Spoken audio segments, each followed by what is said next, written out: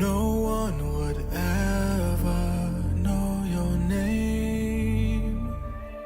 Who were you waiting for?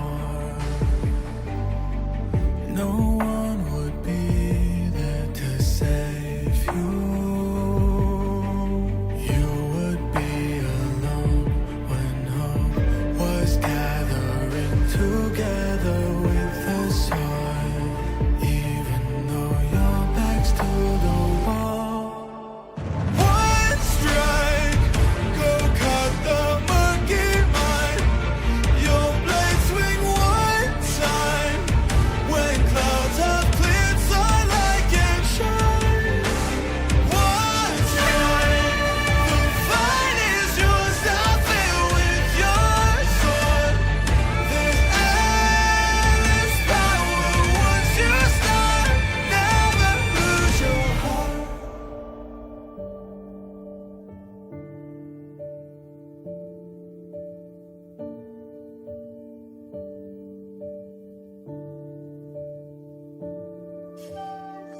Tonight is dark and the shadows are deep. Who can protect the world? A light of hope shines in the dark. One strike, I swear by people's side. Keep faith just one time. I'm gonna light up all the fires. One strike for my desire, a light up so bright. Each of the power in my heart, I'll defend the world.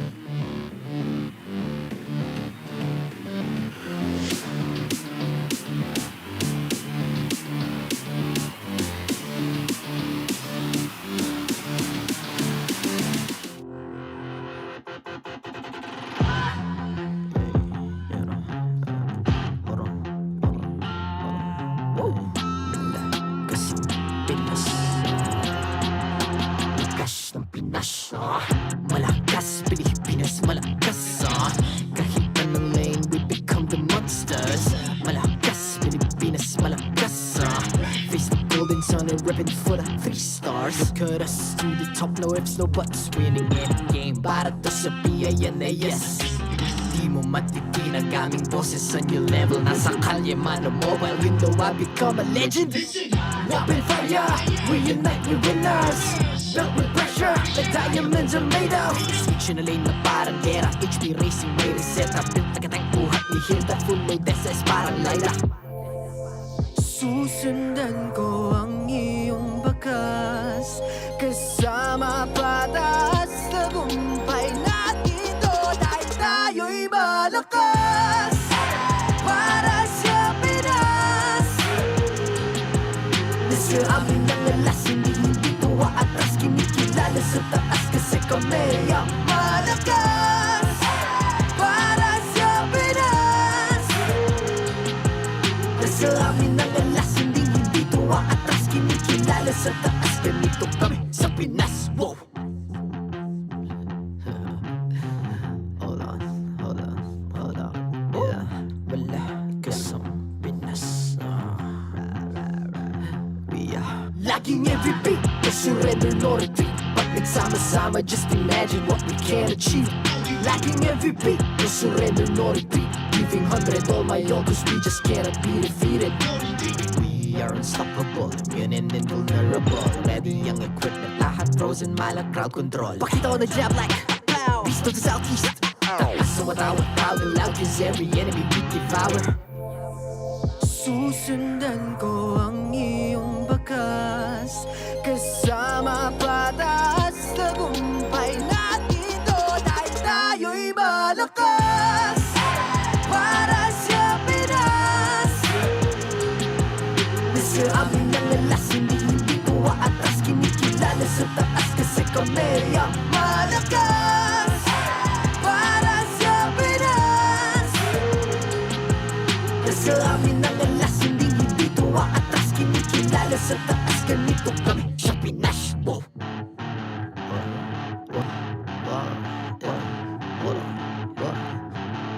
Malakas, Pilipinas, malakas. Kahit anong lane, we become the monsters. Malakas, Pilipinas, malakas. Face the golden sun, we're running for the 3 stars.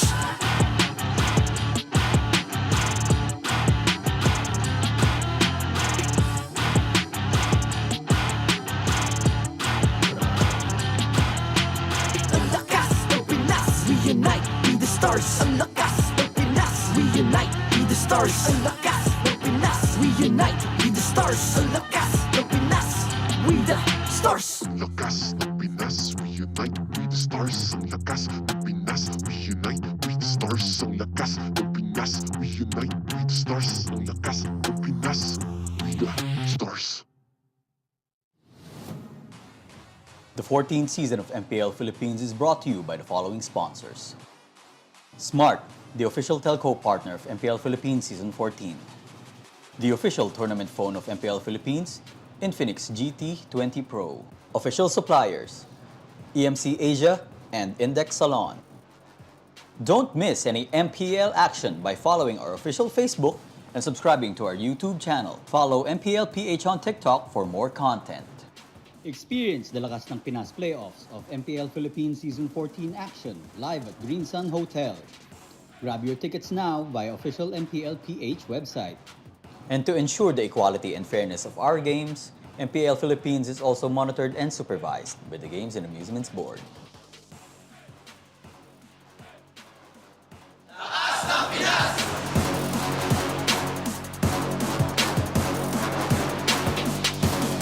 Lakas ng Pinas!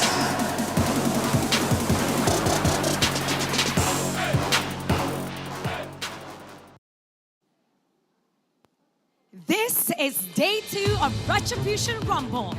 TNC Pro Team, RSG Philippines, Smart Omega, and Fnatic Onic Philippines will close their regular season today. So get ready for a fight we'll remember. Don't blink, because you might just miss the action.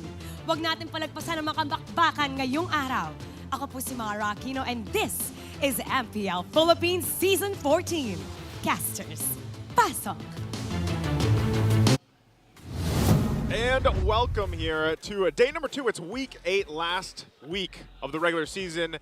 And we're here to find out, again, still, we have 1 spot left for the playoffs. Teams fighting for that. I'm Naisu, joined here on the desk with Ingan to bring you our triple header today. Ingan, how are we feeling? I'm feeling great. Yesterday was a huge, huge blow for FCAP because they got swept by Fnatic Onic in a dominating fashion. And we already know, Fnatic Onic, they're close to making even more history, basically, for the rest of the regular season. But also, before we talk about everything, what's happening today, we have to give a shout out to our sponsors, of course. You can level up your game anytime, anywhere with Smart's Power All 99. For just 99 pesos, you get 8 gigabytes for all your favorite apps, plus only TikTok and only text to all networks. You can stay connected, improve your MLBB skills, and keep the fun going with your friends no matter where you are. So load up now and enjoy our non-stop gaming with Smart. Make sure you guys go ahead and grab those, of course. Again, thank you to Smart. Now, the first matchup in our triple header, and I know we'll take a look at the standings and everything else as we get through this, but the main thing here, obviously, right off the bat, TNC didn't have the season they were looking for. I would say, you know, all the Phoenix Army felt like that, and they're up against a team like TLPH here. And really what this comes down to is just ending on a high note, because it is, you know, their last match here, of course, for the regular season. And then with that, as they go through things, it's really just going out on a high note. And that would be, you know, if they can get a victory here, of course. Yeah, and for outside of TLPH, of course, as much as possible, you want to win this game because of the standings. You want to secure at least an upper bracket spot coming into the playoffs. And there you have it. The standings so far, again, one more playoff spot left. It's between Blacklist and RSG. Yep, one left to go. Really, it's, I don't know, at this point, I'm going to let the numbers people handle all the stipulations there later on. But yeah, that's the main thing. Again, even the teams that are locked in there, they're still fighting for, you know, the position that they go into the playoffs of course, which does have, we've seen it before, it does have a play in the part of where things end up throughout the playoffs, those 5 days once we get there. But again, this is our lineup for today, TLPH versus TNC. To start us off, match 2, we have RSG Philippines and Aurora MLBB, and then our last match, it's Smart Omega versus FNOP. That's going to be great too, because again, we've seen some interesting things from just overall from Smart Omega, but also I think a lot of people now are at this point where they just want to see how far FNOP can continue to go. That's been the story the whole season. Yeah, Omega can actually be the streak breakers for today. Again, who could forget, they are the last on the poison of our tournament. And at the same time, they're coming off a huge win over RSG Philippines. And shout out also to Borinok, having his debut game alongside his brother Chaknu yesterday. And you know, the thing is here, guys, is they could be making a new achievement in our league. It's just a team that hasn't lost a series, basically, just going completely undefeated. And that's a huge feat in itself. They've done amazing things so far, but we have to focus on our first matchup today, TLPH and TNC. And we're going to let the guys on the panel break this one down for you guys. Let's head over there. And we are live here in the Infinix Game Time Bayan, aka The Panel, with me, Rockhart, and your boy, Leo. It's going to be a pretty fun matchup today because so many things actually can happen here. And again, this tournament, of course, is brought to you by the Infinix GT20 Pro. It's the official tournament phone of MPL Philippines Season 14. Fun is what I would describe, what I would use to describe this first match. The following ones, I don't know. I'm glad that this is what we're starting with. Again, the Cavalry versus the Phoenix Army. Yeah. Confirmed that the Phoenix Army will not be making it through the playoffs. We knew that much going into last week. But here today, as we build up to the playoffs, again, just in a couple of weeks, will the defending champions find that championship form? That's right. This is the defending champions versus TNC Pro Team. Of course, TLPH have had their own share of ups and downs, especially in this latter part of the season, who seem to be trying to find that championship form that we all know and love. From all the way from Echo, all the way here to TLPH, we're looking forward to that one. And right now, of course, this is the champions in peril, the Cavalry's Retribution. These are their second half stats. Yep, so they've played 5 games so far leading up to today, and it's getting better. Look at that, 80% game win rate, KDA on the rise as well. Dealt a little less damage, but you could chalk that up to the meta actually adjusting. And talking about the meta, talking about the champions' heart and what they're bringing in, they're not afraid to experiment. Again, Zyda is a key part to their success as well. Zyda's won his fair share, Carl TZ has won his fair share, and that makes him such a full package, such a great championship squad to look out for with their ups and downs. And that's why there's a saying, right? Never underestimate the heart of a champion. And of course, Zyda stepping up was huge for TLPH when Carl TZ needed it the most. He got the dubs. And he gave him momentum. And maybe that momentum is something that TLPH can use and ride in this matchup. And you see how their retribution is less about what their opponent does or who their opponent is. It doesn't matter because in their conflict, it's less about man versus man. It's more about man versus self. They have to figure out what's going on, how far we have to go, what do we have to do to be able to reach the peak of what it means to be the defending champions of MPL Philippines. This is, again, the strongest MLBB region in the world. If you're looking for the best of the best, you go to MPL Philippines, where even the defending champion suffers the way they did. 100%. 100%. The champions here are not safe from anything, from any danger, from any team. So far, at least for now, TLPH, you're right. I actually love that you brought that up. They don't really care who they're up against. A lot of times, you know what? Us in the panel, even the casters would say usually, who are they facing against? How is this team going to do against this guy? No, we're talking about TLPH here as their own, on their own, trying to find that groove. Even in their interviews, even when they go up on the stage, they rarely talk about their opponents. Exactly. They're usually focused on more on how they're developing overall through the season. Yeah, it's more about the cavalry and the cavaliers There going you into the go. bout less than their opponents. And of course, we have a bit of a message here from Innocent Cram. Let's see what they have to say. Sa TNC, lalo na last game nyo, ibigay nyo lang lahat tapos enjoy nyo kasi ayun yung magiging momentum nyo sa susunod na season na lalaroin nyo pa. Kaya galingan nyo lang. Laruin nyo lang, sabay enjoy nyo lang yung laro nang walang pressure para mabigay nyo yung laro nyo. Pakita nyo yung laro nyo na hindi nyo nagawa nung unang mga laro. There you go. Of course, if you guys don't know who those are SRG. They're just MSC champs. Just refreshing. MSC champions right there. And again, former teammates of TNC, trying to tell TNC, you know what, just play what you're known to play and give them your best. Those two gentlemen knows what it's like to be down under. Down under. Not in Australia, but like down in the dumps, in the ruts, and then crawl out to eventually become world champions earlier this year in the EWC. So looking back, the first time that they met, it was a sweep in favor of Liquid, and it was Carl TZ variant. That's right. Got the MVPs on Sanji and Benny Cutie, and Raka, this was a very different metagame. This was a Roger metagame. That was week 2. People were picking Roger first pick and trying to flex on gold and, of course, on the jungle. Again, it's a completely different beast right now, not to mention a completely different TNC. You know what they say, after TNC goes into this mode, in the later parts of the season, they are a completely different beast.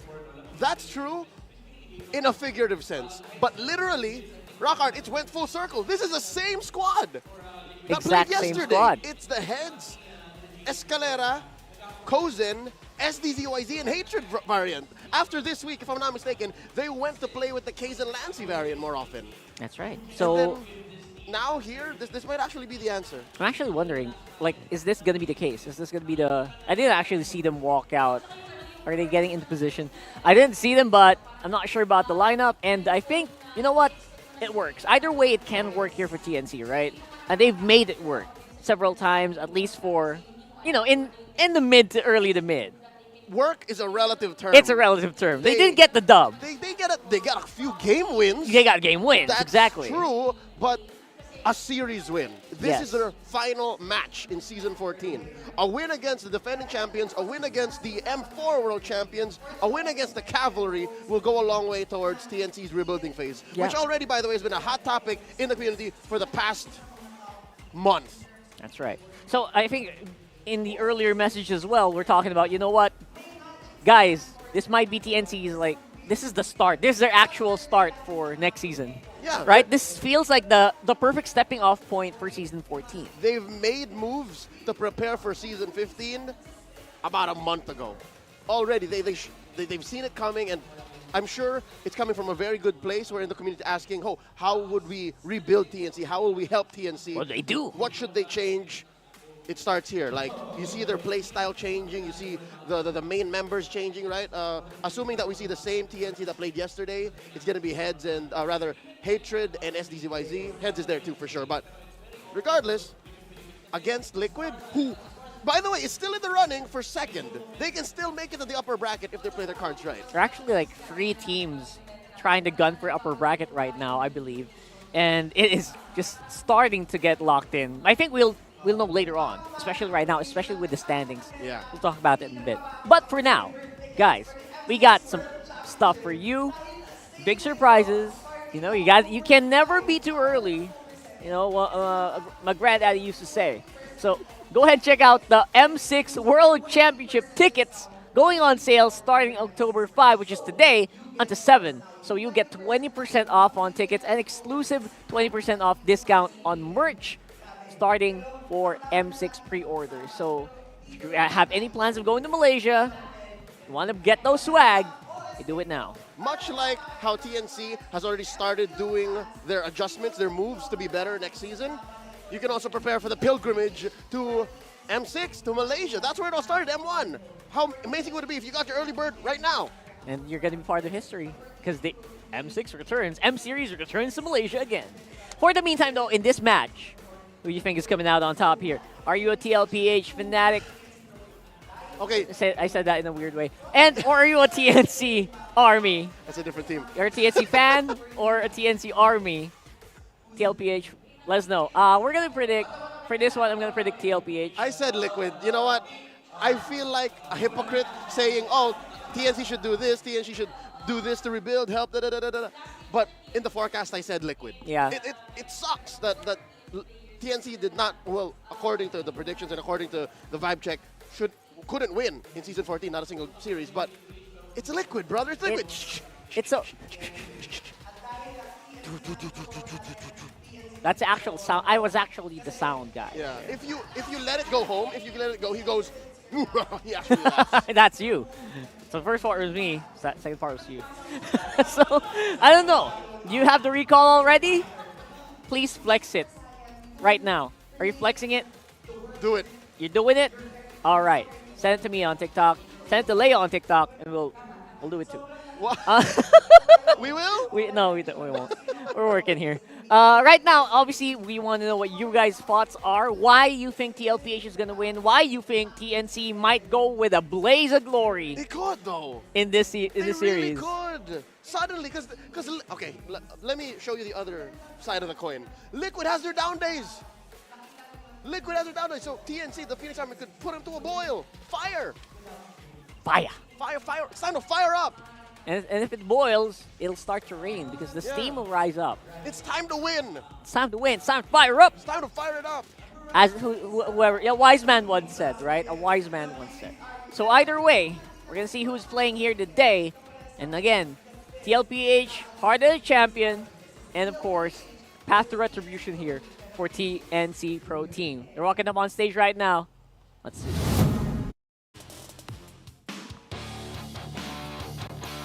First up, our marshals to officiate this match. Sent, Pat, Jeff, and Chico.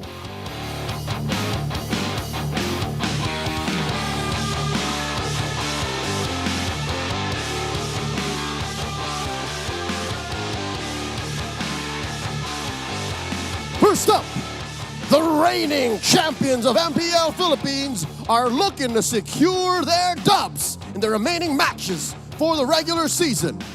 This is their debut in Retribution Rumble Weekend. It's Team Liquid Philippines.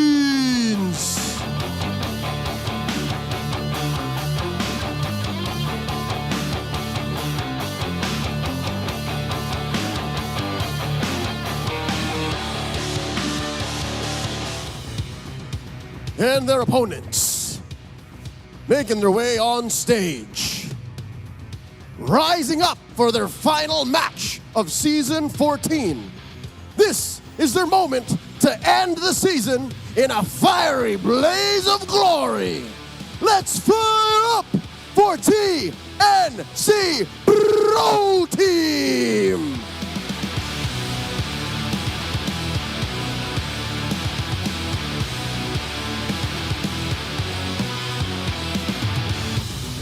And their coaches, Team Liquid Philippines, Coach CJ. And TNC Pro Team's Coach Woof.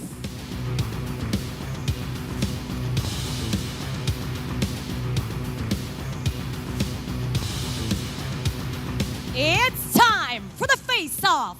JP Escalera, step forward. Escalera, paano ka makakabawi kontra sa Team Liquid? Ano ang palag mo? Papakitaan namin kayo ng grabe. Ikaw naman, JP, paano mo masisiguro na hindi makakabawi ang katapat mo? Ano ang palag mo? Hindi sila makakaisa sa amin. Palag kung palag. Fist bump. It's the Phoenix versus the Cavalry. Will one ride their way to victory? Or will the other rise up?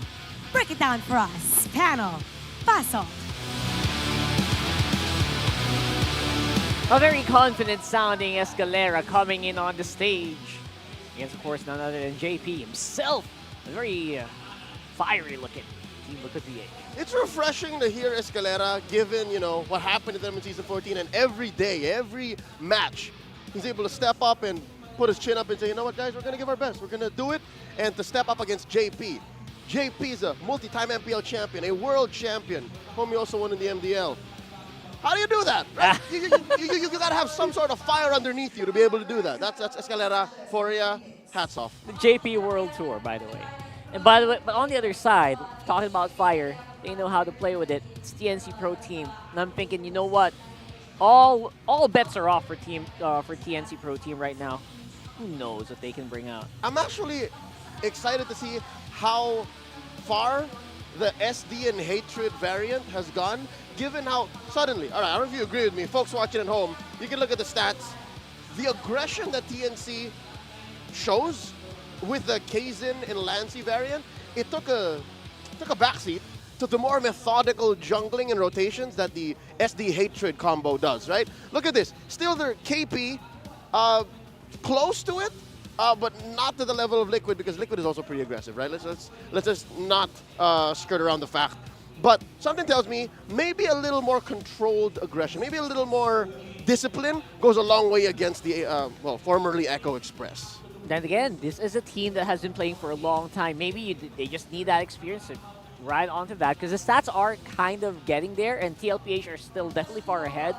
But you know what? Who knows what one more season can do for TNC Pro Team, especially these players, and especially this variant I'm talking about here. We got Hatred and SDZYZ. I feel like SDZYZ just needs to kind of just get out of the shell, you know? I feel like he has been just warming up back in MPLPH, and you know what? Who knows what's going to happen here. Infinite keys to victory, though, for TLPH. Charge! Up momentum for the rematch of the Titans.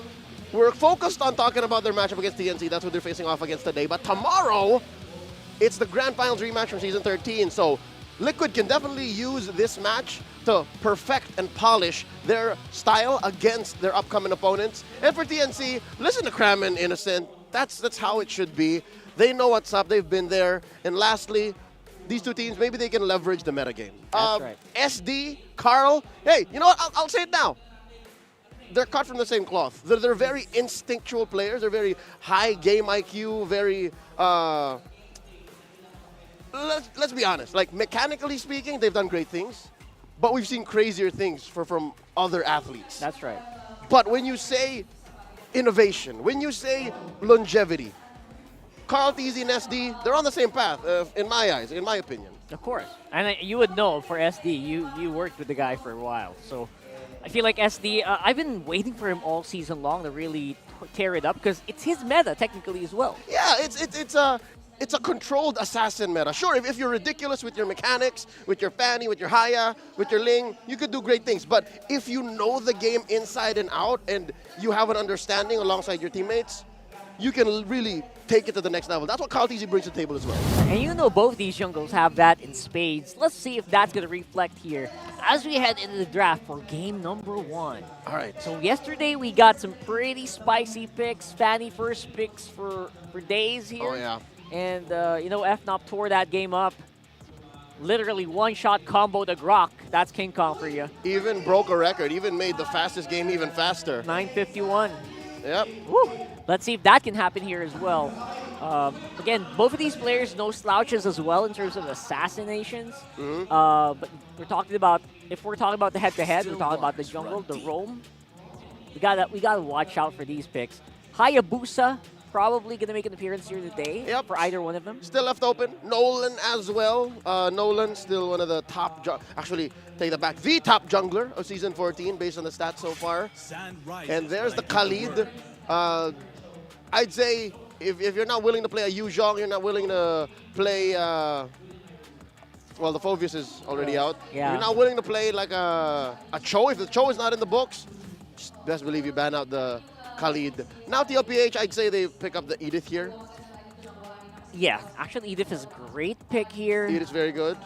Great for Carl, great for JP rather. Yep, you force Hatred to play with Valentina. Like, Yeah. do or die right here, right now. And right now, because of that, you can kind of just control the tempo and how or where they move. But then again, TLPH are not always at. They're the Or last Julian. team, I think, for first pick jungle. Yeah. Other teams are more prevalent on first pick jungle, more on. What? There you go. All right. See, this is That's what we're fun. talking about, the metagame evolving and adjusting so Yeah. quickly. This is both a flex and just a power pick.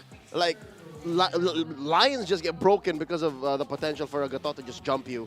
So with that said, the aforementioned Julian, the aforementioned Edith are still out there. One or the other should show up here.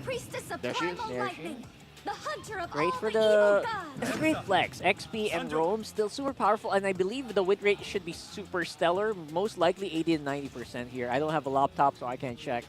But around thereabouts, 80% There it is is. more likely. And there's a Hayabusa So this is a Carl TZ special. with a smile. Yeah. Good chunk of players will actually say, when I say Julian, who do you think? Carl TZ. Of course. A lot of folks will come to think of the GOAT here.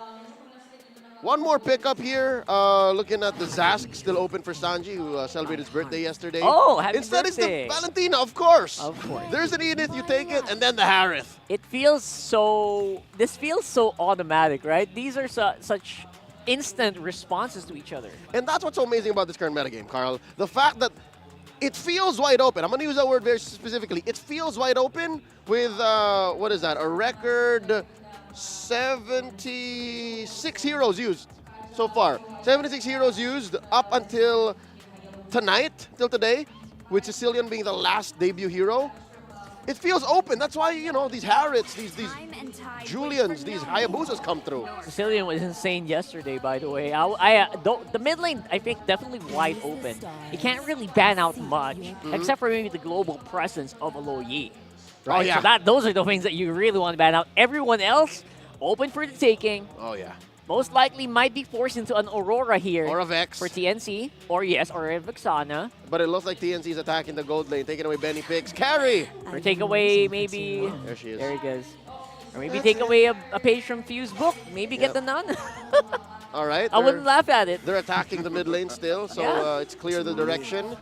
We don't know where this Edith is going, by the way. That's creative. That's creative. That's very creative. All right. The power of friendship can really do miracles. And technology. And technology, of course. All right. Happy birthday, by the way. Is that Happy birthday Addy? to Addy. Happy birthday, Addy. There you go. All right, there's a Vexana. There's the Vex. As mentioned. Is that Kaja? Whoa, all Wow, right. some old school pickups. Benny Cutie bringing back the 1-1. What is this, his third game? Yes, third game on the 1-1. All right, and of course, Pretty good Daddy win rate. JP's specialty 100%. Kaja.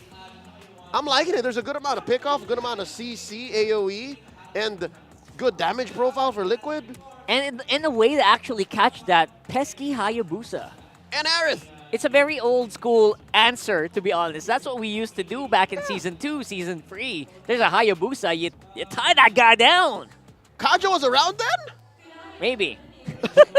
These facts, they just It's blur. not Season 2 to 3, it's 4 to 5. They just blur. All right. Correct me if I'm wrong in the comments. Well, he was there, but I was there too, but we wouldn't remember. We mix up a lot. All right, one more pickup here could be the EXP. Terizla's open. Oh, and it's a high loss. All right. How crazy is that, Rockhart? That at this point in the metagame, Hylos used to show up first, and then I was just like, yeah, whatever, let's close up the draft with it. Like, last pick, Hylos. Not even a thing, you know? Like, as you say, forget about it. Forget about it. At the very end. But you know what? It's a great way to close. It's a great way to actually make an entry. Yeah. And to stop your opponents, especially if they're melee like Julian. Yeah, well, which makes a lot of sense because the high loss definitely makes the dive comp nature of Liquid's draft all the more harder to execute. That's why their lineup rating is much higher. Yeah. Their counter index much higher, despite how we like the execution on Liquid's side. Given that, again, Liquid, it's so easy. Just 1-2, 1-2. That's right. Speaking of 1-2, we got two beautiful gentlemen walking up here. Woo! This is Naisu and Ina. Jose and Jose. Jose and Jose.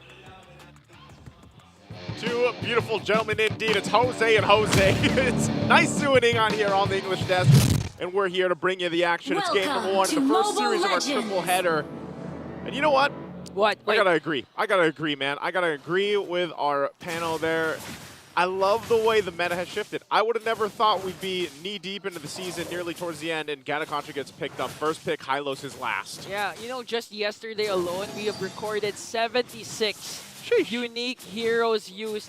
Because of that, I forgot which pick was that, but it was 76 yesterday. And again, I just like to clarify, I'm Jose number 1, Jose number 1, Naisu's number 2. I'll have to correct you on that because I was born before you, so, okay, fine. You know, at that point, seniority. Math checks out, right? Okay. So going to the matchup here and the roles specifically with this whole thing, the fact is, yes, Benny Cutie happens to be, is he the only one that plays the 1-1 right now? I think so. 2 times already been picked up. Oh. Here comes TNC drawing the first blood onto JP. What an aggressive start coming in from SDZYZ. So, okay, TNC right now has good momentum despite them not winning any series yet. Yeah. 4 out of their last series have been game 3s.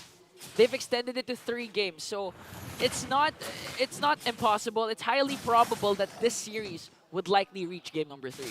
Well, hopefully it can, because again, what really needs to be looked at here is for TNC, you know, if they can get to a point where they get a victory against a team like TLPH, who, mind you, last season's champions. Yes, they've kind of had their own struggles this season alone, but TNC can go ahead and close out the season with their last games here, really just on a high note, hopefully, you know, and for TLPH, again, it's the same thing where you have these teams all fighting for those spots within the bracketing of the playoffs. Like, again, they're already secured for the playoffs, so it's all coming down to, those teams fighting for the best opportunity when it comes to the playoffs here. Right now, though, Turtle's going to be up first one of the game, and TLPH looks like they might just go for it.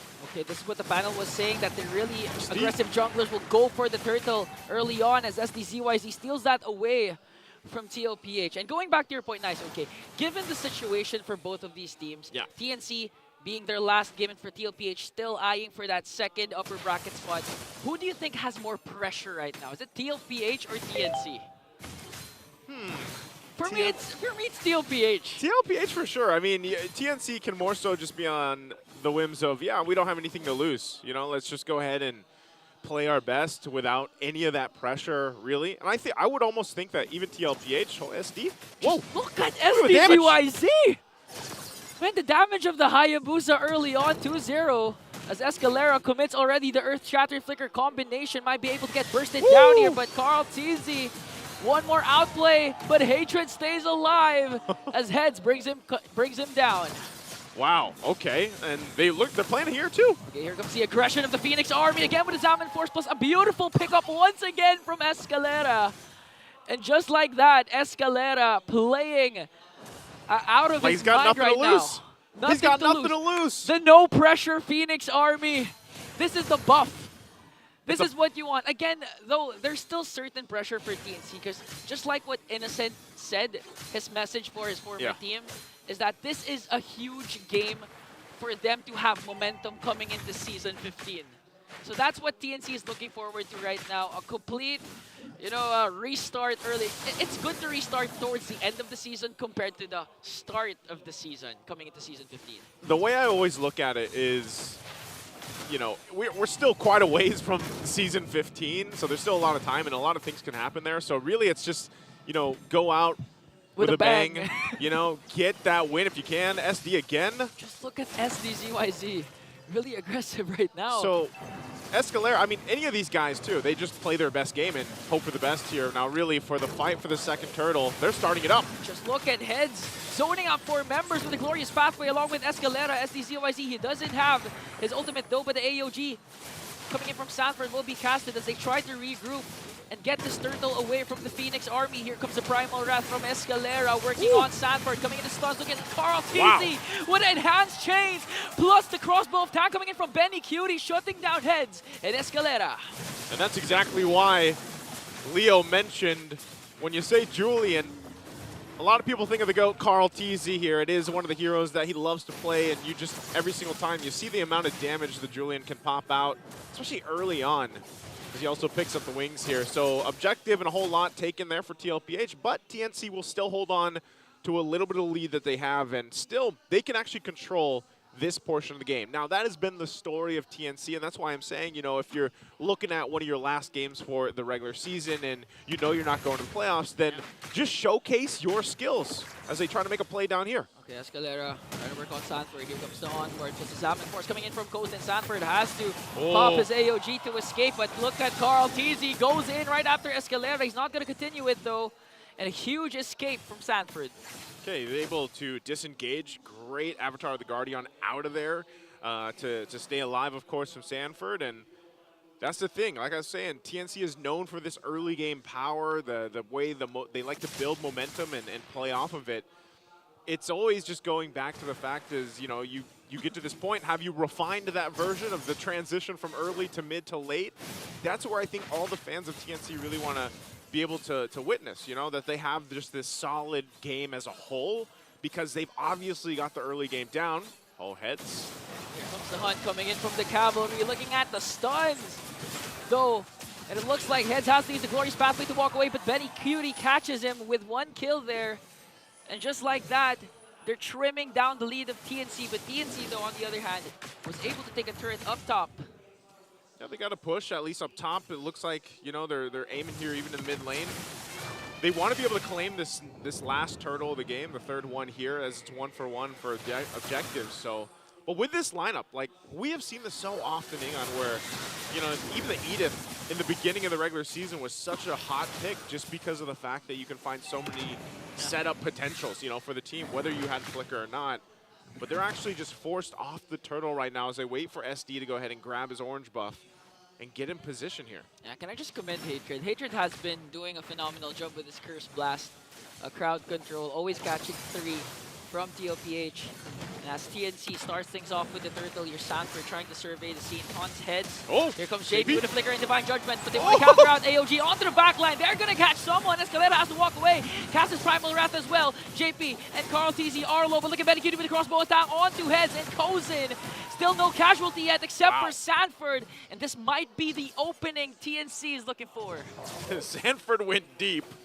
He went in with the Avatar of the Guardian, get caught off a little bit, but ultimately they're still taking this turtle. Oh, look at this. Just Heads popping his Revitalize, unbothered by the damage. Here comes SDZYZ with a Wiki Shadow Kill up against 3, and it's going to bring down Sanji. Happy birthday to you. And Kozin goes in with his Diamond Force to finish off Carl TZ as well. And this is the scariest version of TNC. Again, no pressure, dominating the early game up against the reigning champions of MPL. Man, if they continue this, they could win the series. Unfortunately, it's their last series. Yeah, you know, the way you have to look at it, like I said, is just showcasing their skills at this point, even because we've seen so many versions of even TNC throughout the course of the season. And, you know, they talked a little bit about the panel, how, you know, you've seen a more aggressive TNC, you've seen a more calculated TNC, but nonetheless, I would say, and maybe you agree with this as well, is TNC in general, their playstyle has been pretty aggressive. Like, they are a team that likes to take those risks, and, you know, sometimes, more often than not, it ends up falling out of their hands towards the later portion of the game, and that's where we're getting. You know, we're getting to that point where the Lord's going to be up here in about a minute, and they have a healthy lead. They're getting these turrets down across the map. They've got now the 2 down. They should have space to work around with. And even the way they played against the previous JP setup with the Divine Judgment from the Kaja, as long as they're pushing and pulling correctly in terms of the team fight, then that's fine. But look at this Escalera too. Once again, a lot of the times with the conceal off of heads. Beautiful cast of the glorious pathway to cut off the exit plan of TLPH, but TNC though. Here comes the counter attack. AOG gonna connect onto 3 plus the glorious pathway coming in from Sanji. They're firing back onto heads. Heads might fall down in the hands of Benny Cutie. Puts the crossbow of Tang onto Escalera though. Look at Benny Cutie, 1v1 onto Kozin, but Kozin gets a final blow to bring down Benny Cutie, handing him his first death. Now SDZYZ isn't done with the young goat. 1v1, here comes Hatred though, but a quad shadow out for SDZYZ. And TNC is gonna pick up 3 kills. Good pickups there from TNC, and perfect timing in leading into the first Lord. So now once again, with a great lead that they have, they should be able to go ahead and convert some of this. Possibly the objective as well as they make their way after the reset. But TLPH will do what they can. You know, Sanji's nearly up as well. They might just try to delay this. JP doesn't have the Divine Judgment or the Flicker just yet, but they're trying to get a position. Okay, Heads goes in for the glorious pathway, tries to zone. JP's gonna get bursted down by SDZYZ.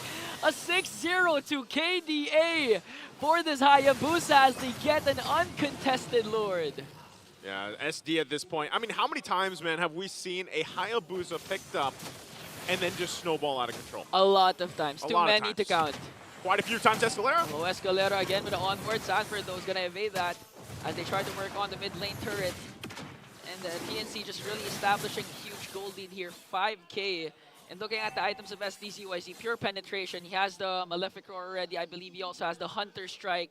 Got to build up that Blade of Despair. And you're not going to wonder why the damage of SDZYZ is always enough. He might be even able to burst down JP here. He's not going to commit it, though. He's not going to risk it. Even with the lead that he has and the snowball that he has, man, he's like, you know what? Not worth it yet. We still have the Lord making its way up top. Teams following through. You can see, you know, like you mentioned, he's got Hunter Strike. He had the Sea Halberd as well. Malefic Roar, He's got Malefic Roar. And he's that seems to be plenty already. So even when he picks up the next items, he's going to do a lot more. Now, TLPH, if they're able to shut TNC down, even if it's just SD, then that's going to be a lot of gold in the right hands here. Okay, we might see another 1v1 jungle action down bottom as Carl TC tries to delay the minions onto the bottom lane. Okay, here comes SDZYZ. Okay, they're going to sandwich Carl TZ. Escalera still has his onward shatter, but manages to escape. Catches Carl TZ once again, paired up with a glorious pathway coming in from Heads as they bring down the young goat, and all the holy shields of TLPH will be popped. Look at the Wiki Shadow Kill coming in from SDZYZ, forcing Sanji to use a Primal Wrath and the Revitalize from Sanford. And would you say that was a win for TNC with that push? Yeah, I mean, they got the tier 2s down. They got the Holy Shields as well. They haven't gotten any base turrets just yet, but they still could push in. Escalera can steal again.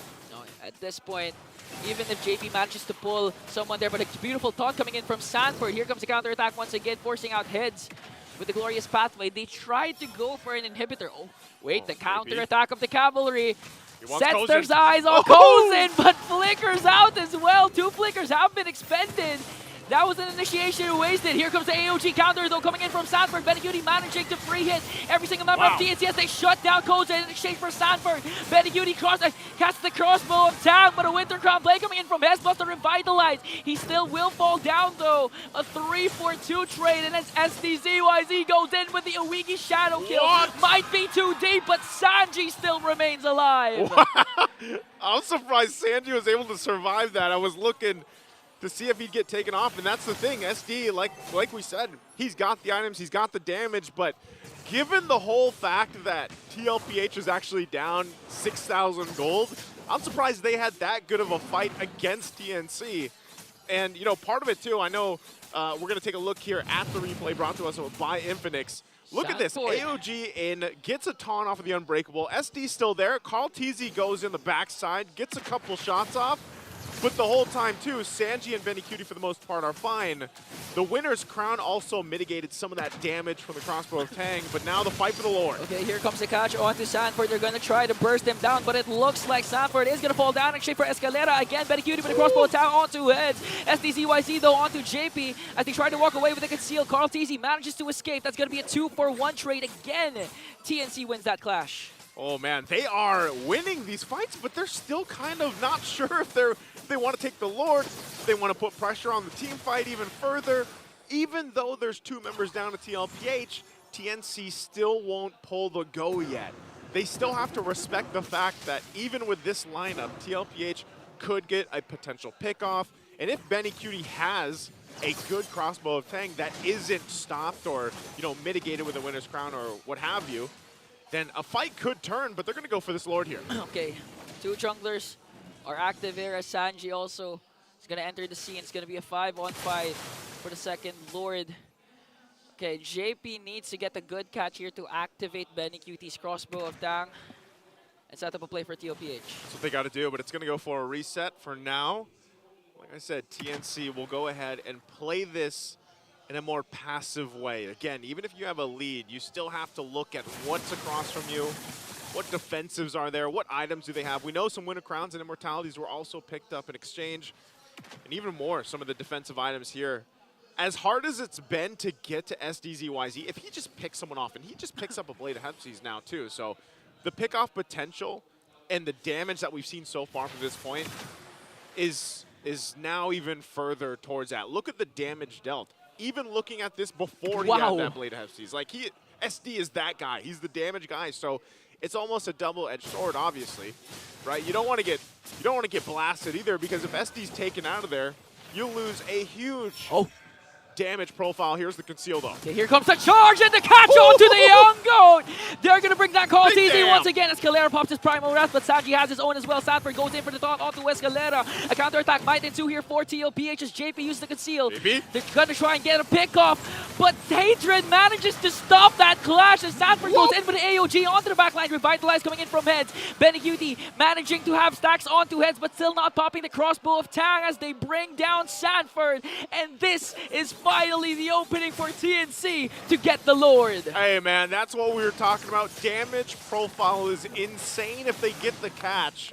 TNC does that. They get the objective off of that. And it looked like, you know, there was a little bit of fight from TLPH, but unfortunately, they didn't find those connections. I mean, even JP, when he flickered forward to get that pickoff, who was he going to grab? Escalera or Heads? They were up on the front side.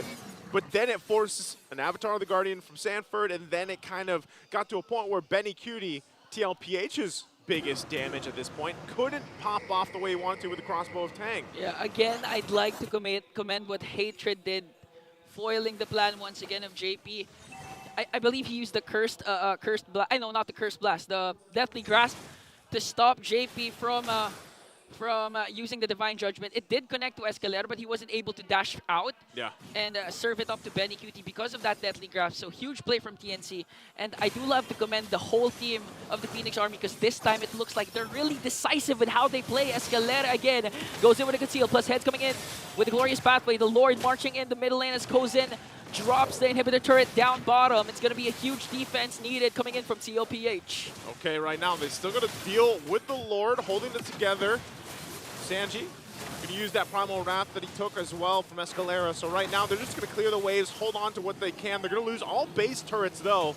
So TNC now making the choice. Do they want to push this one in? Do they want to force a fight? Okay, they have minions coming, approaching onto the top lane. Sanji though, here comes Heads with the Glorious Pathway as well as Escalera. SDCYZ goes in. Primal Wrath coming in from Escalera. They might be able to bring down Sanford, but Sanford remains alive. And TLPH, although they lost all their inhibitor turrets, the game's still not over. All 5 members are still alive. They're all still alive. TNC now. Hey, when I said it earlier in the game, man, I was like, you know, TNC's known for having that early game. They're controlling there. They've done a pretty good job from the mid to late now. And they're in a position, you know, almost at that 20-minute mark where it looks like they're going to wait for the next Lord to come up, right? Because I'm not sure if TLPH will even give them the opportunity to, you know, get a pick off or something. Now, we might see TLPH take a Hail Mary play, and a Hail Mary play with this lineup is literally JP. Like, it's all on JP. Or Sanford. Literally a Hail Mary throw with AOG. You know, Sanford could be the one, but it's so much better if you use the Avatar of the Guardian after the fact that there's already chaos breaking out. Because, I mean, we've all been there. You see a Gatot flying in, you're dodging out of it, you know? It's easy to dodge. I do agree. It's easy to dodge out the AOG compared to a Flicker Divine Judgment that you can literally serve up to Benny to activate the crossbow of Tang. But again, the Winter Crowns will play a huge effect here for TNC. If ever it locks onto someone who has that Winter Crown, the damage output of TLPH will already be mitigated. But again, you still can't discredit the heart of a champion. I mean, this team swept Falcons AP Brand in the Grand Finals last season. If someone can come back from this deficit, it could be TLPH. Even down this much gold at this point. We already saw the preview of the items. Everybody pretty much locked in. A couple item swaps happening, but immortality's on both sides. Win of Nature's too, so this still can play out into a full team fight. Where given how things have gone, TLPH, you can't just assume they're going to lose a full-on fight. Now, again, Escalera can be the one to start things up. Heads has been the forefront a lot of the times for TNC, but at it all, TNC still has to respect how they approach the Lord fight. We've seen games flip on its head very quickly, right? Just even at this point, when you get to these later Lords, and even though you have your base turrets down, that's part of the fact where, yeah, we just got to manage these waves, make sure we're not getting pushed in too much. And hey, we've seen it from TLPH before, but there's the conceal. Gonna force JP out. They're gonna commit. They're gonna commit also the glorious pathway, but again, a beautiful stun coming in from Carl TZ. Sanji goes in, cast his Primal Wrath, but here comes Hatred trying to zone out the members of TLPH. AOG gonna connect onto Core, but they're gonna bring down Carl TZ. Here comes the damage output of TLPH. Benny Cutie trying to work on heads with a Revitalize as Sanford falls down. Sanji as well. JP's immortality will be popped. He's gonna fall down eventually. It's just Benny Cutie left against 5 and a wipeout for the Phoenix Army and a Maniac for Kozen. They decided, you know what, let's just go for it, but that's going to be the game as TNC will take game number 1, and Kozen gets a Maniac on the hair there. One last Hail Mary from TLPH won't be enough. Game 1 for TNC. I believe the second Maniac. Kozen, earlier on, he did have with a Melissa. I remember that full barrage setup, and this time with a Harris against TLPH. Again, great game there for TNC. Let's see what our panel has to say about this one. Guys, take it away. That is the TNC you kind of expect walking into the season. Guns a-blazing, mechanics all day long. Yep, the numbers don't lie. That's what the draft said. And execution-wise, yeah, sure, the 1-2 step that Liquid walked in with, the Divine Judgment, the AOG, all that. Again, it's the fact that it's a 1-2. You have to get that second part in. For TNC, as soon as they had a stranglehold, it's over. And they really did not slip up. Not a single phase of the game, it seemed like there was a question. It was TNC all the way. Despite it taking about 20 minutes, it was still a Phoenix game. Yeah, despite, you know, as the kids say these days, it's Jover. It's Jover. It's Jover. And with SD in the helm of the Hayabusa. He didn't die! He did not die. And again, we talked about it. Despite having a lineup that is supposed to kind of counter the Hayabusa, you know, flying around in the Wan-Wan, you got the Divine Judgment, Right. still came out unscathed, brother. Is this not what we were talking about? Again, these two junglers, I'd say one of a kind.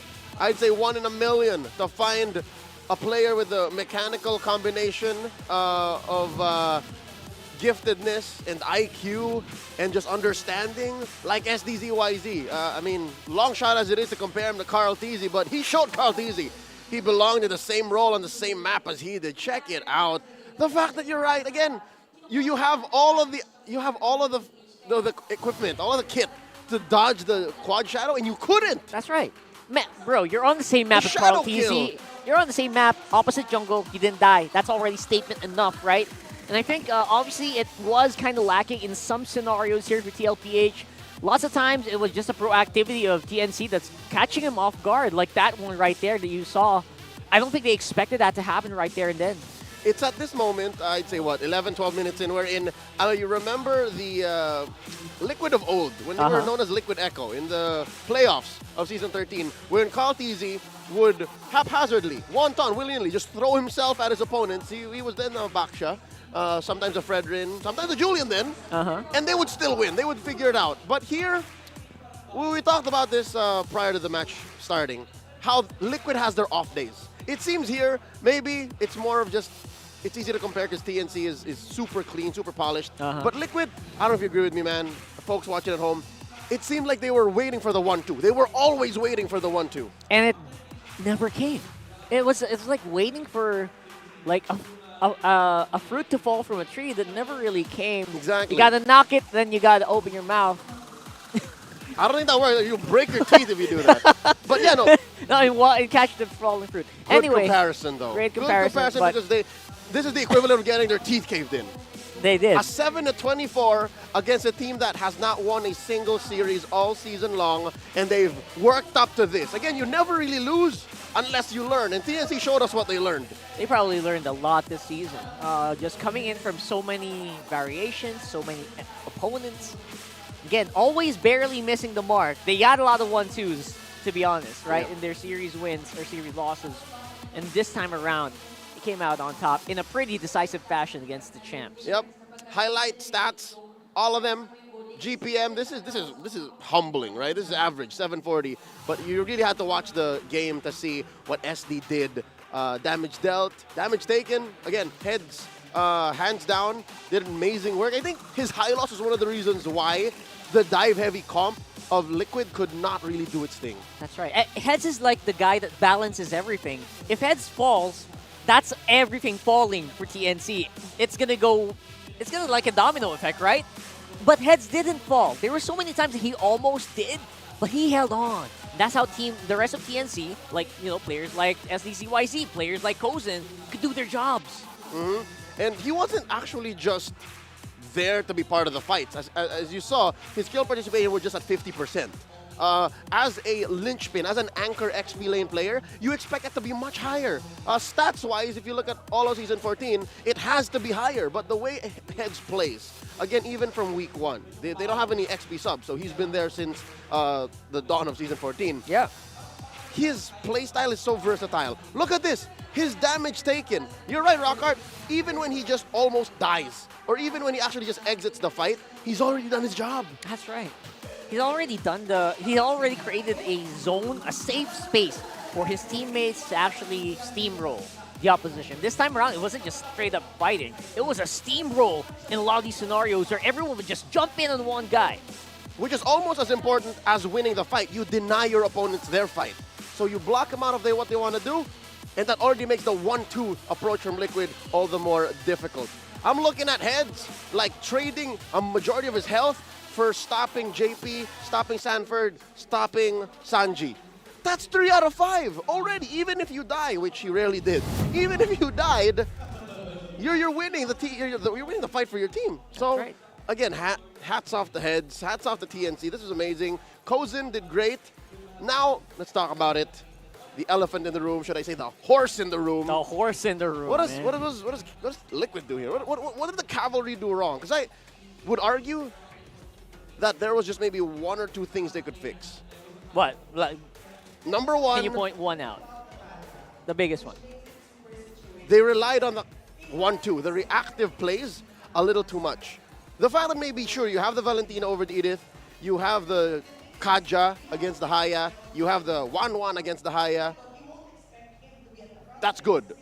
But those half wins did not lead up to the big picture. So yeah. I'm guessing, step on the clutch.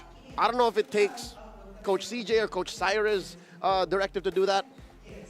Be more proactive. Don't think about how you can stop your opponent or how you can counter your opponent. Like, draft-wise, start off, pedal to the metal. Straight up do your thing. I think that's exactly what it is. The one-man dud did seem a bit reactive, and it's a great pick against really strong pick-off assassins like the Hayabusa.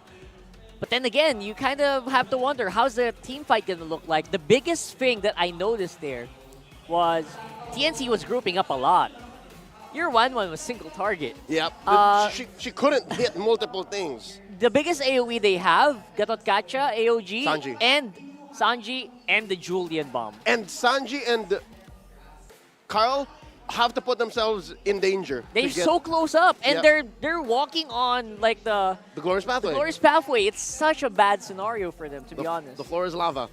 Floor is literally lava because it's red on in their side. With that said, I think the idea is to draft in a way, or to enter Game 2 in a way wherein you don't have to think of the 1-2. There is no prerequisite. There's no what if. So find a way to draft your way into a Claude. Honestly, Find your way. that's what's been working for them. Yeah, a Claude, Right. the The carry got they banned got out. banned out, yeah. A Beatrix, find a way to get that in. The Kaja is good. It's good. I like the Kaja. Yeah. Maybe not Kaja with 1-1. There you go. Kaja with a different guy. Gal. The Natan maybe could have worked better. People, that's pretty AoE, so something like that. Anyway, either way, TNC doing a marvelous job. You know what? They're always on point on the draft. This time around, their execution was pretty flawless, and they knew their opponents well. I think in this one, the experience that we're talking about earlier for SDZYZ, that's almost at par with Carl TZ. We saw that. And actually, SDZYZ one-upped that one. Yeah, just to today. clear things, we're not saying SDZYZ equals Carl TZ. Yeah. Fundamentally, on paper, in case you don't know the history of these two, SD was responsible for shaping Carl TZ's M2 World Championship run. It was then World Challenger, eventually Workoster Force, that scrimmed with the M2 Bren lineup that kept them on their toes well enough to take down the likes of Alter Ego and the Burmese Ghouls at M2 in Singapore. So these two have a working relationship. That's right. So, here, you know what? Carl TZ came into MPL first, but SD was already playing with him way back then. For the meantime, before we go into any game talk, let's look at the MPL arena and look for the freshest look for Index Salon here. I like her coat. Look at that. That is a... That's fur. Hey, gentlemen. Hey, sir. brother. Sir. Yo. Sir, you're on. You are on camera. There you go. He realized it. Okay. Looking really, really good, people. He's got a cool jersey. Is that... But and this is very accurate. I think she outrises him. Ah, there you go. 100%. Well deserved. 100%. Oh, she got the hair whip Hats too. off. There you go. That's all you need. Her nails are also on fleek. You see this rock art? Probably by Index as well. Look at that. It's probably by Did Index. security get her checked on the way? She's looking like Lady Deathstrike. Those are extremely long nails. Those though. nails look like they're made of adamantium. Those are nails that can literally rip you to shreds. Anyway, this one though, really good, really fire. Again, most likely with the help of Index Salon right there. Thank you so much. Thank you so much, Index Salon, for always keeping us looking pretty sharp for the most part. Oh wait, no, I don't have. You can't see it. There's except for this one. Yeah. Yours has a bit of a camo. No, it's kind of covered up. They comb it out like. Yeah. TNC is on blue side right now. All the more difficult for Liquid. Yeah. I don't know. Wait. Here's my theory. All right. Yeah. Liquid on. Bring out the book. With Liquid on red. Liquid on red. Okay. If Liquid's on red, I think they can get. I don't know why they didn't pick the Zask game one. That's true though. Well, there was the Edith, so que sera. But here's the thing. Maybe they can go for a Edith Zask on the swing back. They can draft in a way wherein they open up the Haya, they open up the Nolan, they even open up the... yeah, there's only Nolan's pretty good. There's only so few heroes you can bait out to make Coach Wolf think, yeah, they're not going for the Edith Zask. That's, I think, step one. That's probably... Try to go for the Edith Zask, and then we're talking. There you go. So many good combinations. Once more, Edith still pretty much high priority on the first rotation. No doubt about it. But then again, we are in a season where really unpredictable stuff are happening. That got Gacha first pick earlier, by the way. I don't really think blew my mind. It wasn't bad. It wasn't bad, but you know, it's really kind of unexpected. It's one of those curveballs that these teams throw. We saw happen yesterday. Yeah. So maybe that's the direction that the new meta's going. All right, Harith and Khalid banned out by TNC. Liquid taking out the Matilda and Womp Womp chip. Of course. So again, you can still go off of that whole trade, the Edith and Zask, for whatever you want. No jungle. I don't think any junglers are getting banned out except for the Fanny. Probably. And I think in this scenario, you don't even 100% need the Fanny. I don't think they bothered with it earlier. There's a dig. So okay, Carl TZ doesn't really play the Fanny as often, so maybe they don't care. Yeah, probably. Both of these teams are pretty... They're Fanny agnostic. Yes, Fanny agnostic. That's the best way to put it right now. More classic junglers are probably going to be in the play here. Hayabusa getting banned out means Nolan's pretty good. Nolan Julian. Nolan pick Julian it up, Ling. man. Nolan Julian Ling. There's a Julian. Okay, so They the pick it up. Edith, one of them's the Edith, Edith Val? Are you that Valentina. bold? Are you that bold? It's actually pretty safe to go for Edith Valentina here. Those are not even doubting that right now. Hylos and... Oh, they didn't ban Loyi. All right. I'm assuming the lack of repositioning and the high loss from Heads last game was such a huge factor that it became the game plan. Liquid just wrapped their whole strat around that. It's like a counter pick, to be honest. Yeah. In the most aggressive way. They made Carltese's life hard with that Hylos. They made jungling with the Julian so difficult. That's why, you know what, TLPH picking it up right away. It became personal, Carl. Yeah. They made it personal. They took it personal. Okay, so what's left here for TNC is, maybe they could go Edith Val? Is that worth it? That sounds pretty okay for me. I don't feel like it's a good answer to the Loyi, though. Yeah, they don't want to do that. Yeah. Just a Val, though. But it closes up the Edith. It does. They don't care. No, they don't care. There it goes. They don't care. There it goes. Carltese on the lane. Always a treat to watch here. But then again, we've seen games where the lane just has a hard time against Cho.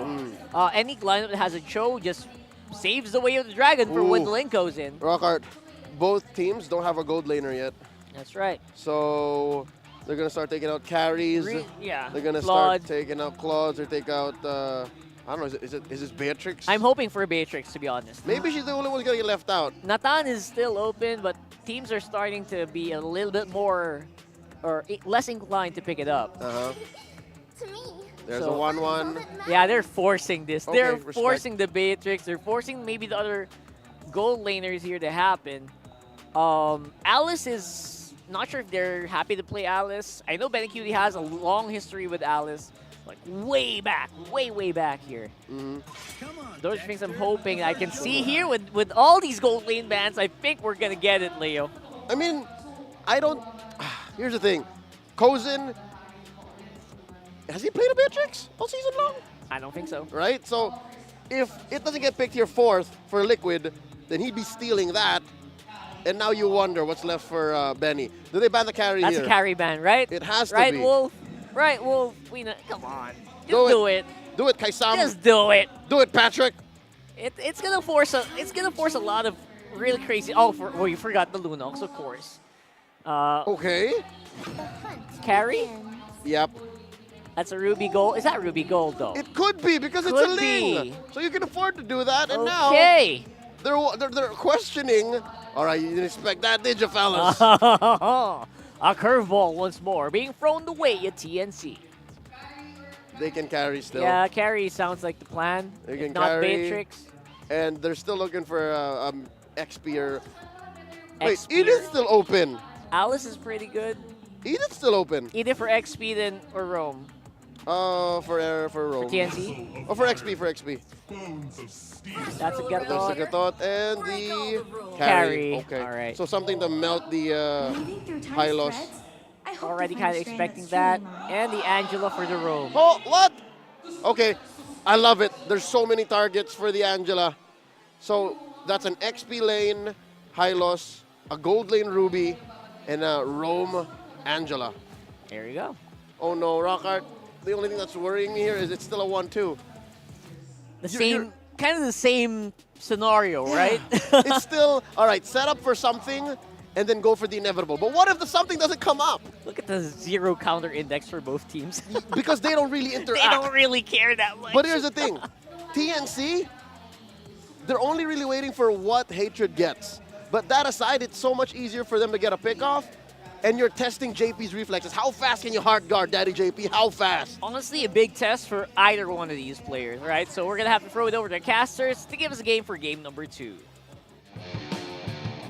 And welcome back to the desk here. It's me and Isu with Ingan, bringing you game number 2 after watching TNC have a pretty good decisive game 1 against TLPH, and we'll see if they can do it again this time around. But hey, the drafts are interesting here. Yeah, there's not much of a counter.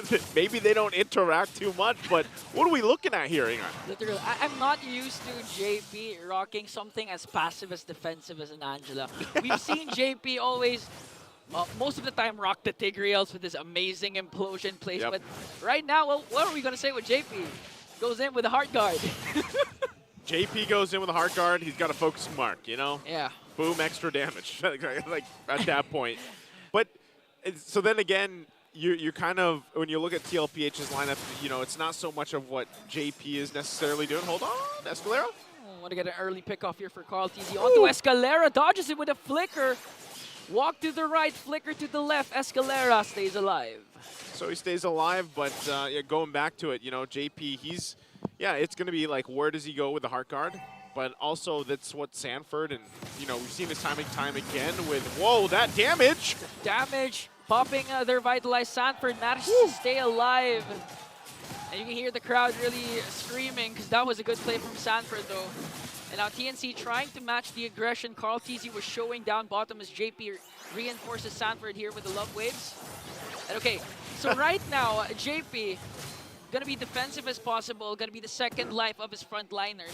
And the beauty of this lineup of TLPH, Sanford can just soak up the damage and actually expect Benny QT to go for those crowd controls, to go for those I'm offended plays out of nowhere. So first, so Sanford and Benny QT can just interchange with what role they want to play. Yeah, whoa, again. Beautiful thought on Sanford once again.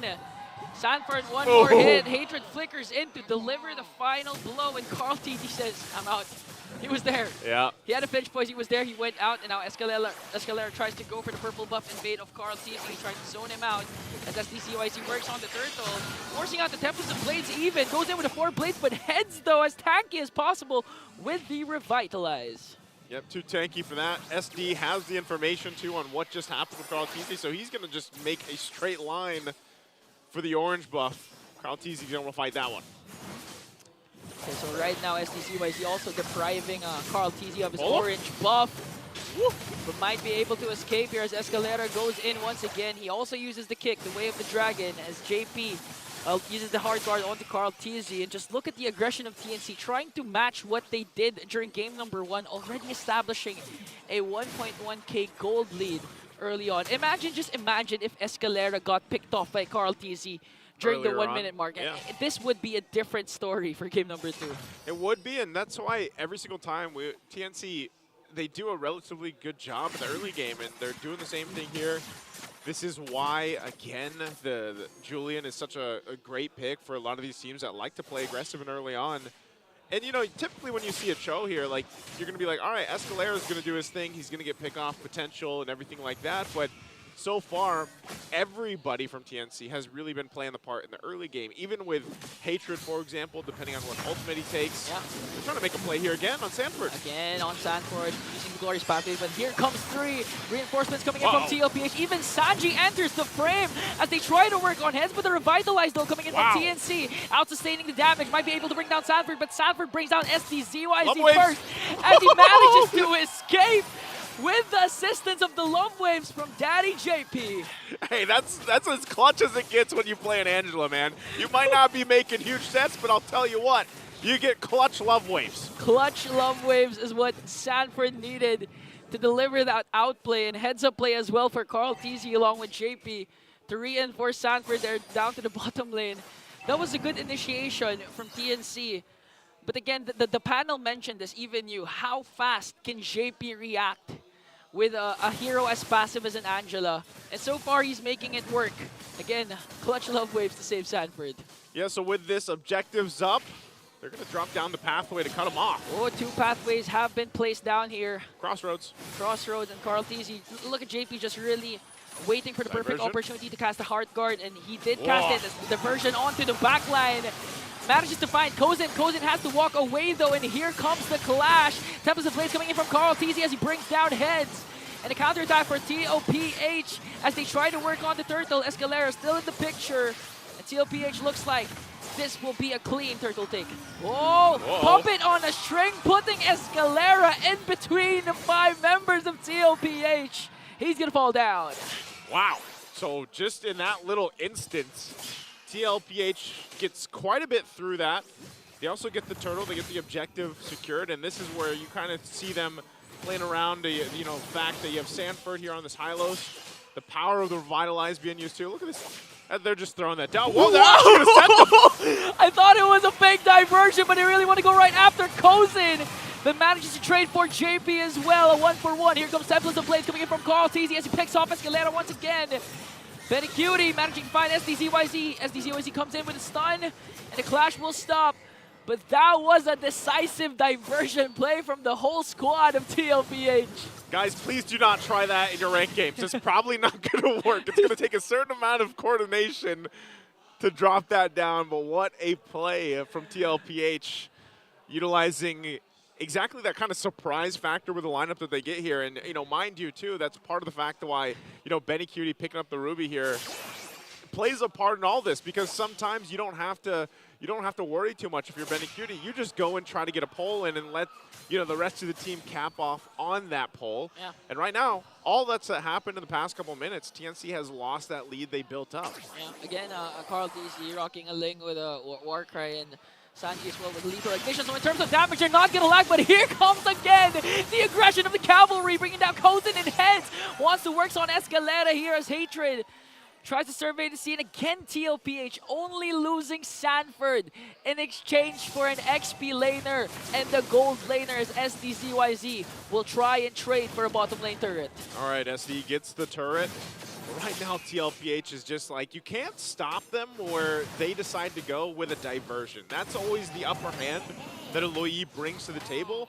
And so TNC is kind of just in a position where, like, we got to scrap and find out what we can, and then hope that we're actually prepared for this rush from TLPH wherever the diversion is. Escalera going to try to find something with the conceal. Won't be able to find Benny Cutie or JP earlier on.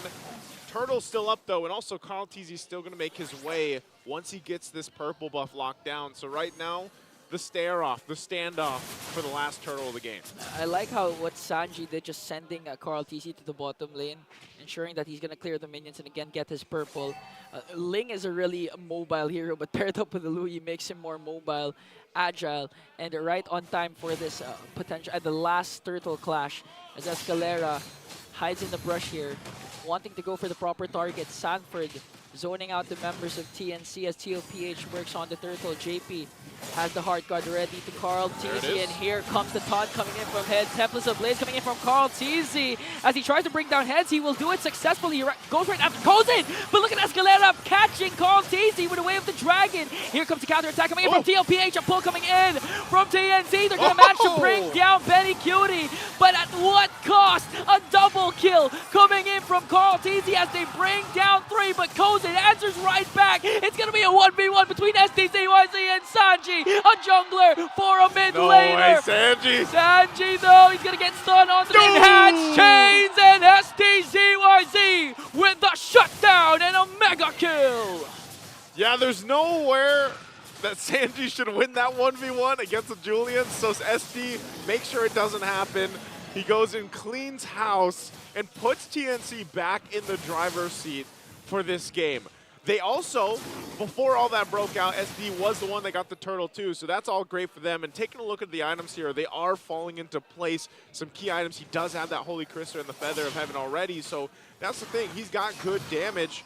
Meanwhile, on the other side, we saw Kozin, you know, fight under the turret. Part of this, again, mind you, we just have to state the obvious. TLPH has taken a lot of chances. You know, they're utilizing the fact that they have a diversion, and they're playing pretty darn aggressive, I would say, right? In a lot of situations where they're not, you know, they're kind of just full sending everything at this part of the game because of the fact that, you know, they just want to go and fight and push TNC to the limit here. There it is again, diversion. Full send. The map is quiet as TLPH no one's there. Tries to go for a pick-off here, wanting to go for a pick-off. And I really need to see an instant replay of the clash up top because I honestly don't know what happened. It was a huge clash, a lot of isolated fights. But one thing for sure is TNC got the win. Again, as you mentioned, they got the turtle plus a wipeout onto TLPH. And now this is where things will get interesting. How will TLPH use the diversion this time since the Lord has already respawned? Well, this objective is up. TLPH and TNC both going to get in position for it, and really it's just the biggest thing for TNC is just playing around the diversion, making sure that they don't get caught out. from wherever TLPH decides to go, and that's why it's also so important for Escalera and even Heads to an extent of scouting out the area, right? Scouting things out, because meanwhile, this whole thing too, Carl Teasy's not really going to show up to this fight right away. He's going to push in the side lanes, he's going to grab his buffs while he can, and let TNC start it up, and then they join the fight. So really it should be up to TNC's momentum on this fight, or their pacing, if you will, to start this up. There's diversion. Okay. He's going to go for a reset here. Oh, it's going to miss though. The I'm Offended Flicker play plus the Glorious Pathway. This might be the crucial opening that TNC is waiting for as TLPH tries to maneuver out and make something out of that mishap. Again, TNC Escalera though, he has the pressure to make sure to save the kick. The Way of the Dragon for Carl TZ. They still have the Heart Guard, so they can contest for this Lord. TNC still hasn't full committed yet.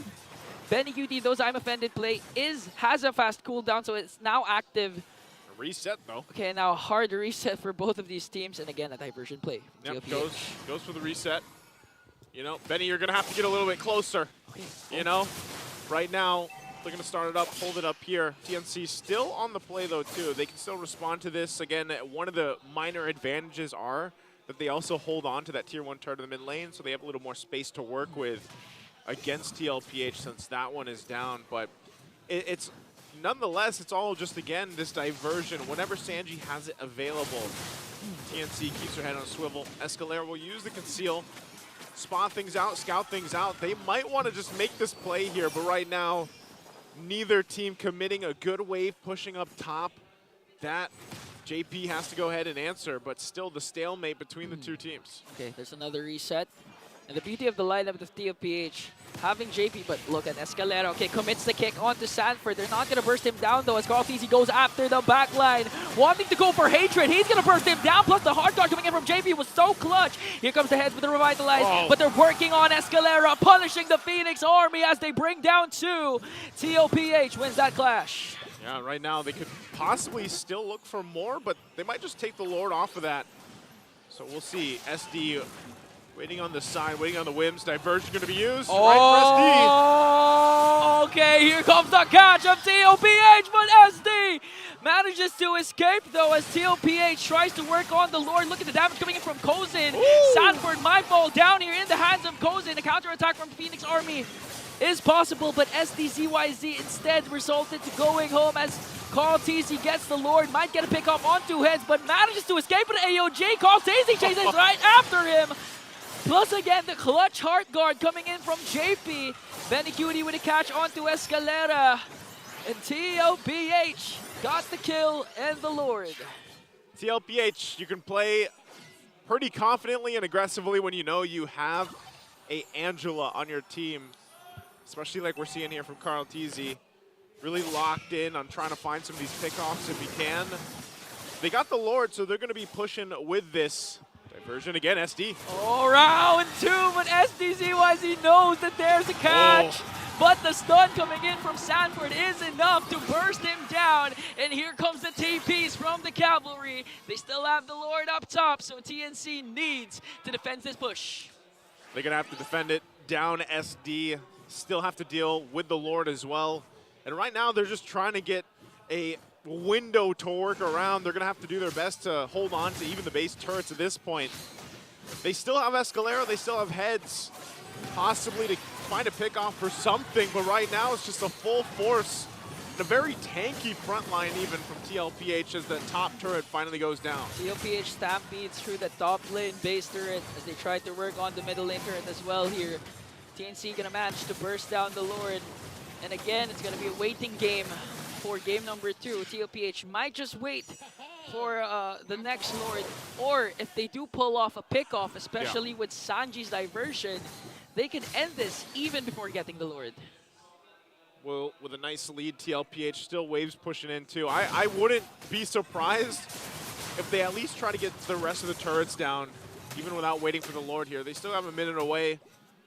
Wave still pushing in, but right now TNC, even on the defense, if you look at the lineup that they have, and also depending on what Hadrid takes for the ultimate, which right now he's holding on to Benny QT's I'm Offended, they can actually have a good defense. They can turn this around. It's not too out of hands for TNC, and it looks like they'll still hold on to 2 turrets. You can already see, too, the way that they're farming up. Kozin eventually is going to be part of that plan for TNC. We saw the amount of damage you could do, obviously, to Sanford, but part of the hard part about it is the positioning. Yeah. You know, and that's because when you're playing against an Angeline combo, you just know that they're going to go for it. They're just going to go for it. They're going to jump to the backside and force you to basically retreat. And on top of it, you're slowed down by a glorious pathway, or being grabbed or cut off with even of a diversion. So there's so many boxes that TNC has to worry about when it comes to actually counter fighting into what TLPH throws at them. Yeah, can I just commend JP? Yes, you can. With how his playing has been playing this Angela. Look at the death of Carl TZ. Just one, despite a very long game, despite 9 kills coming in from TNC, making sure that his jungler, main source of damage, will in fact stay alive all throughout, even the extended clashes. So a good play here coming in from JP. And again, the luxury of having an Angela is it can split push and be at the be on the clash at the same time. You're like a support Mozkov. Yeah. We see Mozkov so much just staying in the sideline, but here it is, diversion. Okay, diversion onto the back line. It's going to be Benny and Sanji. They're going to catch SD once again!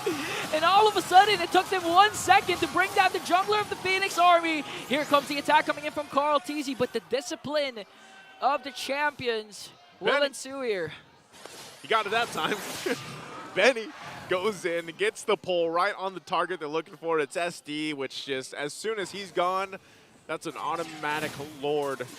Man's a TLPH, so TNC will have SD back up by the time they actually have to defend with this Lord push right now from TLPH, but as we're seeing it, they have to almost pull off a perfect team fight in order for this game not to go in the hands of TLPH right now, and really that's even for heads, like if he's able to get a great Avatar of the Guardian ultimate down and gets the right taunts off, but they're going to try to hold on here. Okay, Sanford goes in with a glorious pathway, trying to zone out Escalera as they work on the mid lane turret. The Lord is up top.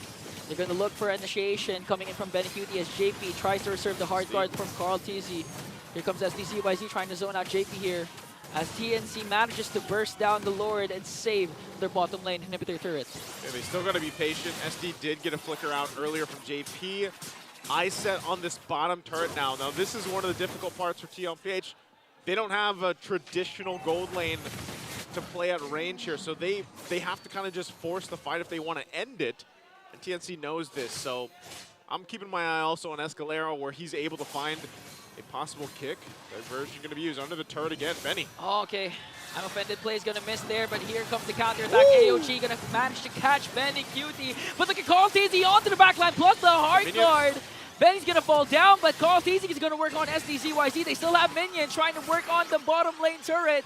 Carl TZ and JP is still alive, but on the other hand, at the bottom lane, there is a clash here between the two members. Heads going in right after Sanford. He still has his immortality, though, as Sanford picks up a kill onto Hatred. Here comes JP as well. Sanford's immortality will be popped. Trying to work for Escalera. Glorious pathway. Going to try and catch Escalera. Sanji this time goes for the diversion onto the back line. It's just SDZYZ left, and JP goes in with the heart guard. Game number 3 for TLPH. Team Liquid Philippines could have done it a little sooner, but they go the extended route, the long version, and they go and take us to a game 3 here. What a lineup they brought to game 2. We saw it. The diversion, time and time again, whether it was Sanji or whether they were sending the whole squad or Benny to try to get a pull, the LPH did it in a very fun way, I would say. So we're going to a game 3, but first we're going to throw it over to the panel to break down this great game 2. If there ever was a game or a word to describe that one, it's fun. Oh my goodness, Sanji went crazy in that one. I will not be surprised if he's MVP here. The first time or the second time? All of them. All of the time. All the times, man. Oh my goodness. That was no other way around it. They controlled the map from minute 1. Oh, there he is. And there you go. The guy who loves to have fun. That's Sanji. He always catches the perfect time to do it. And yes, it was his birthday. That's right. Just on the nut. 100% kill participation. Woo! Every single kill Liquid got in Game 2, he was part of. And I think him being the MVP is the perfect jumping off point to explain exactly what happened here in Game 2, where Liquid forced the series into Game 3, all right? Number one, they pick up the high loss, which is great, which allows for them to counteract what the Gatot, what the Cho, and what the Julian want to do for TNC, right? We already saw that in Game 1. Of course. Number two is Sanji, given that already winning position that the Hylos gets for you, allows for the rest of Liquid to reposition much like that and catch TNC off angle when they're already dealing with a very dangerous angle that's already honest with the Glorious Pathway. Yeah. And lastly, we've seen it, what, twice or thrice? Wherein during Lord Takes or when it's lull moments, Sanji can send Benny Cutie out and try to go for a Hail Mary, I'm offended. Sometimes it would fail, but again, that's how far ahead Liquid is in theory and in practice, that they can fail and botch the approach and then do it again. Yeah, they can afford to just keep sending the guy over because, to be honest, so hard to take out the gold lane Ruby, one of the reasons why you pick it up anyway. And look at this, Sanji going for the play, the ballsy play with the tower in hand. He sent himself to finish the job. So good. Most sane Luis wouldn't do that. Yeah. Especially underneath third, but this is Sanji we're talking about, all right? This is the lone stallion. Only he alone can do this. And here's what it led to. 21 kills. He's seen all of them. Yes. And that's saying something. That's a very hard-working mid laner you got there. And he's in each and every fight. And to be honest, the fights would really, really be bad if the Loyi was not present. To be honest, that Loyi was their major source of damage, aside from Carl Teasy. Can't really expect too much out of the Ruby except for the set and for the tank. Which is another impressive thing, is if TNC found Sanji more often than they did, it would have been over for Liquid. It would have been so difficult for them to recover. And luckily, not to say that they heeded my words, but they heeded my words. They were super aggressive to the point wherein, again, Sanji's one death was wherein he was the only one left up top against SD. It's like, oh no, I'm the only one left. So the fact that it came to that means all in Liquid, all five of them, plus Zyda in the back, plus their coaches, they were like, just give them hell. And I think that's where Liquid performs best. Yes. Where, sure, you can get cerebral, sure, you can be methodical, but at the end of the day, you have to be aggressive. Go for the Liquid Stampede. That's right. And Liquid literally charged into this one. Yep. Not just saying that because there's a high loss. They really charged in, all in. Everyone, no skills, normal attacks. Yep. Throw it all there. And they came out on top. And they flew in with Carl. I think Carl DZ definitely amended for what happened in Game 1. It's difficult to play a Julian against a Hylos, so that's given. But here, he didn't let what happened in Game 1 carry into Game 2. Like, he was super bold, very... Again, I guess that's what you feel like with an Angela. Yeah, that's true. It's, you can get more confidence because of the heart guard. I mean, you're already confident. You're Carl Teasy. And add a heart guard to that one. Add an extra layer of protection.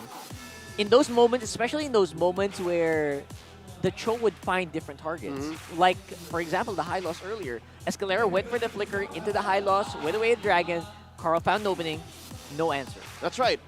JP didn't really have the answer to what TNC was doing because it rarely was a thing. Sure, there can be some burst for Kozin, but it's not a instant burst. That's right. It's over the span. Slow burn.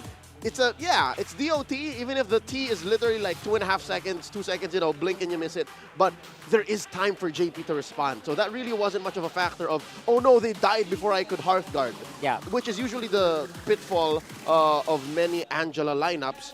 Not for JP, not for Liquid, not here in Game 2. So with that said, rack up a win for Liquid with this kind of lineup, an Angeling lineup, Lu Yi. Tried and tested. Ruby-centric lineup. Where do we go from here? Because now TNC figured it out. Like, we could say, whichever team has Hylos might win. Actually, we should have a rule that whoever picks a Julian should ban out the high loss, probably. Yeah. Is it the same relationship, Rockhart, as Edith Valentina, or it's not as clean? Not as clean. There's definitely ways to play around it, But it's already evidence in 2 games that Julian just can't work. It doesn't work with the Hylos, man. It is difficult on so many levels. It's basically wearing skinny jeans as a bigger guy. That's right. It's like climbing a treadmill, a vertical treadmill. That sounds impossible. Well, for some scenarios, this Julian just can't walk out. If he's in the True. glorious pathway, it's like True. Yeah, your only real out would be the dash. the dash, That's which it. you sometimes you need to use that for offense. You need to use that to damage your opponents. So if you use it to walk out, what did you do? What did you actually contribute to the fight? Yeah. So maybe something to think about. And yeah, the Lu Yi was just the creme de la creme in that one. That was beautiful, Sanji. Keep playing those Lu Yis. It pushed over the top what was already pretty good. Yes, exactly. Again, I was advocating for the Zask. Could have also been something like a Vex, you know, something safer with some damage in CC. Here, Sanji said, "No, forget about it, son. Let's play with displacement, play with combat mobility." Yeah. And that really ruined TNC's approach. Like, in this game has no boxes. Like, Yeah, there were no boxes between either of them. No Eves, no Auroras, or nothing. And actually, to be honest, I was actually looking forward to Hatred playing an Aurora because he hasn't played that in a while. Was his favorite hero in the first few weeks. But then again, we are playing with a different scenario here. And it's a safer mid laner for him. Might be a chance for the Aurora to show up this time because the Lu Yi might get banned game 3. There's a good chance. Lu Yi and Hylos might get banned game 3. There's a good chance. So bro. maybe we go back to the whole Valentina right. Edith relationship, and then because of this focus on the Lu Yi, Zask might be a thing again. Hopefully. I don't foresee Zushin though. Zushin is slow. It's weird. You got buffed already, but you're still not getting picked that much, especially after the combo fell through, especially after the survivability of some heroes got improved. Yeah. So for sure, Hylos. Hylos gonna get banned here. Lu Yi, 100%, right, guys? Lu Yi has to get banned here. Maybe it doesn't have to be the Julian. Julian, you know what? It works in a lot of scenarios. Carl TC has gone insane with that Julian, one. Haya, Nolan. It's these 3. Julian, Haya, Nolan, and then you have a solid close-up for Ling. I don't know, man. I don't know. It's so... We'll find out in a bit. Just in a bit. But speaking of you guys, we actually have a few fan comments that we are going through here. I saw a few of them earlier. I was reading through the comments earlier. And not gonna lie, our audience, a lot of you are really true-born analysts. But for this one, King says, KNG, King, Sanji's MVP, even the version in the middle of a tower. See, that was a brave move. What is this? Steven Strick says, Monster Ling Song. Is that what the translation? Yeah, right. Monster Ling Song. Song. Awit. There you go. And Aki says, consistent Sanji. Sanji is becoming... He's literally the lone stallion. You're right. He's one of a kind. He is one of a kind. Sanji 100%. rarely makes any mistakes that are glaring. At his worst, Sanji is mid. That's I'm right. not talking about his role. Like, he's just there. He just does things. But he never makes mistakes that As the cost kids his say. team. Yeah, as the kids say, mid. At worst. Yeah. So he's never... What is this, cringe? Is this cringe? Is that cringe? Is this, if this is mid, is this cringe? So, you know, like, at worst, he's just doing his job. Yeah. At best, he plays an MVP Lu Yi. That is the nightmare of his opponents. That's right. So, in the kids' vocabulary these days, is Sigma? Is that? I guess. I guess Sigma is that Skibbity? Skibbity is like the bottom. What? That's their, like, I think that's their term for cringe. Is that L? Is this L? Is this W? Yeah. Is this L? It's like Skibbity is like a... I saw something like toilet. I don't know what that means. But that sounds like it. I think Skibbity Toilet's a show. Right, there you go. So, L probably, it's a big L. That's an L, bro. That's an L, bro. Stop being so L. No, that doesn't make sense. We're getting derailed here. Yeah, we're getting derailed. All right, we're going back into the game, and TLPH on blue side, much more comfortable, Okay. 100%. You know what? They might not have to be so... They might not have the power to surprise and shock with the Angeling anymore. But at least they know that they cannot go for the 1-2. They can't take their time. That's right. So at least that's a lesson they learned, and I'm expecting the bans to be the bans. 64% win rate. Let's see what's going to happen here for drafting phase of game number 3. I'm liking those odds. Expect the bans for the high loss, 100%. Loyi Loyi too. got banned out in game 1. Gotta respect. Gotta respect. Oh! Respect. There's neither of them. You see the Matilda, the Phoveus. It's wide open. The Tigreal and the Chip. The Ling. Oh my god, I think they're just trying to go play for it. This is all a very open field here, except for the Ling, obviously. Got answered out. All right, one or the other. Interesting. High loss or Loyi, neither. So you don't Julian, you don't pick Julian here. I guess you Okay, don't oh, need yeah. to if, yeah, especially if the Nolan is open. I think they said, you know what, let's go back to our roots. Yeah, Pick but up that high Habusa on Carl Rockart, Easy. think about this. Think about this. If you're a Nolan, is that any easier if you have a high loss against you? I think it's the same problem. Same problem, exactly. Obviously, big question marks being thrown over here. No Ling means Edith is open what too. are you gonna answer in the jungle here? Edith Val is open too. For a Hayabusa. Just saying. What's an anti? Maybe a. What's an old school SD hero? Let's throw it back if they want to throw it back. Lancelot. Used to play a lot of Lancelot. Played a lot of Ling. Got banned Freya out. in the jungle. Whoa, whoa, whoa, whoa, whoa. Freya gold lane. We don't talk about Freya. Oh yeah, Freya's too. Okay. Very hidden. Even when all is That's the Vex. Vex Okay. Goddess. So Alright. they're allowing the Valentina. But no, it's going to be the Loyi The still. Loyi Pro! This is worse. Oh my god. Oh my god, I don't know what to say about that, Loyi man. Cho. Although it's very pick-off centric. Yeah. Deceptively though, his Shunpo can actually get him in a position to just like 3-man knockup, right? Yeah. So it's a mini CC, but still. You're going to have to rely on the veterancy of Daddy JP here to make those plays, and you really have to trust him, which I think they are trusting him Hey, a lot. what's Carl Teasy doing in the What's crowd? Carl Teasy doing? Hey, you have a job to do. Oh, that's not okay. Carl Teasy. Man, I thought he was like skipping out. That's not Carl Teasy. Oh, it wasn't him. All right. It looked like him. Had the same pose. Could have fooled me. He's a true Look at ninja. that. We got a packed MPL arena, ladies and gentlemen. There's a Julian. There it is. And classic answer. They gotta ban the high loss here, or Are else they not? Or else Liquid's gonna go high loss And again. and whatever, you know, high loss Yeah. and And then it just becomes so difficult. yeah. There you go. Carl Teasy. Carl Teasy's everywhere. He's everywhere. You know it. Everyone knows the... Whatever that sign is. What do you call that sign? I don't know what that sign that is. I don't know. I've always just seen Carl Teasy do it. He's the only guy. He's a true ninja. He is the first Teasy. The first in MLBB. TZ in MLBB. And there's the 1-1, so they're attacking the gold lane. Oh my god, they don't care about the high loss, bro. They don't care. I guess to us it seemed like that was the case, but maybe to the players, Maybe there's something different that they that's- see. Yeah, maybe to them it was just a byproduct. There it is. What? They're the ones who banned it out. Huh.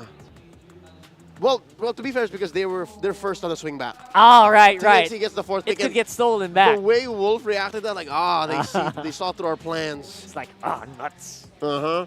Drats. Rats. Foiled again. Okay, so what's left? You're looking for an XP laner here. Begins.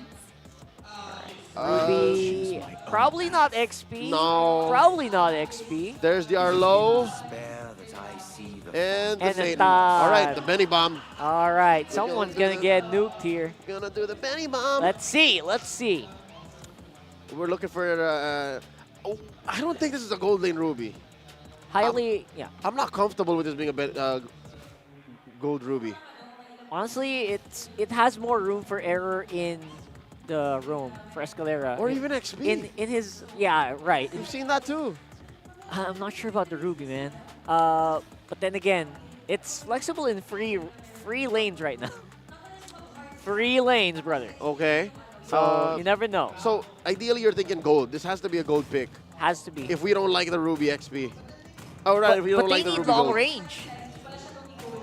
What do you do? We need tower taking. All right, there's the Beatrix. Wait, Okay, there's it. I'm with it. It's a little everywhere, but at least their team fighting is good. But there's nothing that really addresses the Luigi. Really nothing. I think their only way to address a Louis is just presence of mind and foresight. And they got to rely on that sixth sense, you know, that players have. Other than that, they have no straight answer. Yeah. Lineup rating, I can explain this by the fact that TNC, they have so much CC, so much good damage. But in execution, they have to be very honest. Like, they have to just really be where Liquid isn't yet, or where Liquid is planning to go, to deny them the exchange, to deny them the execution. Yeah. And, of course, you have to be ready for Sanji, where Sanji is going to come from here in this one. And 42. Oh and 40, of course. Let's throw it over to casters with who they think about the matchup. Thank you so much for the breakdown once again here, panelists. And yes, this time around we have a more traditional gold lane matchup, of course. What's Benny going to do? By the way, He's going to do the Benny bomb. All right. I think you're just there with the with Leo on the singing, right? Love you, Leo. But you're number one in dancing. Anyway, to the matchup here, game number 3, TLPH, with the lineup that they have, man, honestly, this is a lineup that has the potential to snowball out of control. Yeah. And that's the biggest thing here for them. And if they snowball out of control in the early game, then that's where Benny Cutie's Nathan pick here shines later on, like once they get there. It's like they cover both the early to even late game. And right now, we know how aggressive JP can be on a choke. Even JP alone is this aggressive, but his flicker will be forced out.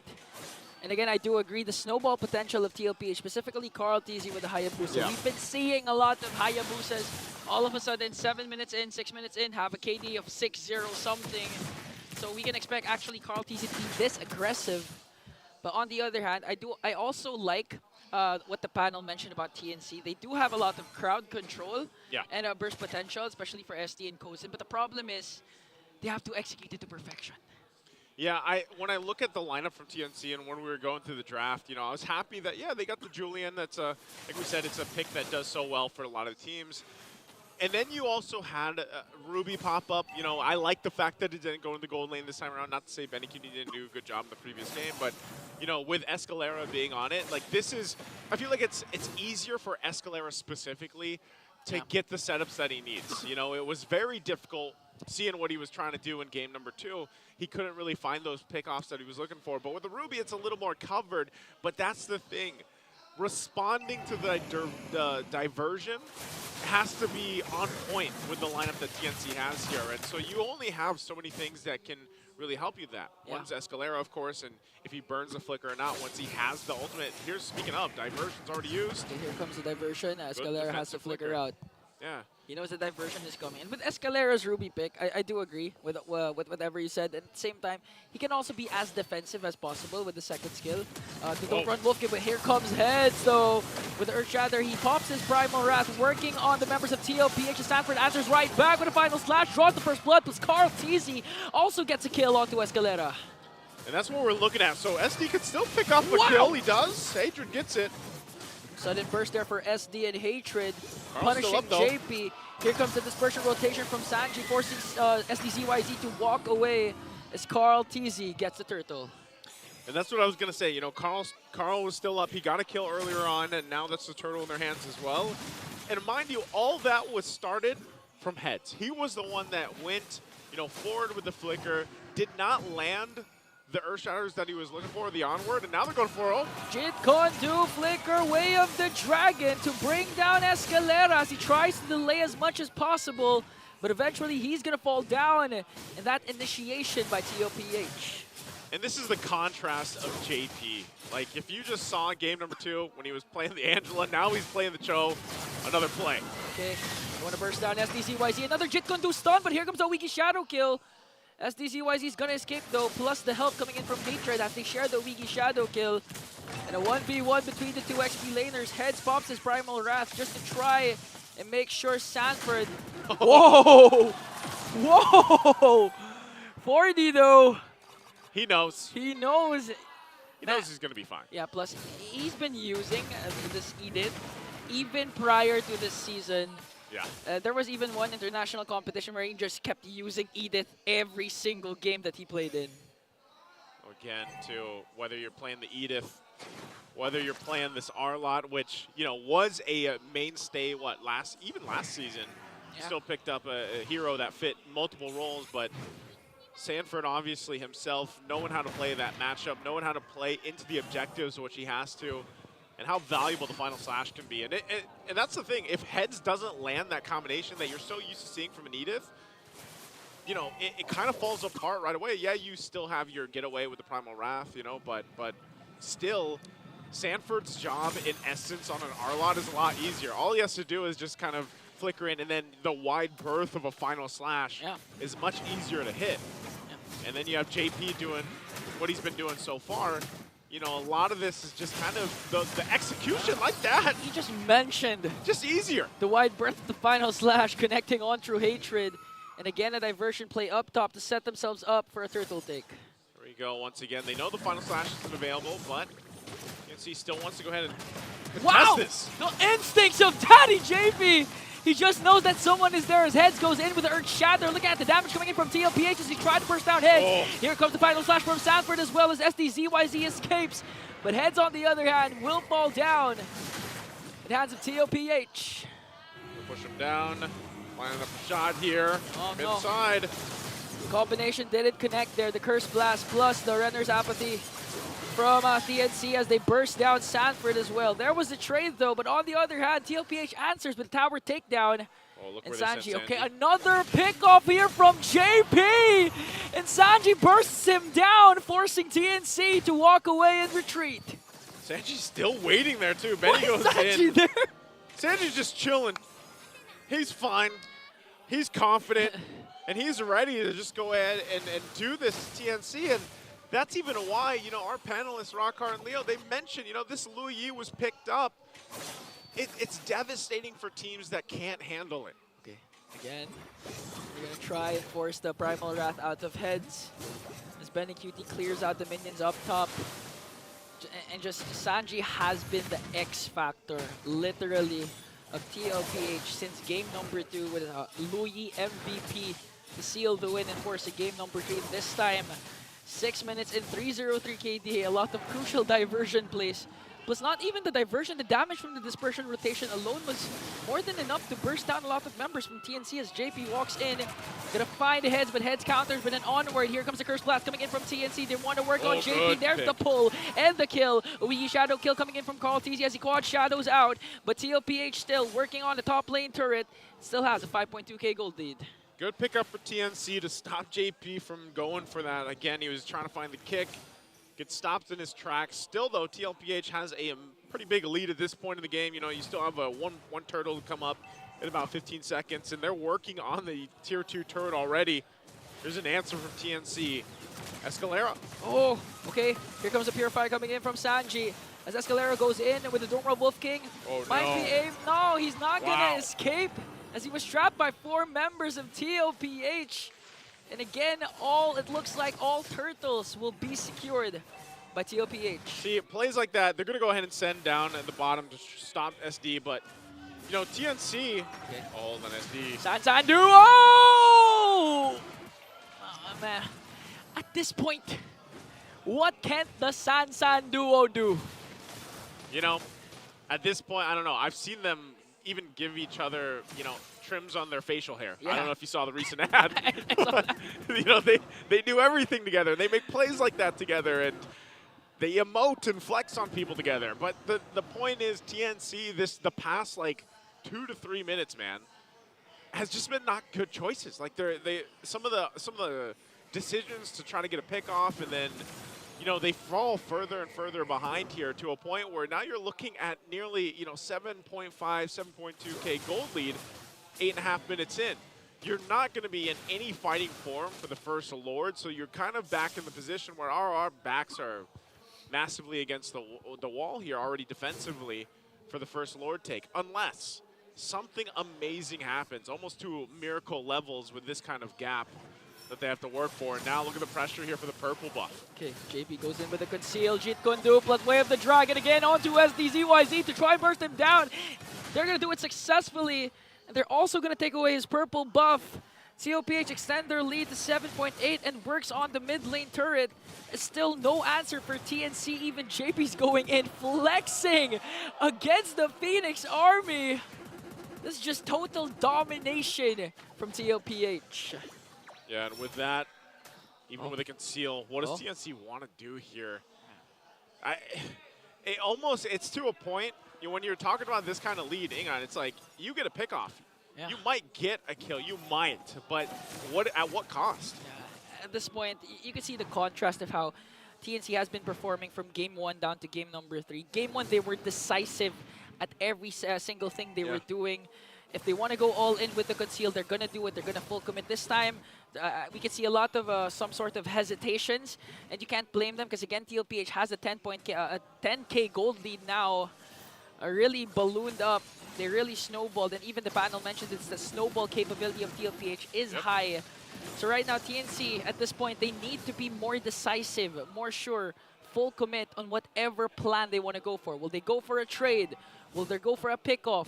They have the capability to do that since they have also a lot of crowd control.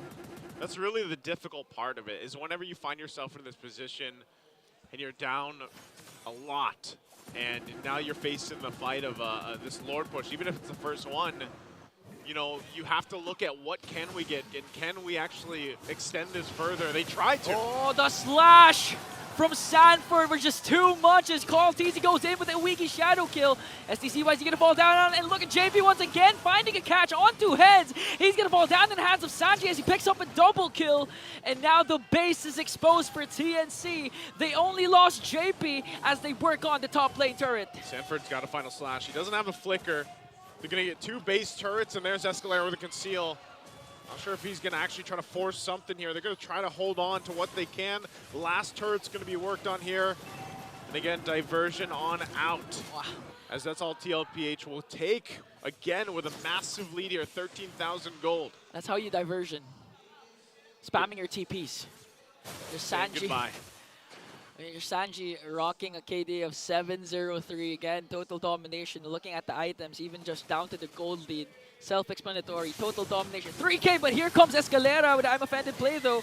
That was the catch that they were looking for, but TLPH ready for that. Even Benny Cutie answers with the entropy. So TNC, in terms of setups, crowd control, they're not lacking, but is the damage going to be enough, though, to burst down whoever Escalera catches? It's tough. Again, it's a diversion play. And just diverted into the middle of the picture as TNC tries to answer right back. Another Sanford final slash plus the Winter Crown combination. He's going to fall down, but exchange of SDZYZ. They have minions. JP has to TP out, though, as Carl TC works on the base. He just gets a one hit. He's like, yeah, I'm just going to hit it once and I'm out. Just try. Just try. And again, TLPH really knows the capabilities of their lineup. They're willing to trade a body for a body, but in this case, it was for SDZYZ. And for TLPH, that was more than worth it, because I was a jungler of TNC. Again, mind you, that whole interaction up top of the diversion play, Benny Cutie was just doing his own thing. And for the most part, for TLPH, they were still able to get what they wanted, and ultimately it was them seeing if they could actually just end the game before this next Lord take. TNC luckily holds on. But when you're looking at this, Kozin, he hasn't gone down. He's been able to farm up relatively well on this Beatrix. But the difficult part is really accepting the fact we got to just give up the Lord. We got to defend in our base, make things work. Here's a diversion. They don't send anybody. So a little just faint play there as they'll get this Lord. But this is really where, when you look at the lineup that TNC has, do they have the option to defend successfully and then have another shot to buy some minutes to farm up here? And look at this. If they continue to just try to get a pick off, make a play, get the numbers advantage, that might possibly be the first step in a lot of steps that they need to turn the game in their favor. Okay, even if they execute their skills to perfection, their crowd controls, their chain CCs, again, the economy is going to play a huge part. Is the damage going to be enough, though? Because looking at TLPH, even JP has an immortality already. I'm pretty sure they also have their Wind of Natures and Winter Crown. So with this Lord push, it's going to take a huge, huge miracle for TNC, the Phoenix Army, to defend this. See if they're able to do it. Diversion going to be used again. They're gonna send Sanford. Okay, final slash gonna get cancelled, but the Winter Crown is there to save himself as the Lord marches into the middle lane. TLPH still has 5 members.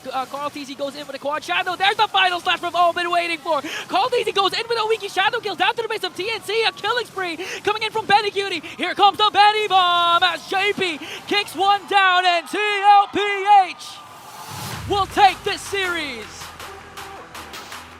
And on the Benny Bomb, the triple, they go in. TLPH get their victory, the 2-1.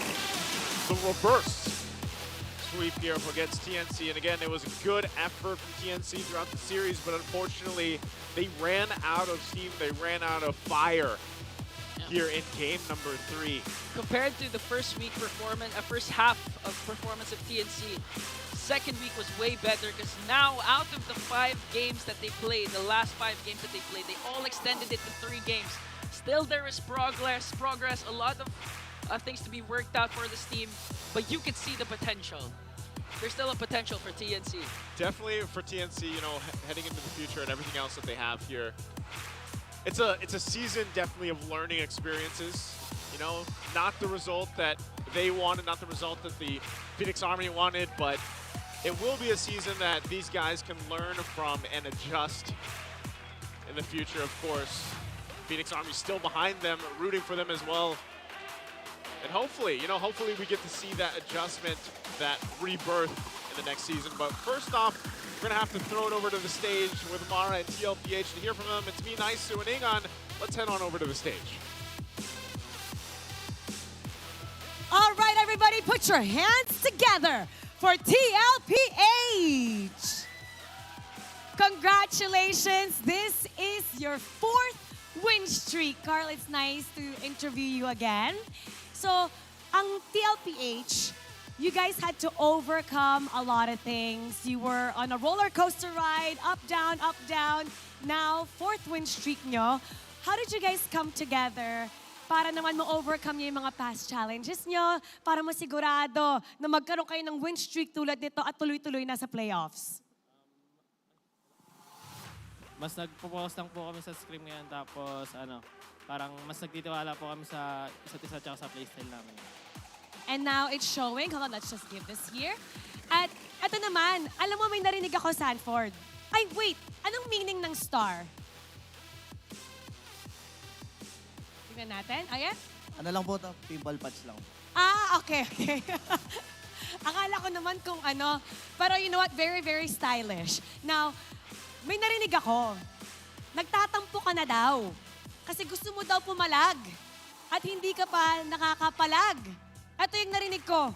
Hindi ko alam kung kaninong chika to. Finid kami. Totoo po. Totoo. Sabi kasi malapit na daw matapos yung regular season. Hindi ka pa nakakapalag. Ito yung chance mo. Sa susunod na laban, you're gonna go up against your ultimate rivals, Falcons AP brand. So ano ang palag mo? Ang bilis naman ng palag, pero sige, ano lang po. Mas gigil po kami bumawi ngayon kasi di pa po nila kami pinapaisa eh. Sana pagbigyan nila kami bukas. Okay. All right. And now it's time to announce our MVP. Let me hear some names.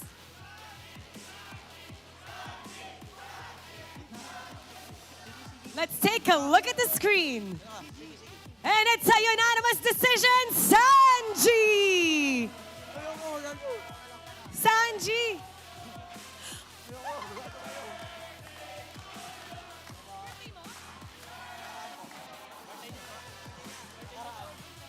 Birthday mo! Fourth day na. Ano ba yung birthday wish mo? Sana po M6 kami. You never know, that might be granted. Anong gusto mo naman sabihin sa lahat ng mga fans na sigaw na, Sanji, Sanji? What do you want to say to them? Thank you po sa pagpunta dito sa venue na sinusuporta niyo po kami. Tapos thank you na rin po sa pagbati sa akin. Kahit sobrang dami niyo po. And now it's time to announce our lucky fan that will get 3,000 diamonds. Come on up. You will also get a ticket sa Day 1, Match 1 ng playoffs. Hi! What's your name? Mark Angelo Saavedra po. Okay, Mark. Mark, nakatingin ka dito. Sino yung favorite player natin dyan? Magsansanduo po. San Duo! Okay, tabi tayo dyan. Bakit sila ang favorite mo? Malakas po. Anong gusto mo sabihin sa kanila? Andito sila, oh. Katapat mo na. Lakasan nyo palagi para po sa championship manalo po kayo. Oh, lakasan niyo daw. Ay, birthday daw ni Sanji. Anong birthday wish mo sa kanya? Galingan mo lang. Okay, congratulations! Meron kang 3,000 diamonds. Meron ka din tickets sa day 1, match 1 ng playoffs. I know, nakaka-nervous talaga dito, but you're doing a good job. You're gonna take a bow. Magbabaw ka kasama yung team. Mag-walk ka. How about, punta tayo sa gitna ni Sanford and Sanji. May gusto ka bang sabihin sa kanya? Mag-aral po na mabuti and huwag maging pasaway. Makikinig lagi sa magulang. O, ikaw naman. Yun din po. Yun din. Alright. Pwede bang hawakan niyo yung kamay niya? Ayan. Alright, TLPH, you may now take your bow and take your walk of victory. Team Liquid Philippines. 4th straight win in a row. Congratulations then sa ating lucky fan. And now we're gonna break that game down for you, so we're gonna go back to our panel. Pasok. And there you go, win number 4 in a row here for Team Liquid, right there. That's right. And again, big salute and big props to TNC Pro Team. That's it for them for the season. It is Daddy JP for that game MVP. Beautiful, beautiful pick on the show. It was mentioned by Jose and Jose that his infinite diversity and experience and, of course, unexpected mechanical prowess seems to wow endlessly. Who would believe that this man is a father, a husband, a multi-time MPL champion, and he started playing Season 2? That's right. Season 3? Well, I lost track. That's right. But if you watch this game, you would also find it hard to believe when I tell you, Game 2 he played an Angela. Game 1 he played a Kaja. What can he not do? Flexibility. Maybe just an Akai, man. I mean, I know Renmar is looking for that.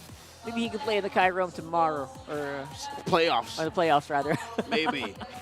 But yeah, the fact is, he and Sanji are such an amazing mid-lane duo that the whole Sansan thing, like, Liquid just gels in a way that you wouldn't expect an aggressive team like this to gel. That's what catches off guard most of their opponents. And here, TNC had the unfortunate blessing to be on the receiving end of a reverse sweep. Like, courtesy of our defending champion. So, again, they put up a great fight, but against Liquid, who put on all the stops. From roll to roll, this is what you can expect. Pretty sure TNC learned a lot from that bout, 100%. Again, facing off toe-to-toe against some pretty awesome legends here will definitely boost you up for next season. But for now, TLPH coming out on top here. And the Sansan duo on the bottom side that we saw earlier, that was pretty classic. Yep. But you know what's more? Yeah, it's super surprising that Daddy JP just slots in so well. Like, you just replace the name, replace the hero. Yep. He can do it pretty well. They work flawlessly, so big props. It being anything. Anything. And if there's anyone who did most things in this, not just game, but series, our series MVP, Sanji. Again, happy birthday, Alston, my boy. But off of the back of his 2 Luyi games, he scored a double-double, Rockhart. 1 death between, what was that, 9 kills the first game and then 7 the other, and then dozens of assists. That's ridiculous. That is ridiculous. He died just once. And again, you can Just also, once. you can figure out, you know, what went wrong, I guess, for TNC, but went right for TLPH. I guess is their mastery of these very global compositions. They just know when to go across map, when to go for the team fight, and when to actually pick out a target. And it's that awareness of their own goals and what they're capable of doing and how the map looks like that allows for them to at any point step on the clutch and say, it's go time, TNC, whether you're ready or not, we're coming for you. And I think it's that situation right there that made TNC's already, this is going to sound mean, but scattered approach to their draft into the game already worse. Because look, if you remember the index, before Game 3, there was very little integration, right? There was very little zero interaction, counter, right? Zero counter. Yeah. So if there's a lineup that has zero counter and a lineup that just clearly wants to do something, the lineup that can do something will win, and that's what Liquid did. Yeah, I think especially Game 3 Liquid was a big difference from Game 1 Liquid, where they were looking for that 1-2. In Game 3, they were just going. They were not looking for anything. They were just looking for targets. Whoever goes on front, all right, we'll take you. We'll take you and we'll win. And it came to the point where they don't even have to have someone up front. If you'll remember, Daddy JP, I don't know if it was caught in the highlights, didn't even need to use the flicker. It was dash, dash, kick in the jungle.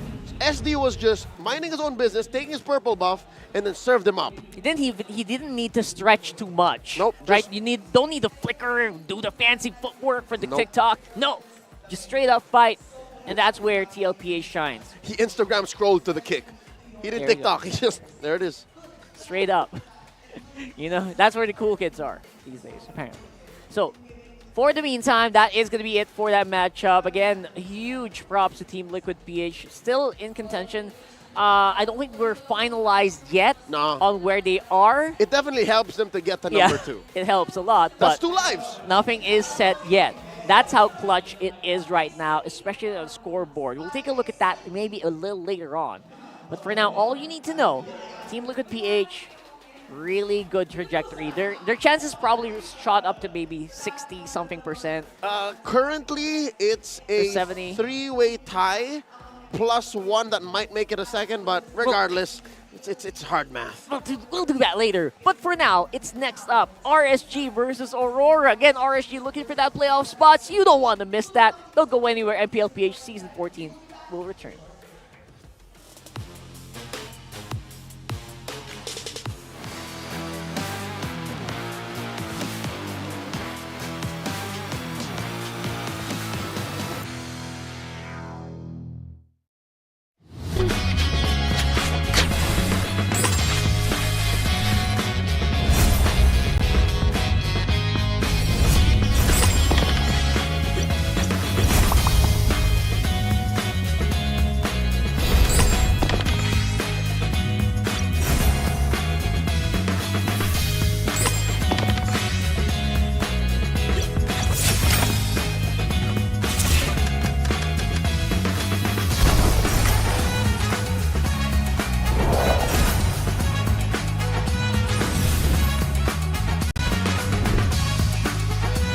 Welcome to the land of God.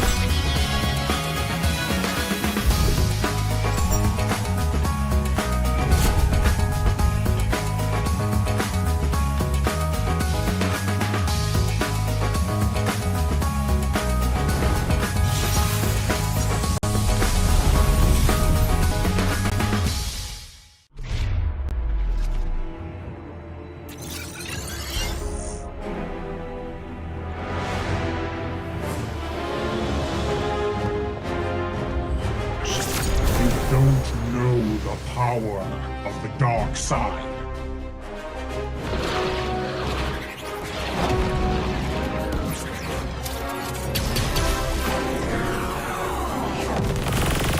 Target on the move. Prepare to engage.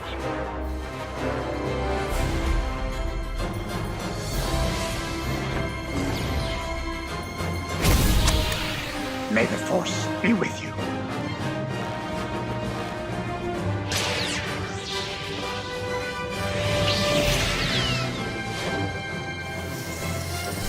I will do what I must.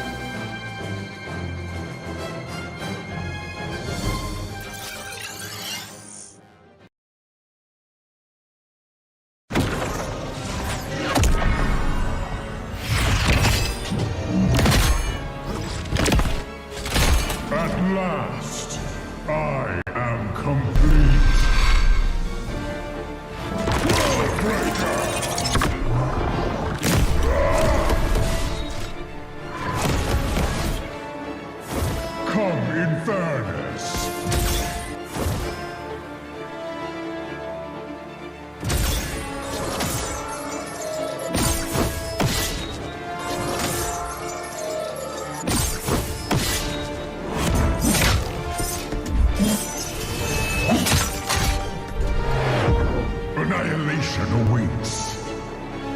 Boundless is my hunger.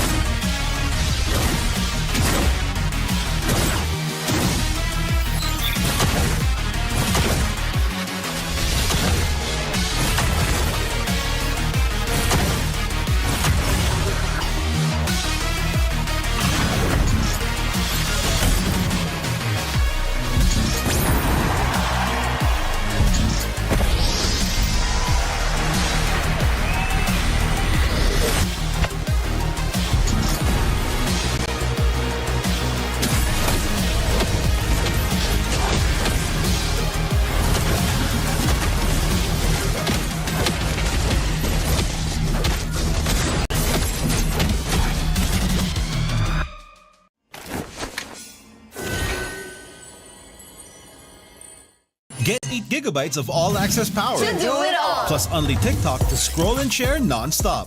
Power, work, life, and more. With Smart Power all-access data now up to 90 days. Load now. No signal, no fun. If only you could switch in an instant. But wait, you can with the Smart eSIM. Backed up by nationwide coverage. Get your Smart eSIM now.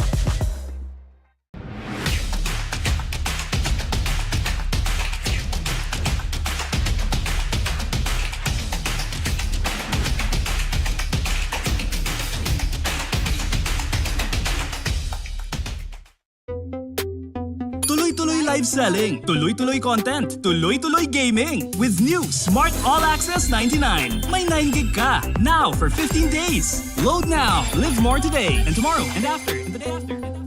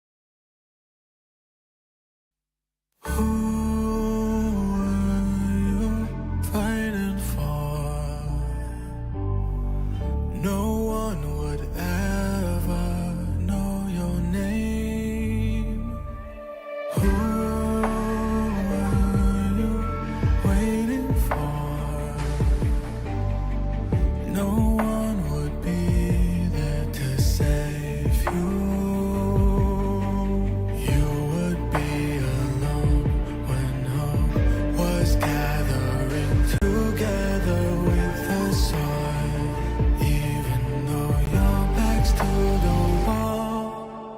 One strike, go cut the monkey mind.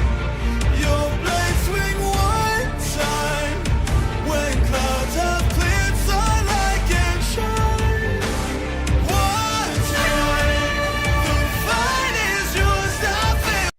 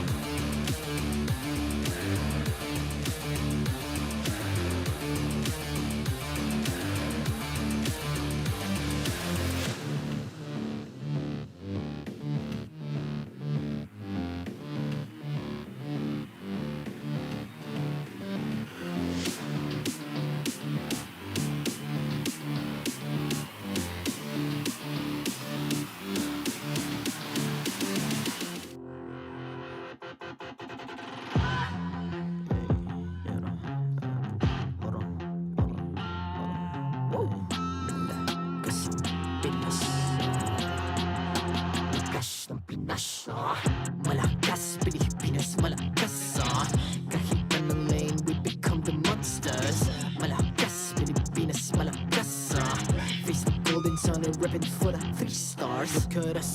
top, no ifs, no buts. Winning any game, para to sa PIN na yes. Di mo matitinag aming boses on your level. Nasa kalye man o mobile, you know I become a legend. Weapon fire, we unite, we winners. Built with pressure, like diamonds are made of. Switching a lane na parang gera. HP racing, may reset up. Built like a tank, buhat ni Hilda. Full load SS, parang Lyra.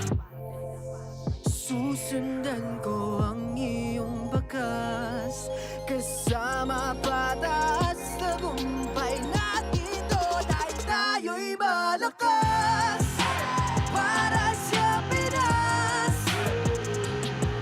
Nasa amin ang alas, hindi to atras. Kinikilala sa taas kasi kami ang malakas. Para sa Pinas. Nasa amin ang alas, hindi to atras. Kinikilala sa taas, ganito kami sa Pinas. Wow! Hold on. Yeah, wala ka sa Pinas. Laging MVP, no surrender, no retreat. Pag nagsama-sama, just imagine what we can achieve. Laging MVP, no surrender, no retreat. Giving 100 all my all, cause we just cannot be defeated. We are unstoppable, immune and invulnerable. Ready ang equipment, lahat frozen, malang crowd control. Pakita ko na jab like pow, beast of the southeast. Takas sa watawa, proud and loud, cause every enemy we devour. Susundan ko ang iyong bakas. Kasama patas, tagumpay natin to. Dahil tayo'y malakas. Para sa Pinas. Nasa amin ang alas, hindi to atras. Kinikilala sa taas kasi kami ang malakas. Para sa Pinas. Nasa amin ang alas, hindi to atras. Kinikilala sa taas, ganito kami sa Pinas. Wow!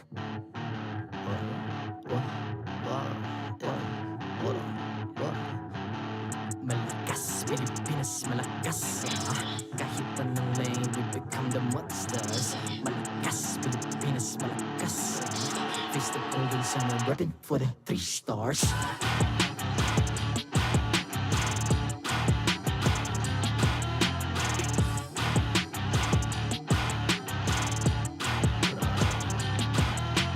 Ang lakas ng Pinas, we unite, be the stars. Ang lakas ng Pinas, we unite, be the stars. Ang lakas ng Pinas, we unite, be the stars. Ang lakas ng Pinas, we the stars. Ang lakas ng Pinas, we unite, we the stars. Ang lakas ng Pinas, we unite, we the stars. Ang lakas ng Pinas, we unite, we the stars. Ang lakas ng Pinas, we the stars. The 14th season of MPL Philippines is brought to you by the following sponsors. Smart, the official telco partner of MPL Philippines Season 14. The official tournament phone of MPL Philippines, Infinix GT20 Pro. Official suppliers, EMC Asia and Index Salon. Don't miss any MPL action by following our official Facebook and subscribing to our YouTube channel. Follow MPL PH on TikTok for more content. Experience the lakas ng Pinas playoffs of MPL Philippines Season 14 action live at Green Sun Hotel. Grab your tickets now via official MPL PH website. And to ensure the equality and fairness of our games, MPL Philippines is also monitored and supervised by the Games and Amusements Board.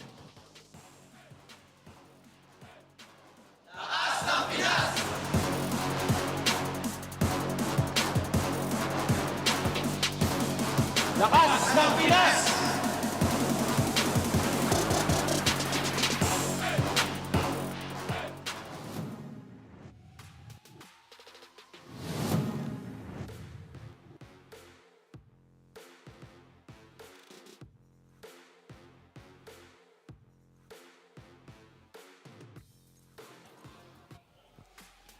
And we are back for day number 2 of the final week of MPLPH S14, wherein we're seeing the potential playoffs picture as we approach towards the end of week number 8. And nicely, we've seen so far the previously TLPH going up against TNC. TNC, though, bringing that series down to a game number 3.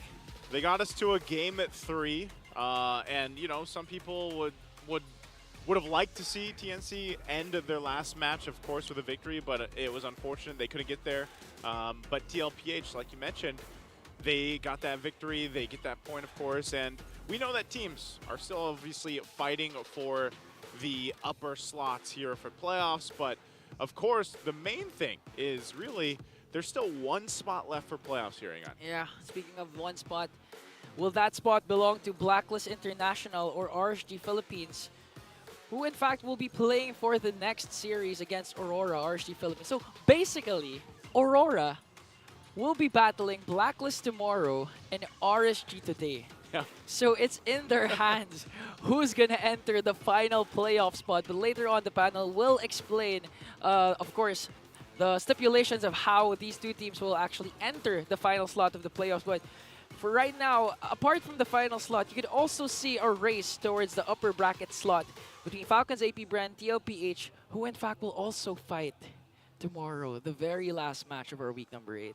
Yeah, it's going to be interesting because based off, if I remember correctly, based off what happens today and then even up to tomorrow, we could find ourselves with potentially a lot of stipulations and things happening here, you know, numbers falling into place. But this matchup alone that's ahead of us, and like you mentioned, our panel will talk more about this, but RSG Philippines, like, they need to win this, right? They need to win this against Aurora MLBB, and they've been struggling throughout the season. They've had some really good moments, but really for RSG ahead of them, they have to win against this. Yeah, speaking of good moments though, Akai's 8th anniversary exclusive skin, the Marvelous Maestro, Spawn Effect, Killing Notification, Avatar Border, Battle Emote, and many more epic skins are waiting for you. There's also Kagura's brand new epic skin, which will also be available for free starting on October 18th.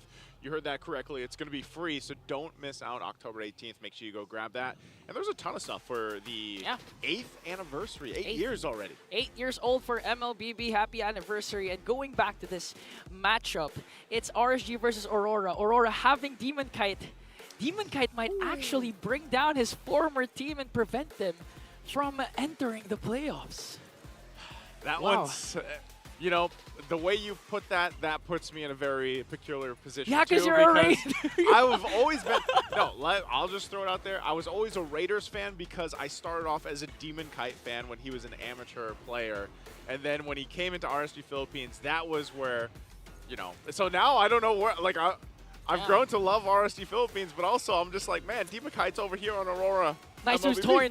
I'm torn. You're torn between, of course. I mean, I can't blame you again.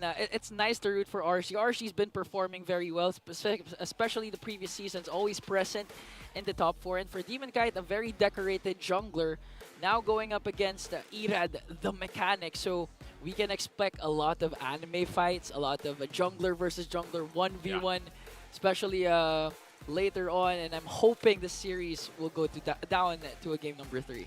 This is definitely going to be a matchup, I feel like, when we look at this and the game breaks out between the junglers. For instance, a lot of people are going to have their eyes on them. And so far, too, we've seen a lot of great things, a lot of great pickups, like in terms of the hero picks for the jungle. And we know that teams like to build up around that. So, you know, when you have these two junglers for both these teams, you can kind of assume that the game plan here for both of these will kind of fall into that place here. And you know who else who likes this upcoming series? Of course, Rockhard and Leo ready to serve you up the next series, so take it away. Serve it up. And I don't have a plate. I wish I had a plate so I could serve it, but I don't. We don't. We don't. So right now, we are going to try to give you the action right here on site here in MPL Arena for RSG versus Aurora. I'm Rockhard, and this is Leo, and he's at your service, as usual. We are going to witness a very crucial matchup. No, actually the casters already brought it up. Demon Kite, formerly RSG, might just be the guy who knocks RSG out of playoffs. He's won multiple championships with the Raiders, and he's risen and slain for as long as we remember. Made the debut, actually won Rookie of the Season in Season 8 when he first made his way into the MPL under said banner, but now things have changed. With Irad at the helm, can RSG pull the comeback of all comebacks, make their way into the playoffs? There's a lot of ways, actually, that RSG can make it in, but given their loss yesterday, and this being their final match in Season 14, the regular season, this is it's literally just 2 scenarios left. Right there. So number 1, RSG wins a 2-0. And they also need Blacklist to lose to Aurora. So that's one way for RSG to get in. Scenario B, you just have to win a 2-1 against Aurora. And Blacklist, they have to lose Aurora 0-2. That's...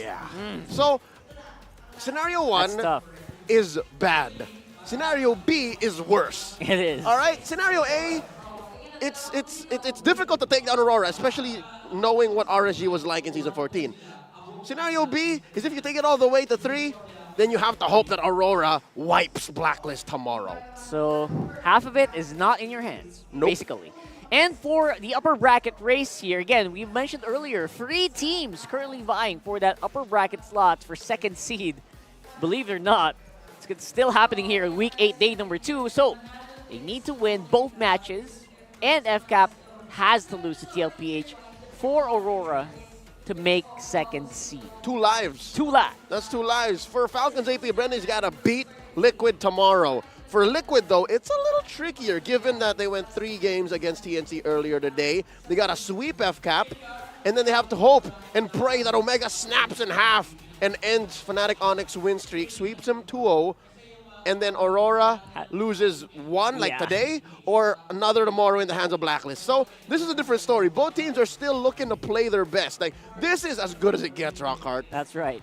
Honestly, it's as good as it gets, especially for considering Aurora's like a really, really new team. Old players, new team. It's a huge story. And just to recap what happened in Week 1, day number 3 with Aurora versus RSG, it was hugely on the side of Aurora. Yep, it was a very different RSG. Just to add on top of that, it was Nats that was previously playing for RSG. Now currently he is out in different pastures. That's right. Looking bluer pastures. Lighter blue. Lighter blue pastures. Let's put it at that. But that being said, it seems to be like a new era for RSG. So it's a new climb for them, given that they're playing with Nibor and Irad now for a majority of Season 14. For Aurora, it's the same 5 dudes. Same 5 dudes who has been tearing it up. And again, once more, exceeding expectations for this season, considering they really treat themselves as a rookie team, like they mentioned in multiple interviews. And I think that's the best way to approach anything, is to come in humbled, but with the experience and the wisdom that you have and the skills to prove yourself more than the position that you started with. And that's why they're here fighting for that upper bracket slot. 2 lives. That shuts down all the haters. You cannot be said to be a first-round exit team, and that makes you so much closer to, if I'm not mistaken, if you're in the upper bracket, you're 2 BO5 wins away from M6. That's right. Basically. 2 BO5 wins to M6, 2 BO5 and 1 BO7 to a season championship. So, in short, upper bracket means you just have more free time. You have more time to study your opponents. You have more time to relax and watch the games. More absorb chances, more energy. To walk away with more. There you go. I mean, it's just there's just no downside. Essentially, there's no downside for Aurora to take down RSG, and for RSG, it's do or die. It's literally just put it this, all right? Don't think about the scenarios. If RSG loses, that's it. That's it. No, nothing. Lose today, done. All right. So at least now we have that in the bag. And again, that's historic. That's historic. RSG has never missed a playoffs in MPL Philippines franchise history, and as well, they've never gotten any lower than 4th, save for their debut season. But again, it feels like a completely different RSG, and I hope these days, I hope it's been enough of a bounce back for these guys. Who do you think is winning in this one?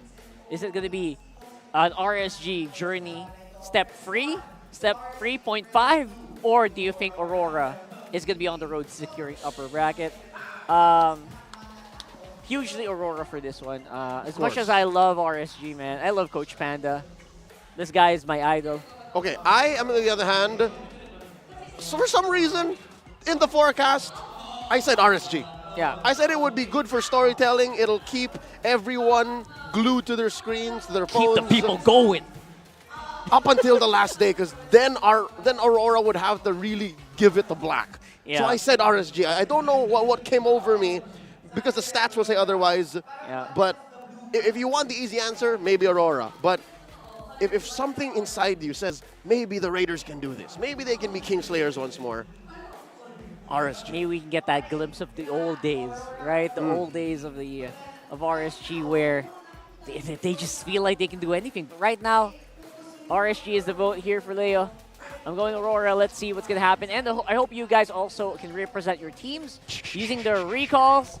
For this one, it's like, it feels like I'm going to the Northern Lights. It's like swirly all over.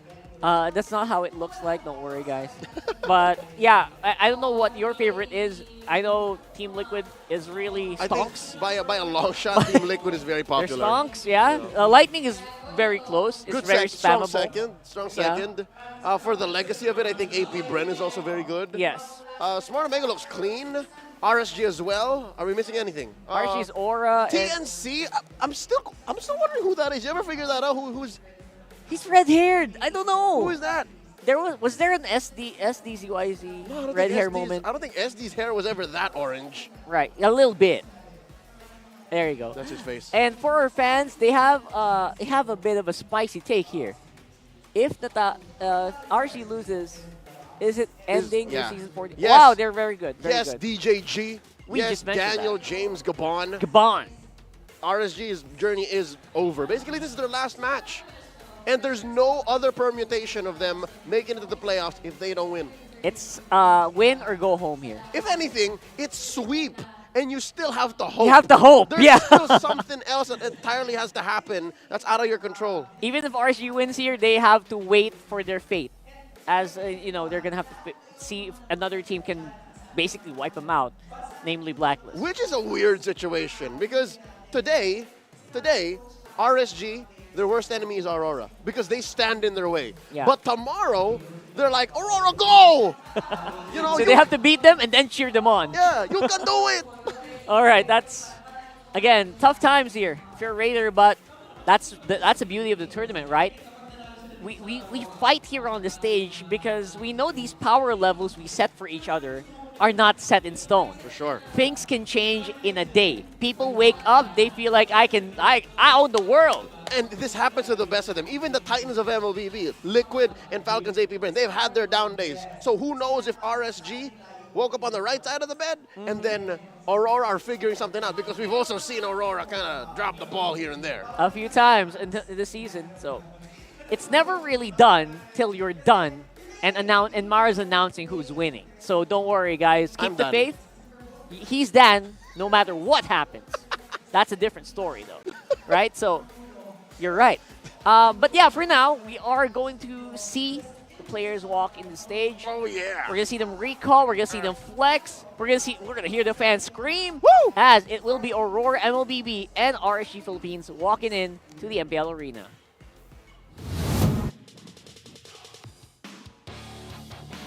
Here to officiate this match, our marshals, JJ, Pat, Jeff, and Joshua.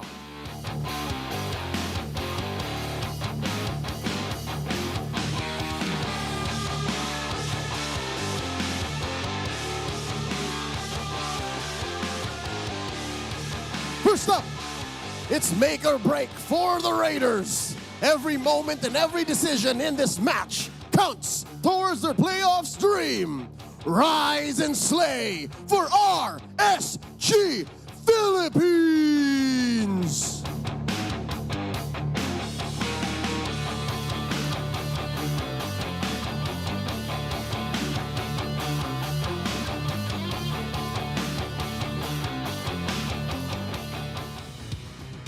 And their opponents, making their way on stage, the fate of two teams are resting on their shoulders. All eyes on the Northern Lights. Welcome to the MPL Arena, Aurora MLBB.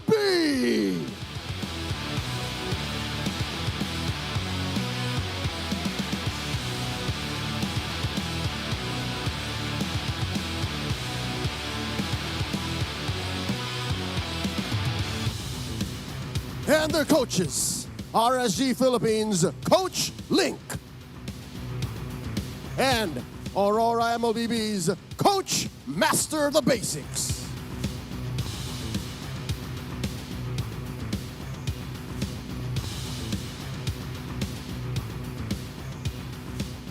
It's time for the face-off. A rad demon kite. Step forward. Irad, paano mo babawian ang Aurora? Sa ano ang palag mo? Pag sinabi kasi namin gagalingan, lagi kami talo eh. Baka hindi na namin galingan. Demon Kite, paano mo masisiguro na hindi makakabawi ang Raiders? Ano ang palag mo? Gagalingan ko lang, trabaho lang, walang personalan. Palag kung palag, fist bump. Do or die, make or break. We need to watch this match very closely. We're gonna head on over to our panel. Pasok. As they say, you know, for the words of Demon Kite, work only, no personality. No, I'm just kidding. It's all a part of the job, man. Nothing personal. And they have all the incentive to kick RSG's butts. Oh, yeah. No offense. But if there's any team I know who will not take offense in what's about to go down, it's RSG Philippines. Very professional, all the way up from their management, down to their coaches, down to their players. They're going to come up on stage like it's another day at the office and bring it to Aurora, who, by the way, just keeps shining and shining brighter. Remember when we mentioned that, you know, in Season 14, they've here and there dropped the ball? Yep. I think they learn from those so quickly. I think they pick up so well, and then they show us a new trick here and there to make up for that and more. I guess that's just the result when you get really veteran players in one team and add in like really good coaching staff here. And not to mention the influence of the Queen himself. Of course. Who we haven't really seen in the MPL arena in quite a while. Maybe in the playoffs, confirmed they are going to be there. If they're second seed or less, we don't know. But yeah. Looking at the stats right here, you see that there's some things RSG do a little better. Yes, Better right. at turtle control and better at kill participation. RSG, looking at their stats overall, that might not be reflected here in the head-to-head. They are currently number one in average kill participation, so it doesn't get higher than this. They fight. Aurora, though, on the other hand, are number 2 in average kill participation, so they're second there, and first blood ratio. A lot of first bloods on Renegade alone. And the first Infinix keys to victory, go raid or go home. That's it. That's basically it. Just bring your best Kingslayer moves, and Aurora, just do what you gotta do, man. Like It's all work. If you gotta play dirty, if you gotta bring out the cheese, Bring do it out. Just do it. Whatever the new tricks are. Whatever it If takes. you gotta play Angela Joy. Ugh. You got excuse me? They did that. Oh man, not again. And of course, showcase your mechanics. You are very gifted. You are veterans of the league. You know what to do. Go ahead and do it. Rockhard, you don't think they talked about that pose, no? Did they? Probably. They were doing the same Probably pose. they were. And they I don't know what that means though, but you have to do it too. See, what are the odds that two? It's the right hand. Oh, sorry. See, what are the odds that two players who used to share the same post share the same pose and are now facing off against each other in a do or die battle, where also the other team is looking to go into the upper bracket? This is really giving a lot of our hearts a run for its money. I feel like we're all going to be a little bit heartbroken no matter what happens later on. One team's going to the playoffs, one team's probably upper bracketing, or one team's going to go home. Imagine how crazy that climb would be for RSG, who, by the way, picks blue side here, them being home.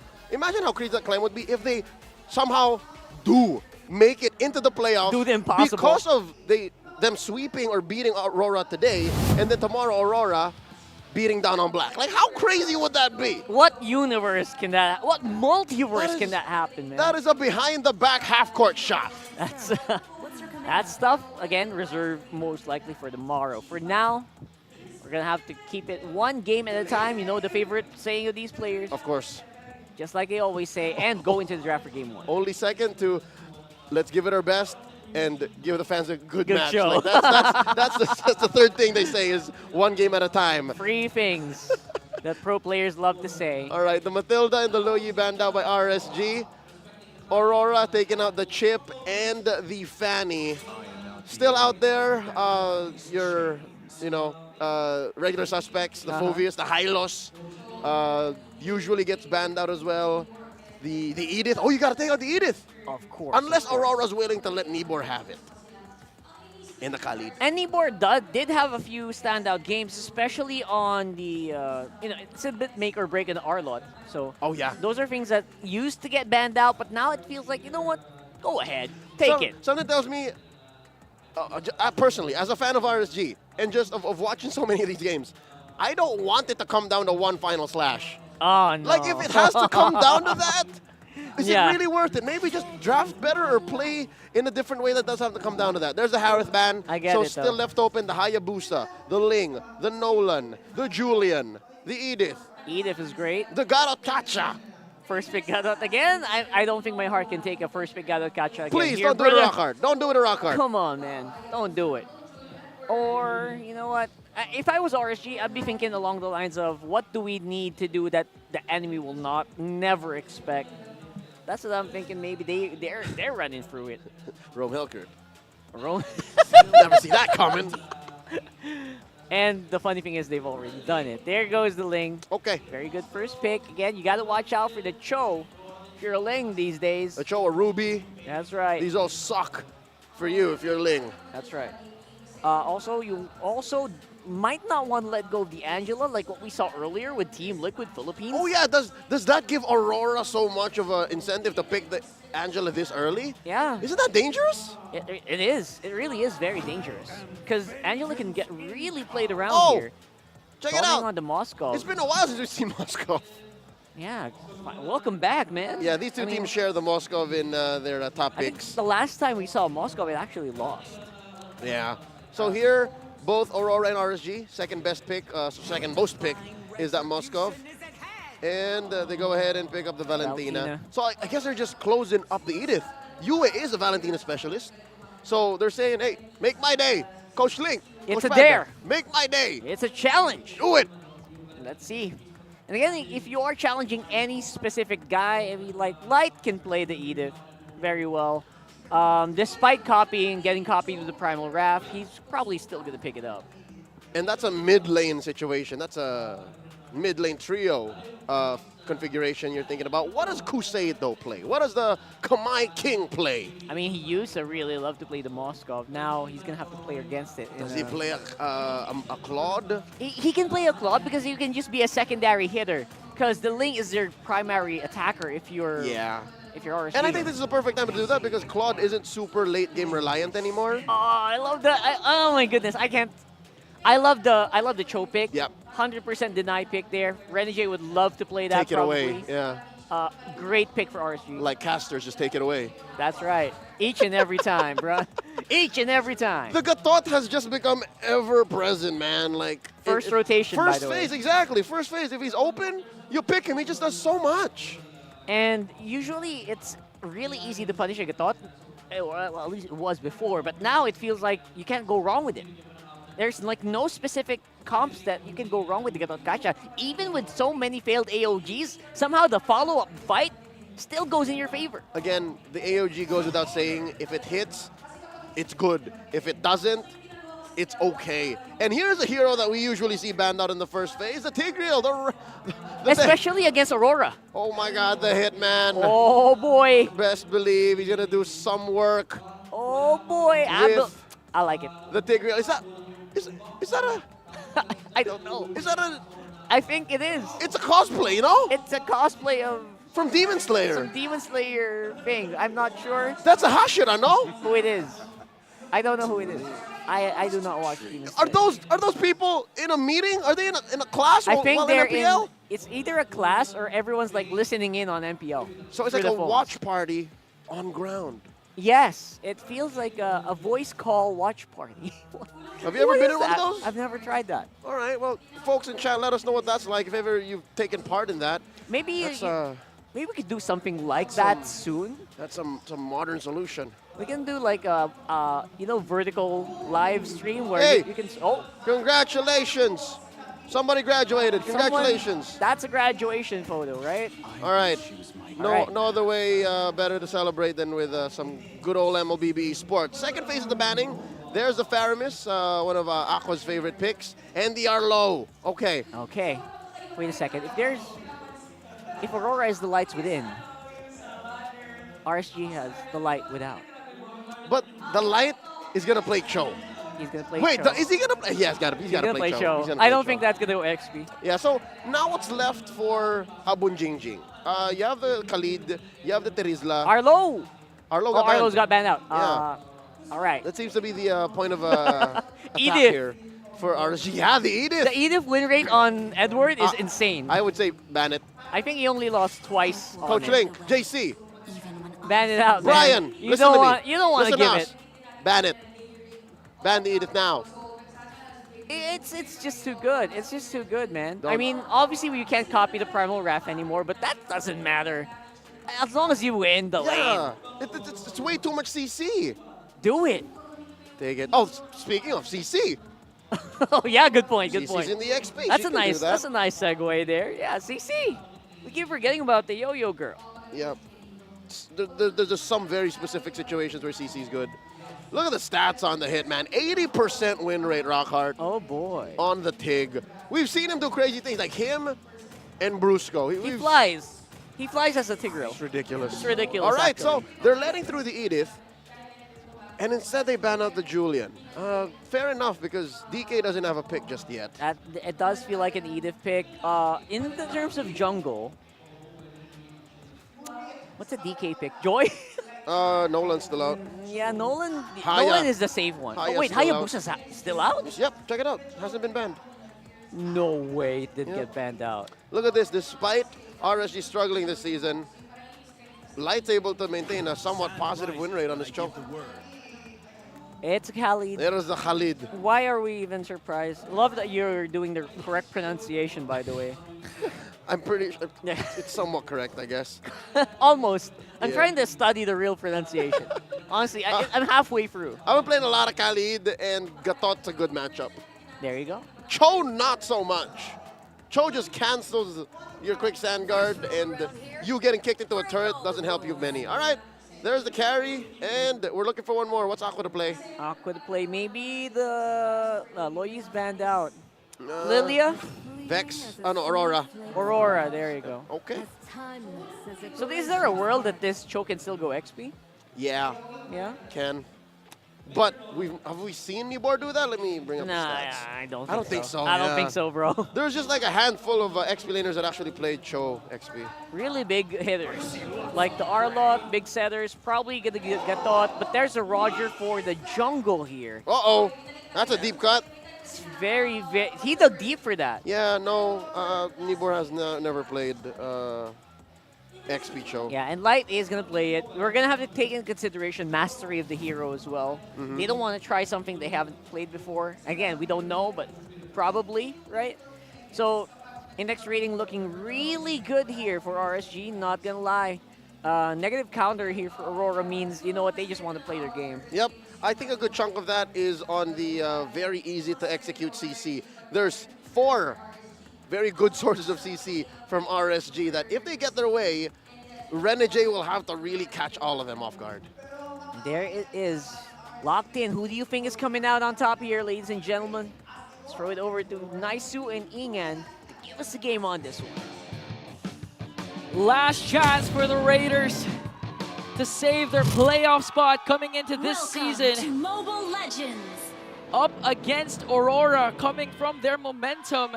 Welcome to the English Desk. My name is Ingan. Together with me is Naisu. And Naisu, looking at the jungle matchup specifically, Irad with the Ling and Demon Kite, bringing back a hero we haven't seen for quite some time now. Yeah, it's weird. I mean, for a while, you know, Roger was the flavor of, I was going to say the month, but it was like more than a month. Like it was like the first half of the regular season even, and even the previous tournaments, but kind of fell off. Back in a position now, though, in the hands of Demon Kite, and it can still work. It's one of those picks that obviously you build your lineup around it, and you know that's what Aurora went with this time. But you're wondering, is this lineup going to work for Aurora for game number 1 against what RSG brought to us. Yeah, and at the same time, we can see Renegade again rocking the Tigreal. We've been seeing Renegade have some... Is that 80% win rate on the Tigreal? I believe 80%. Renegade has been versatile all throughout the season. He even went out with a game using a Diggy. Matilda, of course, so this time it's going to be the Hitman Renegade up against the Raiders. So far, looking at the early game, it was quite a relatively fast game during Series 1, but this time, Aurora has the luxury to be as aggressive as they can, because again, the power spike of a Khalid is in the first 5 minutes. And when you pick up a Khalid, you know your agenda is to invade the opposing team's junglers, but on the other hand, here comes a potential invade coming in from Aurora. Yeah, they want to put pressure where they can. Again, we're still a little ways, of course, from that turtle take. But, you know, part of this, too, you're kind of, when you have to look at things on the lineup they have, how they go through this, the fact that you have Renegade, for example, on the Tigreal really helps set things up. And it's great that there's an Aurora, because you can kind of stop that implosion setup that we see. It's going to take a couple shots from Irad. Demon Kite will get the turtle. The fight already going to break out, too. Glacial drop down, still fight going to ensue. Edward trying to get out, won't be able to. Heals up though, there's the implosion we were talking about. And Edward does stay alive with that heal and the setup coming out from the implosion from Renegade. Quick sand guard, making quick work off of Irad as he also picks up the kill the moment that you think Edward, Legend Zero, was going to fall down. Just a quick sand guard cast, and at the same time, a kill onto Irad was more than enough for Aurora to establish a good lead. They also got the first turtle, and props to Renegade as well, all throughout that clash. Sticking to Irad, even if this is a Ling, forcing the retribution onto the purple buff. That's why Aurora has no trade. So right now, for the Raiders, in order to stay alive for this game, they really have to bank and hope that Kosei will be activated later on with the Scary. Because with this Scary, he can easily burst down the tanky hero side of Aurora, like Renegade and Edward. Yeah. But in order to do that, they have to avoid or stop the aggression of Aurora. I feel like we're in a place now, at least as the shifting sands of the meta happen here, or literally with Khalid popping up more, or you know, now even the gold lane has changed quite a bit, where you do have some of these more mages popping up in the gold lane, or even, for example, like the Ruby we saw. When you have this more traditional carry versus Moskov matchup that we saw so much of, it does play a part in it where, yeah, you do have to worry about Domang later on. And, you know, of course, that farming timing. Hold on, there was a kit there, too. Raging Sandstorms goes in. They're going to fight this. Renegade went down earlier towards that purple buff, so they don't find Nabor in that, but Renegade gets taken out. A lot of pressure on that purple buff. The Aurora was a bit in too deep towards that purple buff. And again, you get the concept because you have a Khalid that can easily invade, but in that case, it was Yue and Renegade trying to at least force out the purple buff before the turtle spawns. And they just gave up a kill onto Irad, but that was a trade Aurora, I believe, was willing to take. And this time, they're setting themselves perfectly for this potential turtle take once again. Do have to point out, Renegade has his flicker available with the implosion play, but Yue as well, ready to expend that Frigid Glacier counterattack that they can ensue on the Raiders as Demon Kite works on the turtle. That's just going to be a free one to take. Demon Kite will use the retribution to secure the turtle. Irad wasn't in the area to actually contest that. So now that's 2 turtles here for Aurora. Very clean takes on them, and that's the thing. You know, you mentioned this earlier on. Part of what RORA is doing, part of what Renegade is doing is just, you know, they're comfortable taking some of the risk of, let's put Renegade here behind enemy lines and make them work for, you know, even something as simple as a buff. Yeah, and that's a good sign that you're actually a roamer. Because there's a difference between a good roamer and just merely a setter. And Renegade is doing more than just setting. He's zoning, giving Irad an uncomfortable time in his own jungle, providing a lot of vision for Aurora to counter out the rotation that the Raiders are doing right now. Again, Renegade has his flicker. Wow. Whoa, light. He wanted to go in there to go for a pickoff. He ends up getting taken out. That was a quick one for Aurora as they tried to work on the middle lane as well. Again, here comes the contest, trying to steal the purple buff of Irad. This is not a good sign. If you're a Ling, at this point, 5 minutes and you're already out of your purple buff. Yeah, the way this whole like 30 seconds win, I mean, RORA did so much to just stop and slow things down. Edward, once again, this is the thing about Khalid, just heals up with the Sand Guard, and now The focus here looks to be on top. RORA wants to get the tier 1 top side. They're going to put the pressure here. Light to answer. Multiple members there, but they know Renegay's here as well, so they can't fully commit. Yeah, that's the threat of having a Renegay with the Tigreal. But look at this 1v1 between Edward and Irad. And even if, in terms of damage, Irad has more, Edward is going to continue spamming the quick sand guard just to regenerate his health. I didn't even see him recall even once so far this game. He's pretty much got, I mean, he's got Thunderbelt. He's got some steel pants, you know, at Steel this pants. point. You're not really going to be able to kill him unless, yeah, maybe your Kosei pops the damage, has that penetration through. Light, there's the Sandstorm we were talking about too to keep him alive. So Edward will just sit there, gets a ton of attention, and all this is worth it for Aurora because now they're 3 for 3 for the Turtles. This is where you see Aurora really shines. Even if the game's sort of like stalemate wherein there's not much action, they know how to extend the lead. As the Spear of Destruction will connect! Gets the Purify out. There's the Flicker, the Implosion too. The toss-up under the turret. Kosei goes down, and now Yue looking to pick up a kill on Light. One hit, has a little bit of shield, so he'll be fine. Still surviving it all. Once again, sights here on the purple buff, putting the pressure on Irad. He will get it with Retribution, but RORA's done enough damage already. It's these small wins and victories just stacking up now at this point. At this point, I don't think that was a small hit for Doming. I mean, from the top lane, connecting the Spear of Destruction onto the bottom lane to bring down Kosei, plus the assistance of Renegay with the Implosion. Even if Kosei had the Purify, they were able to still shut him down and let this lead balloon up to 4.1k. And so far, we've been seeing more purple buff fights compared to turtle clashes. So this is a sign that Aurora's really on the lead right now as they try to work on the middle lane as well against 5 members. But look at Renegay. Renegay. There's no way he pulls this off. He's going to get spotted out. He's going to go for Light, though. They'll pick up Light. I'm sorry, the Guardian going to be dropped down, too. Domeng firing off from the backside. This is all around the orange buff, too. Edward jumps in, still fighting in between the 2 turrets. They'll get the passive out. Spear Destruction will not land, but right now, RORA takes even more from RSG. And that's a sign that you're in the driver's seat.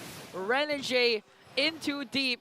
Implosion play onto Light, despite him connecting, just expending the Implosion onto a roamer. That was more than worth it because they know that Yue has the Frigid Glacier ready to be expended. And in that case, when RSG resulted to a counterattack, Yue just popped out the Frigid Glacier, catches 2, brings down Nimber as well, and again, this is the purple fight clash we're waiting for.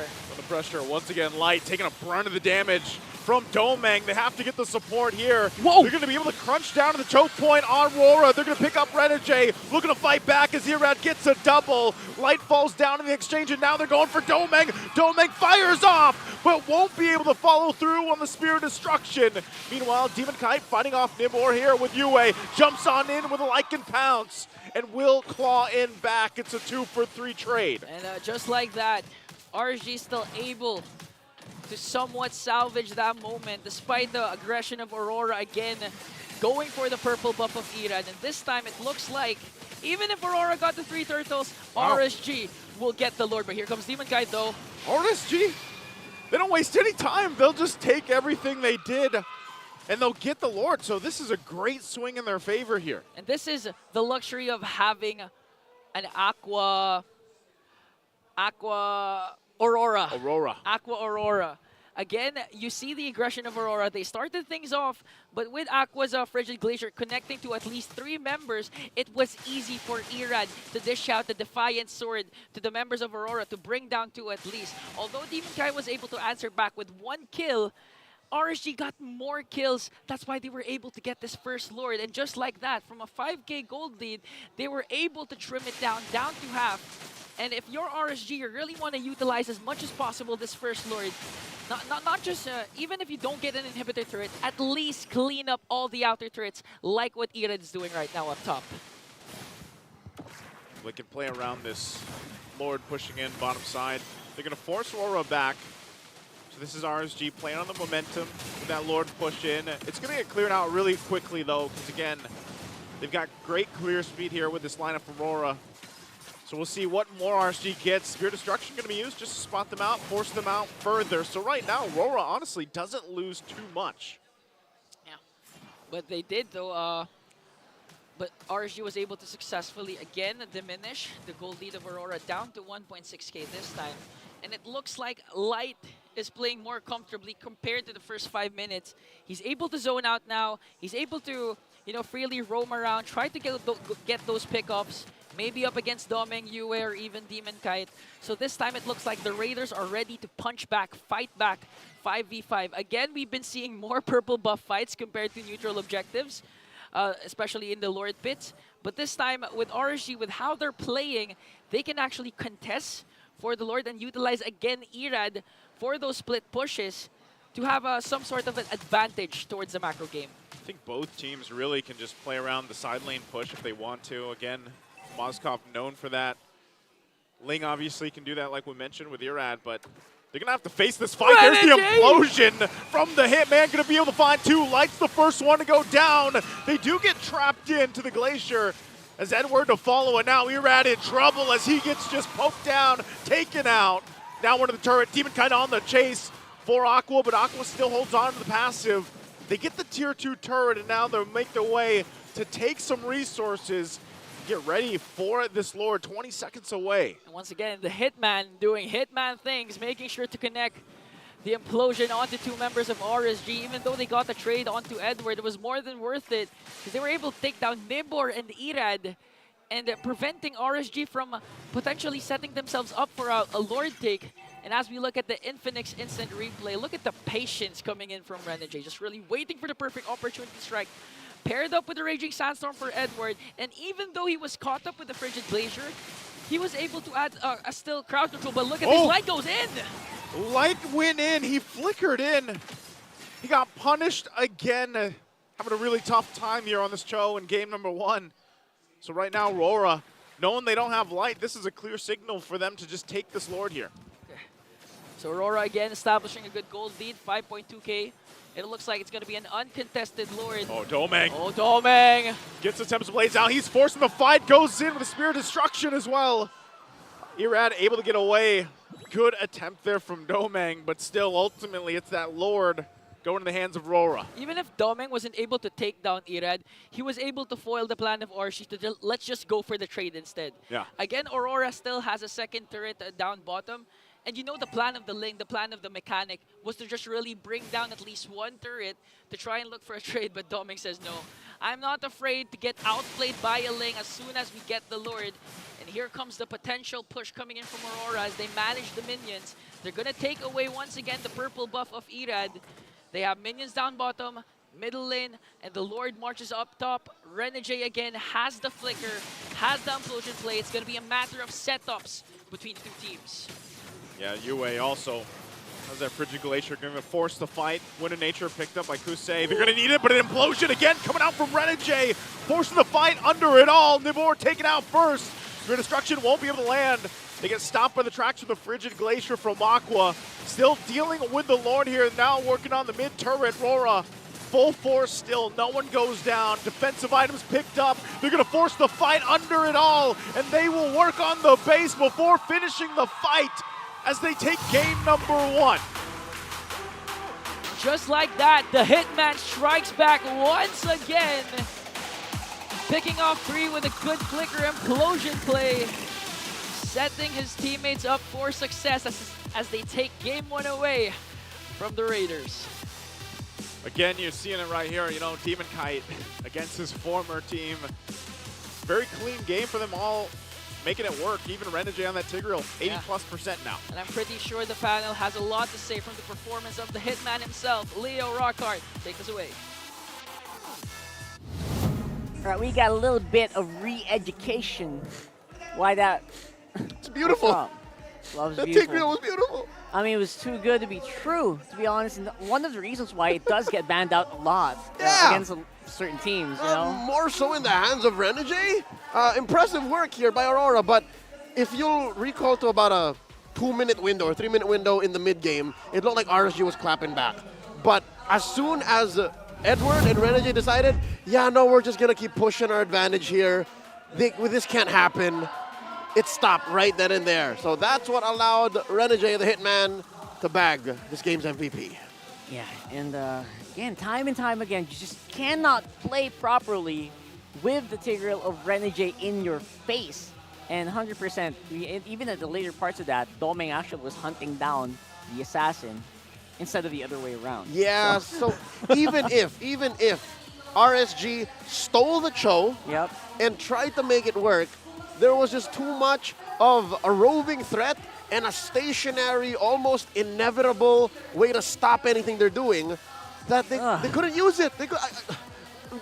Brockhart, can you recall a good kick by Light?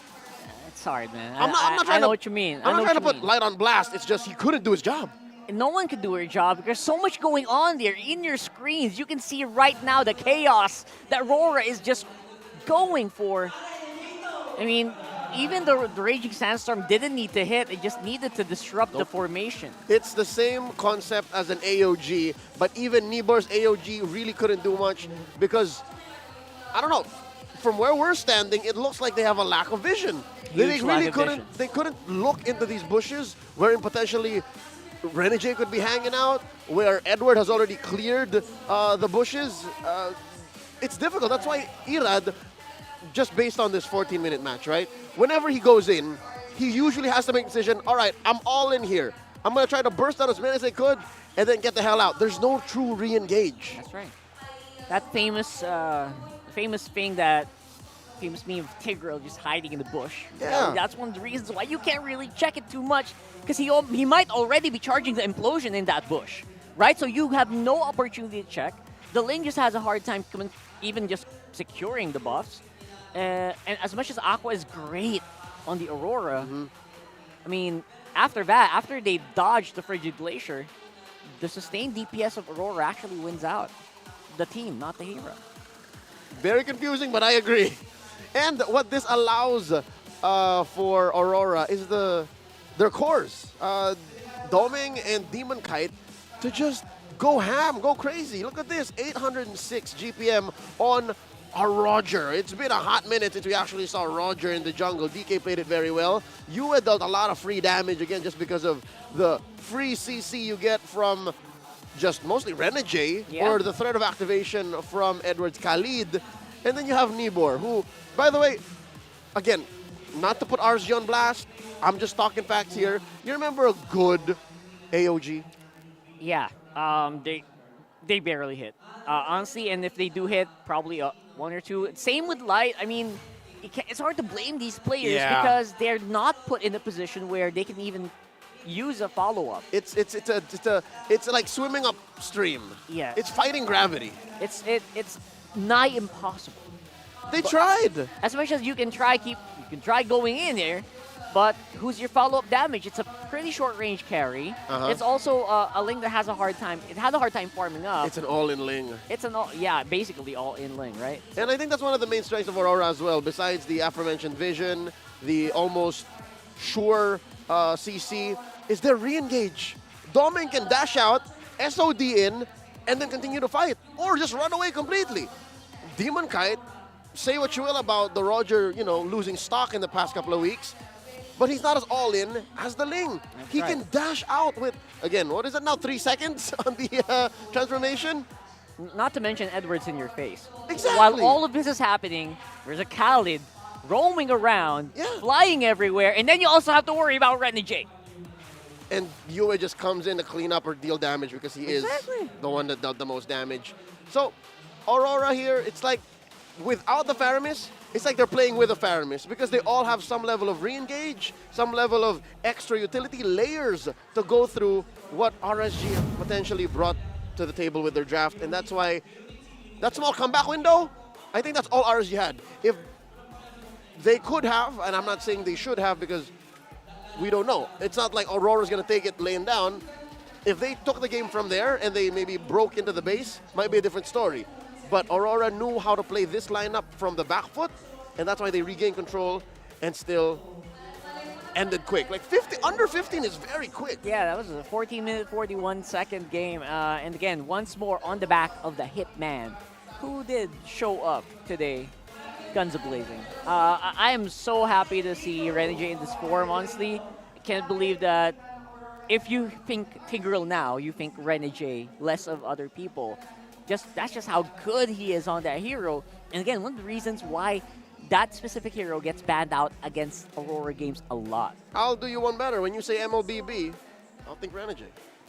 That just might be me. That's a pretty, probably not for everybody. And they're wrong. If they think MLBB, sometimes you'll think this guy, that guy. No, you think Renegade. And free. Or is it just me? Regardless, you're allowed to have an opinion, and you're allowed to be wrong. And I might be wrong because, again, I predicted RSG. Aurora's at match point, so if they win, then they're more likely to win the next, all right? Let me just say that. Seeing what RSG did here in Game 1, what fight they showed, my hopes aren't so high. Honestly, they're eking worse and worse into that scenario B, closer and closer. Guys, keep your head high. For now, we have Mara on Battle Trips right now, one of your favorite segments rolling in right now. We have special guest here at the MPL Arena kasama ang Smart Battle Trips! Alright, introduce yourselves. Taga saan? Ako po si Maria Monica Carla Emina from Makati City po. And ako po si Rolda Makalalad from Batangas City po. Kamusta ang inyong experience dito sa MPL Arena? Sobrang saya po kasi nakita ko po yung mga gusto ko po makita na players po. Like sino? Sila Renegade at sila Stanford po. Okay, ikaw naman, kamusta? Ano mga ginawa? Sobrang saya ko po since ito po yung first time ko po dito sa MPL venue and sobrang lamig po pala dito and sobrang saya po talaga. Malamig! Magyakapan tayo! Malamig! Okay, kung magiging part kayo ng MPL, anong gusto niyo gawin? Ako po gusto ko po maging host. Ah! Okay. Kaya po na ito. Welcome sa Philippine Arena! Ngayon nandito si... MPL Arena. MPL Arena. Iba yung Philippine Sorry Arena. po. Okay, again, take two. 1, 2, 3, go! Welcome po sa MPL Arena. Andito po si Ma'am Monica Carla Emina, nag-host. Okay, ikaw, ano gusto mo maging? Ako naman po is being pro player po and ako po ay naglalaro ng Mobile Legends. Magaling ka? Sakto lang. Oh, anong rank? Anong rank? Ang highest rank po ay 130 star. Wow! Hey! Okay, paano ba sumali sa Battle Drops para yung lahat ng ating mga manonood pwedeng sumali katulad nyo? Paano sumali? Host! I-host mo kung paano sumali. Ganito po, i-follow nyo po ang aming page at magiging updated po kayo sa lahat ng event po namin. Anong page? MPL, nakalimutan ko. Ano?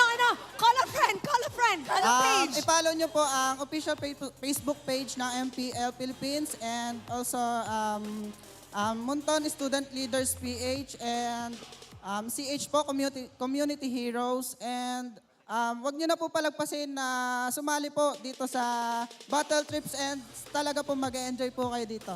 Invite them para manood dito. Invite! Ay, mga friends, i-follow and i-like nyo na po ang aming page. Alright. I-share nyo na po. Alright, that's Smart Battle Trips. Sabay-sabay natin sabihin pasok, alright? In 3, 2, 1, panel, pasok!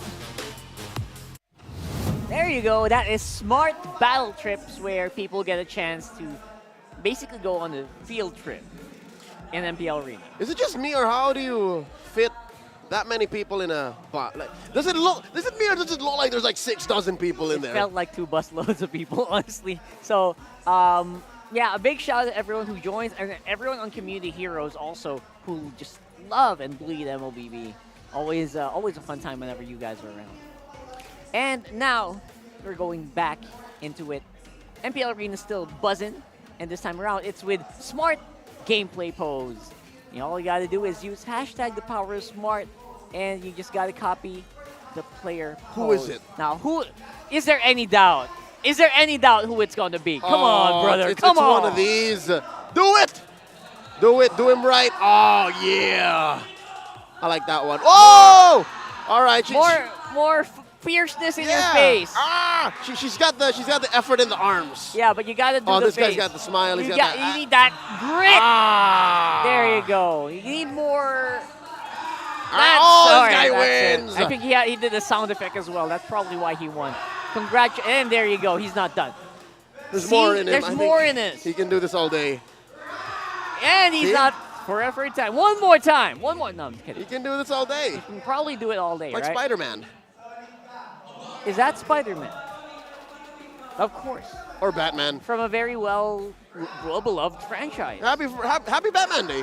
Is it Batman Day? Yeah, I think so. Awesome. I wanted to go celebrate, but we have work, so. Yeah. Always gotta love Adam West. Adam West is the best Batman. If you know him, please let me know. You mean Adam Levine? Yeah, probably. Anyway, we're going back into the game, and a big shout out to the Auroras. Not these guys. The ones who are watching on the watch parties. Where are they at KMC now? Armstrong Cafe. That's all the way here in Manila to celebrate RSG's fight against Aurora. And to be honest, we're probably screaming their names out, screaming their lungs out, because it's Renegade's time to shine. You know this guy knows how to put on a show. Interesting. So, all the folks at KMC Armstrong Cafe, they have one more game, possibly. One more? Possibly. Before the watch party is... Because they're at match point. Aurora's at match point. It's going to be a fast day for you guys. So I mean, it's a Saturday. It's a lovely weekend. Great time spent with your family. If I'm not mistaken, like the weather's pretty good. Like on the way here, on the drive here, sun was up. Yeah, clear it rained skies. a little bit.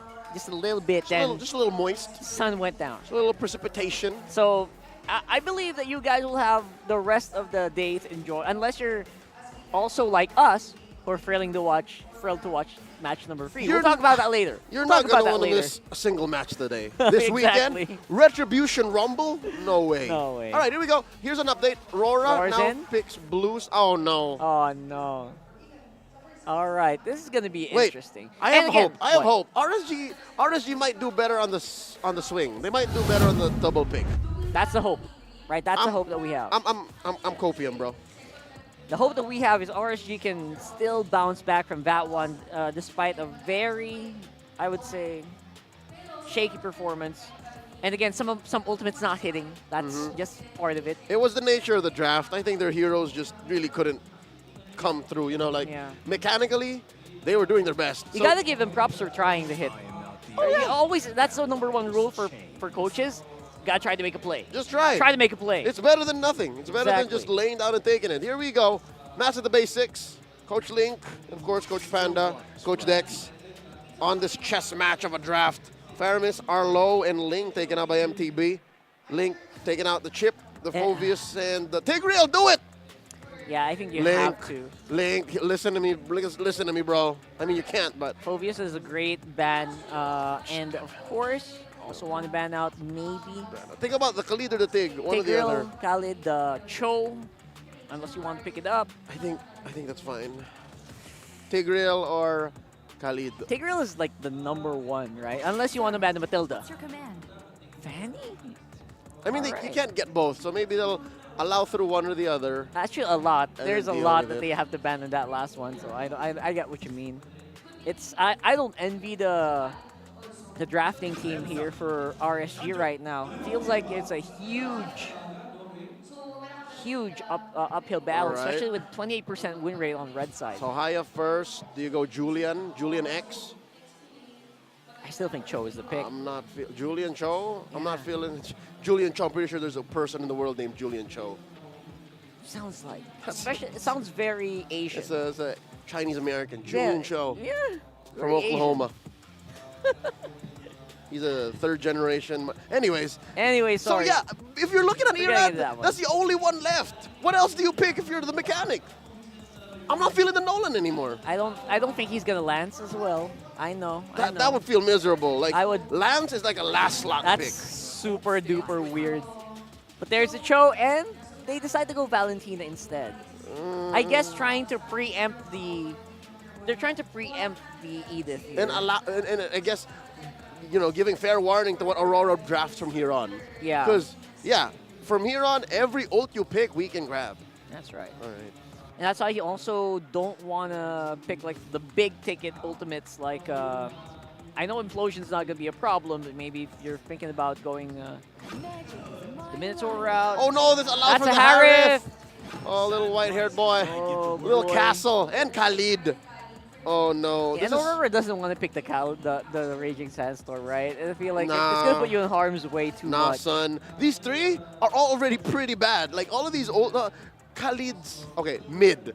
Getting Raging Sandstorm is pretty mid. Yeah. I wouldn't say it's bad, but it's mid. It can get you in a pretty tough spot. At the same time, as an Aurora, yeah. Yeah, As a as Valentina, yes. Valentina. All right, so we're picking gold lane here. Do you If they don't pick the Julian, it's getting banned. I think they have to lock in gold lane Moskov if they really want a Moskov here. Otherwise, it will get banned in second. What I tell you, It's a Julian Julian, Cho. If your name is Julian Cho, please do let us know. Do in the you know comments. anyone named Julian Cho? Please let us know. There's like a 65% chance somebody is named Julian Cho who watches MPL. Tag your friend named Julian Cho. Okay, so now the second phase. Best believe they're gonna start attacking mid laners. There you go. Loyi and then Vexana ban next. Aurora? And then Aurora's gonna attack Aurora, gold laners. yeah. I mean, take out the hero. The Skov. They're gonna Skov. ban out the Skov. Aurora's definitely banning out Moskov if they don't want it. They're not picking it up. Go and ban it out. See? There you go. Love is in the air and in the MPL arena. You just want to play, man. Hey, you got a nice loving family when you get home. What are you talking about? Just want to play. Oh, someone's sleeping on Aurora there. No, That's Edward. That's That's about Edward. Jing Jing playing the whole which recall would you pick? He fell asleep. Picking Aurora. Yeah, and the message there is don't sleep on the Aurora recall. You got to try it out. You got to pick it up. Aurora's a sleeper hit. Like, it looks pretty. It's majestic. There you go. Nice ban on the TIG. I actually like that more than just, like, closing in on ults. Because you kind of want to steal the Vexana ult and the Aurora ult rather than deal with... Yeah. Rather than deal with Renegades TIG, you know what I mean? I know what you mean. Okay. Although Renegade has had, he's very adamant with picking up a lot of these off-meta heroes. Rafaela gets insta-locked by this guy. He's very capable. When he needs it. I don't think it's out of the question that he's okay with this TIG ban. He's fine. He can handle Yeah, what do you it. ban here? The carry? You ban the Claude? I still believe there's an opening for an Edith here. You don't want to give the ult, but you might want the set. So yeah, the RSG can still play it. Wow! Beatrix, With the man. carry and the Claude out, you ban the Beatrix. Wow. All right. So one or the other for the gold lane here, unless they... RSG's not the team that goes for gold lane Ruby, so they don't have to worry about that. Lunox? You're not going to gold lane Ruby. I don't think there's much of a reason to go. Not Alice, not You can Lunox. Lunox, because you can Brilliance out of the Shadow Kill. You also want a good matchup in lane. Yeah, so the Harith and the Lunox, like it's a good matchup for Kusei and Doming. Nibor though, is this where he picks up the Edith? Is this where he Ediths? Do it. I mean, Pick it you up. gotta do it. You Pick gotta it do up. it. You're gonna ruin. I mean, you're not gonna ruin the Khalid, but you're gonna wait. What? I guess they're hanging. And by the way, this draft might just be the last here for RSG, right? So this is their last ticket in. They made this call. This is All the right. call. Look at Renegade. He's so vocal. Coach, listen. I got this. Coach, this is what I'm gonna play. He's gonna play the egg. Okay, let me pick it, Coach. It's a Matilda. Matilda was open. That's right. And the Vex. Okay. All right. Not bad. Aurora plays with a lot of good CC and reliable damage. That's what they have now. Yeah. And this is a lineup that actually doesn't care much about the Claude. You can kind of just Guiding Wind out. You can Shadow out, Dash out. So many ways to deal with it. So the Claude is actually the trap pick. If they Claude here, they actually might be in trouble. Yeah, I don't know about the carry though too. It's the same. She's a mid-range or short-range marksman. Where if you go for if you get in position to attack, you might actually just be the one in danger. Yeah. So what do you do here? Damn. I don't think you want to Alice. This ain't the place. They still go Claude. I guess they Go don't. Claude. They feel like they can do it. All reliable. All reliable. Okay. One thing I can say for sure about Aurora, they're playing double purify. Oh yeah, 100%. Put a P on Yue and Doming. Can never count Light out, especially with that Cho, man. For sure. He has been on that since the beginning. Yep. You also have whatever the hell Aqua steals You have Nibor on the Gatot, you have the Julian, you know, the enhanced chain. So still, there's a lot of Purify utility. I'd say do that. And otherwise, the clapback is going to be your key. Yep. How And good course, are you in counterplay? Combat mobility. Aurora's so good at that. There you go. Just get into it for game number 2. Do or die here for RSG and Aurora. Let's get into it. Do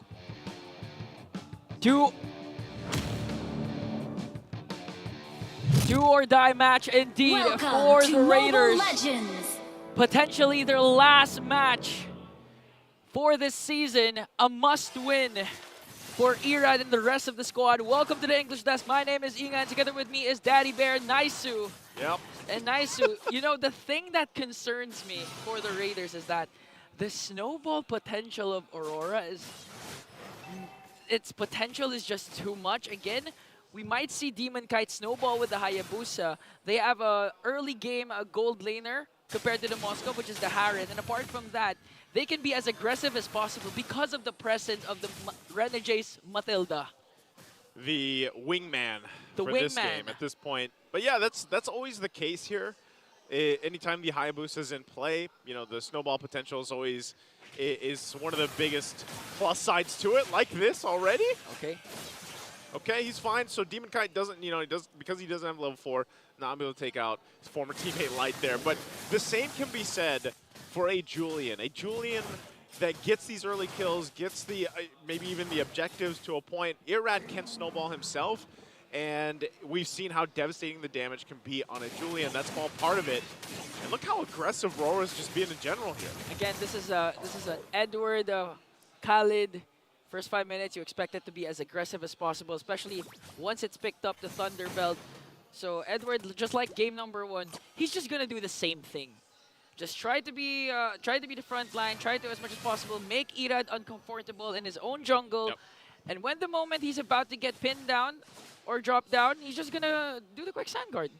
That's a hard reset for Edward. That's the way you do it. You know, if you guys are gonna be playing Khalid yourself in the XP lane, yeah, it's a great hero. But even so, like, you still, the setup potential with the Khalid, with the Raging Sandstorm is really what makes it so great, especially in a lineup where, again, you have a lot of crowd control yourself, even in forms of the Eternal Guard, and you have that safety of getting out of there. Look at this fight, though, too. Light could be in trouble.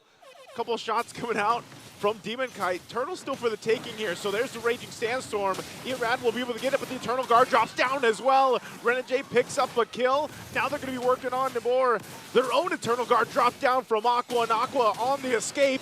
Demon Kite goes back in under the turret, but has to quad Shadow out, and now it's Nibor in trouble. Circling Eel there, but Nibor will be able to get away, and there's the kick coming out from Light, getting the revenge. Picks up a kill in exchange, so a whole lot happened there. But get the turtle to RSG. Okay, that's how you control the aggression of Aurora. Again, prevent prevent Demon Kite from getting those early pickoff kills to get the snowball. Props to Nibor, because that clash was actually Nibor against the world.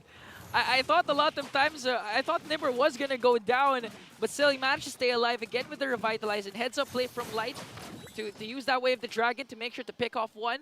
That's why our kill scoreboard is 1-1, although even though RSG also got the first turtle, so now they have the lead, and they can prevent Aurora from being as aggressive as possible. And now Renegade goes in with Circling Eagle just to try and zone out Light. Renegade's playing this Matilda like the Hitman. You know, he's going to be very aggressive throughout the game, even in that last team fight. You know, same thing, the way he played around it, picked him up that kill and everything else. So that is something that RSG wants to handle. Yes, they've gotten themselves a very minor lead at this point. None of the first items really being locked in just yet, as it's still a little bit early, but they are on that path. And so with this, you know, waiting for that next turtle to come up, it can happen. Like, Light could actually look for a pickoff with Irad if they want to before the turtle fight even breaks out. But you saw that right there. Aqua does take the Eternal Guard, and they can make a play already. And that's really what they're looking to do. Where can they find that window to make a play before the objective take? Okay, Renegade is here, though. If ever they go and try to win, there it is. Here comes a kick from Light. There's the kick. They're going to be able to find Renegade and take him out in an instant. That's exactly what we're talking about. Demon Kite goes in, checks things out. has UA here alongside Domeng. The jump comes through. There's the Eternal Guard, and Edward joining the fight. Goes in with Raging Sandstorm. He's going to be able to find two. Light goes down first, and now under the turret, they're going to fight. Edward has to back out with UA, though, as two are already down for Aurora. A couple shots still going for here. Nibor holding them on the front side.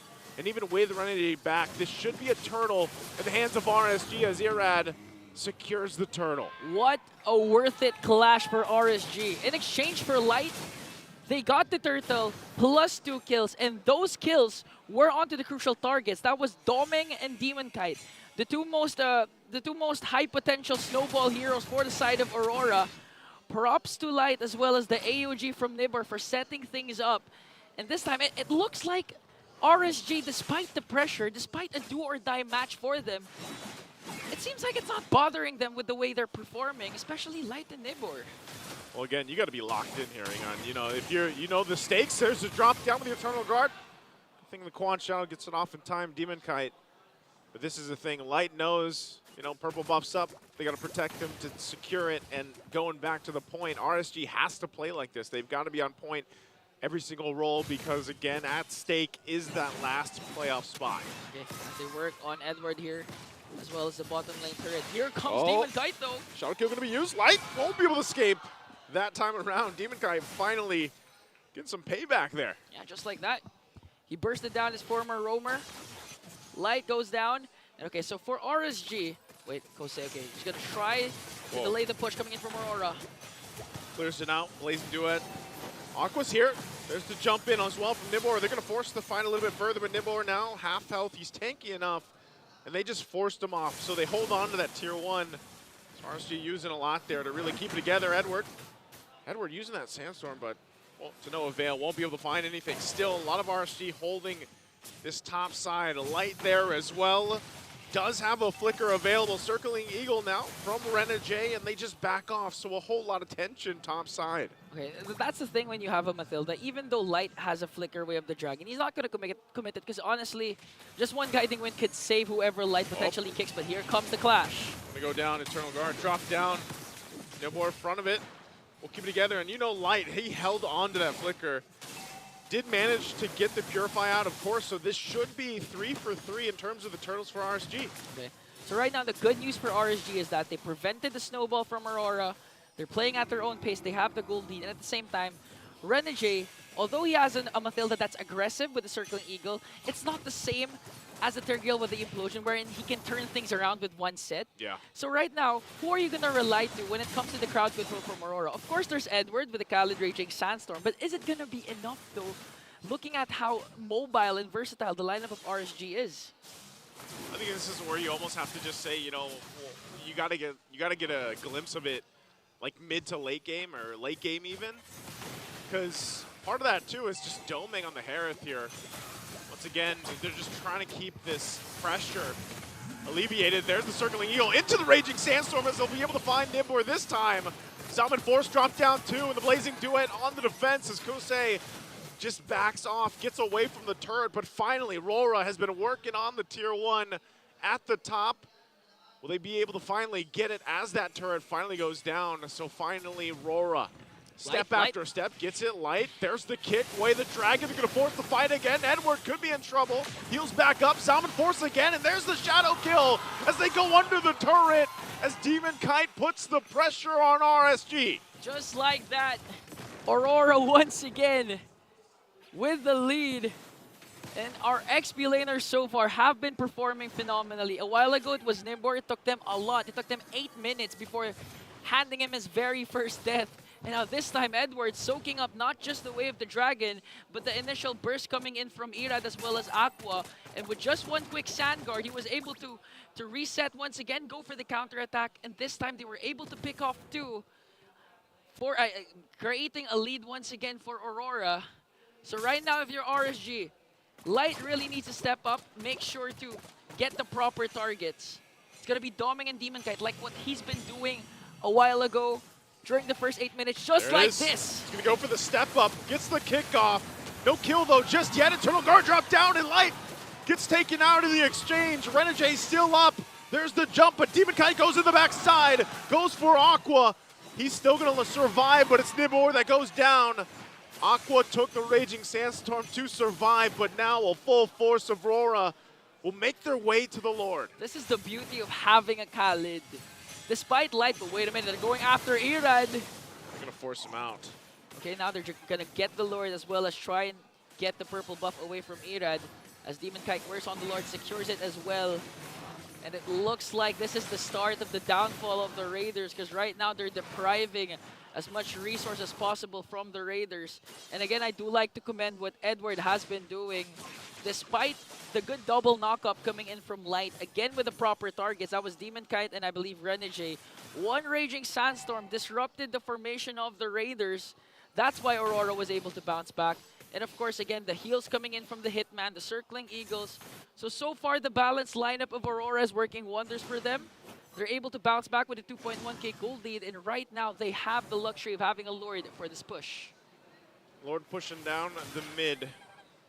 Aurora with a good lead at this point, too, and Edward just kind of spotting members out of RSG. The Raiders could be forced out of this side, but they hold on to the Tier 2 turret for now.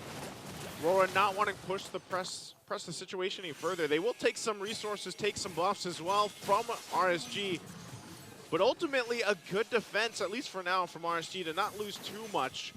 But they still have to be prepared for a forced initiation. There's the jump in from Nibor. Takes a couple shots, waiting for the rest of the team to follow up. On the defensive, Renegade goes in with a Circling Eagle again.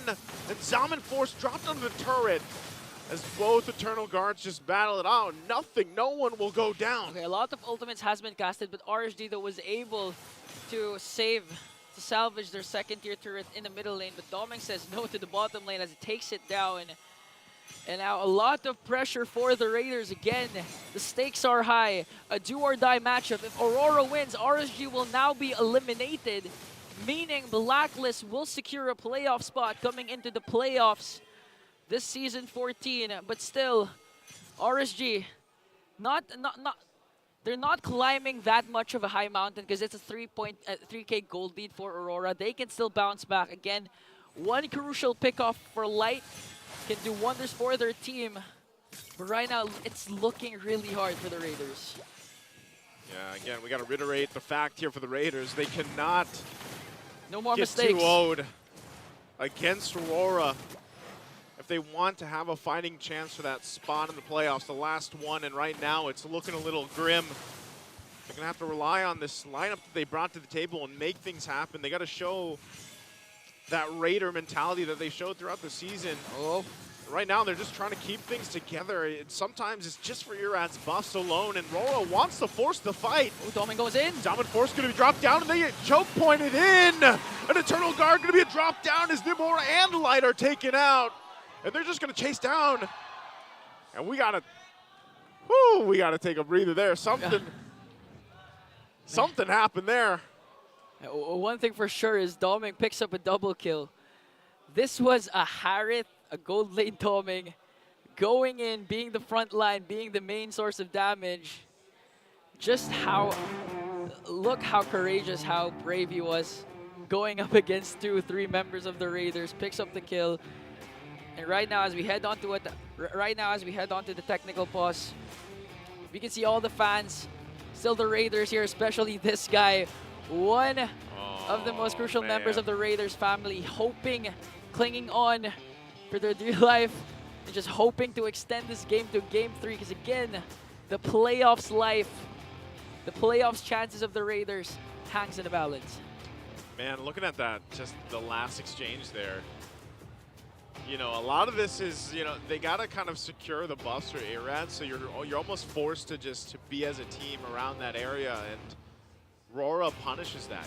They play into this choke point around the jungle, and they crash down, and then, of course, before we, took this little break here, I didn't know exactly if they were going to follow through after getting those 2 kills or what, but nonetheless, regardless of really what happened there, that was 2 kills for the hands of RORA, based off Irad trying to get his buff, and either way, it wouldn't have resulted in anything good for RSG at that point. I like that you mentioned the jungle matchup. Again, it's poetic because Demon Kite, one of the best Raiders, to ever rock with the team now has the chance to eliminate his former team. I mean, it hurts if you're a Raiders fan. I mean, I know in some sort of way Demon Kite inside is also feeling for his former team, but again, this is all about passion, about competition. And just like that, Demon Kite can fulfill his destiny and bring down his former team and let Aurora climb as much as possible. But my best jungler, my MVP, my boyfriend Irad, this could be the buff that Irad needs to bounce back and force a Game 3. What do you think? I'm all for showing support here, but right now, I'm sorry, it's not looking too good. Yeah, but at least at the end of the day, even if RSG loses, Irad's gonna... You got that support. Yeah, you got that support. And as people here are doing the flap teasy emote, are shocked. You know what? When things are going bad, just do the flap teasy emote. Even in life, you're going through life. You can use it either way. And you just like one day, you just gotta wake up in the morning and look at yourself in the mirror and just do that. Do that, yeah. You can use it either way. Through the bad times, through the happy times. Just do the flap teasy emote. A lot of people are celebrating their birthdays this week. Dude, I don't know what it is about October. There is a ton of birthdays in October. Yeah. Like, at least that I know of personally, too. Yeah. I've been hearing both of the panels singing happy birthday as this guy. Even in the talent room, people were singing happy birthday. Everyone's singing happy birthday, and props to this guy exposing himself. I believe he didn't tell his mother that he was here, but right now, he's She here. knows. He's proud. She knows. She knows now. Okay, you wait. Is that? Who's it look like? I don't know. Oh, I know. This guy's a. Okay, I'm not gonna give context anymore, but yeah, he does kind of look like you. Would you buzz cut your head? No. Why? For what? No, I love my bangs. You love your bangs? Yeah, you know I'm. But you know it's like winter arc right now, right? Yeah. Like it's like winter arc / villain arc. This Okay, is the when time to I buzz cut, your head. when I do my cut, that's when I'm gonna do a buzz cut. What's this meta with 2 phones and a Who picture has 2 phones? You should ask yourself why you have 2 phones. Could be because of business, or you know, you're doing something Business should be life. proud of. Says the guy with like 4 gadgets on his side of the desk. Okay, so far so good. I mean, we can see a lot of people here enjoying Green Sun Hotel. Speaking of Flap Teasy's emote, this is Flap Teasy himself emoting in a different way. And if you're a fan of Flap Teasy and the rest of Falcons AP Brand, there's a good matchup tomorrow. Again, a revenge, a rematch of the finals, TLPH and FCAP. Bossing. Bossing. How do you translate bossing? Bossing is boss. Yeah, basically. but it's just like a. In English, it'd almost be. It's almost like a similar term for like, hey, bro, or I don't know, bro. Okay, I leave the translations to you. Nice. I don't know. I personally don't say bossing. I don't say bossing also. I don't know where that started, but. Oh, look at the smile though. Okay, so right now, okay, we see Antianara. Who is this? Brigida. Brigida here in spirit. Brigida here in spirit. Oh, shout out to Brigida, by the way, who's been roaming around the country for the Barangay Caravan. And look at this picture. Man, this is the perks of being in Green Sun Hotel live. You can literally make fun of your Took all friends. 10 days. Took all 10 days pa bago sumahod. You can do it nice. That's wow. It's so long. It's 10 days till my payment or till my Wow. salary. Woo. That's why I love tech bosses. Nice who's forced to speak in Tagalog. Chico Kaya. Chico Kaya. Okay. I mean, at this point, again, like we have to remind our viewers here, as we look at all our audience here. The game is not going well for RSG. So if you're watching for RSG, whenever we get back to this game here, which hopefully is shortly, it's not looking good. They had a bad skirmish in the jungle. Okay. And it didn't go well. So it looks like we're jumping back in. So let's see exactly where we are. Okay, Scent goes in, and now we're back in the Land of Dawn and another clash. Back to it. So yeah, Nibor and Light were the ones that went down, as we were saying. And RORA will go ahead and disengage and now start up this Lord, which should just be theirs. Ideally, RSG wants to go for a trade as much as possible, but in this case, you're outnumbered, outgunned by 5 members of Aurora MLBB. There's still a chance to turn things around, especially if you get a good pick-off again coming in from Light. But it's going to be hard to burst down any member of Aurora, especially if they continue to deprive Irad of his purple buff, of his orange buff. And if RSG manages to extend this game down to the late game, it could be a good sign for them, because again, they still have Kosei with the Claude, one of his signature picks. Can deal out the damage towards the late game, turn things around, but again, the problem remains. RSG needs to deal with the push of Aurora. They have a level 2 Lord up top. And a good initiation from Renegade. They have to avoid it as the Lord marches up top, approaching the top lane here. They're going to try and go for an inhibitor turret as RSG desperately tries to go for a defense. But look at Light, though. Light's positioning, though. They might be making a plan here. Renegade's going to spot them out, forcing out the conceal. He's going to spawn him out. He's going to chase him down, too. They might just maybe try to cut him off. It might not be worth the effort, but Light's going to have to do some fancy work for this one. Demon Kite knows where he's going to be. Shadow kill there, too, and Light tries to get out, but will go down. And now RSG left. 2 members already taken out of the picture, so 3 up here. And RSG, are they gonna just punch this one in even further? Aurora still working on the base turrets. A couple shots in, Edward goes in with a Raging Sandstorm. He's gonna be able to find Irad, and now the turret goes down to the bottom side as well. They have minions! There's only 2 down. Now still working through it, 2 up, the jump in from Nibor. They gotta clear the minions out. Base gonna be worked on here, and RSG sees the spot for the playoffs, holding on between these 2 as Nibor's already taken out of the picture, and RORA will do it. They'll go and win the series 2-0. Just dimming the hopes of RSG for making it to the playoffs.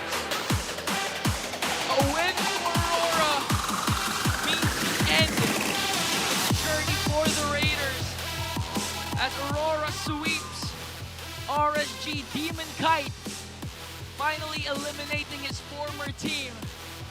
And this also means one thing: Blacklist officially qualifies for the playoffs. Oh man, you can see it here too, like Demon Kite. You know, there's probably some feels there, of course. You know, being on the other side of this time. As they come out, you know, former teammates, you can see here Light as well. Yeah. You know, there it is. There. That's what we expected. Again, it's always tough to see, man, but that's hard. That's competition, right? This marks the end of RSG's run for numerous seasons. They've been placing at least top 4. But unfortunately, good things come to end. RSG, for how many seasons, won't be part of the playoffs. And I'm just really curious as to what the Raiders have to say, because I'm pretty sure they gave all their hearts out to fight for their playoff life. That's why Mara Aquino, please take this away. GG. MPL Arena, RSG Philippines will no longer be moving forward. Light, what would you like to say to the Raiders and everyone who's supporting you for Season 14? Sa sumusuporta sa amin sa Raiders na walang sawang pumupunta, thank you, and nakakalungkot lang na yun, magtatapos yung journey namin this Season 14, and I promise na we will come back stronger. And sa sumusuporta sa akin, sa family ko, and also sa girlfriend ko na walang sawang sumusuporta sa akin through up and downs, thank you and I love you. And we will wait for you to come back stronger. All right, everybody. GG. One more time. GG. RSG Philippines, you may now take your bow. Unfortunately, your journey will end here.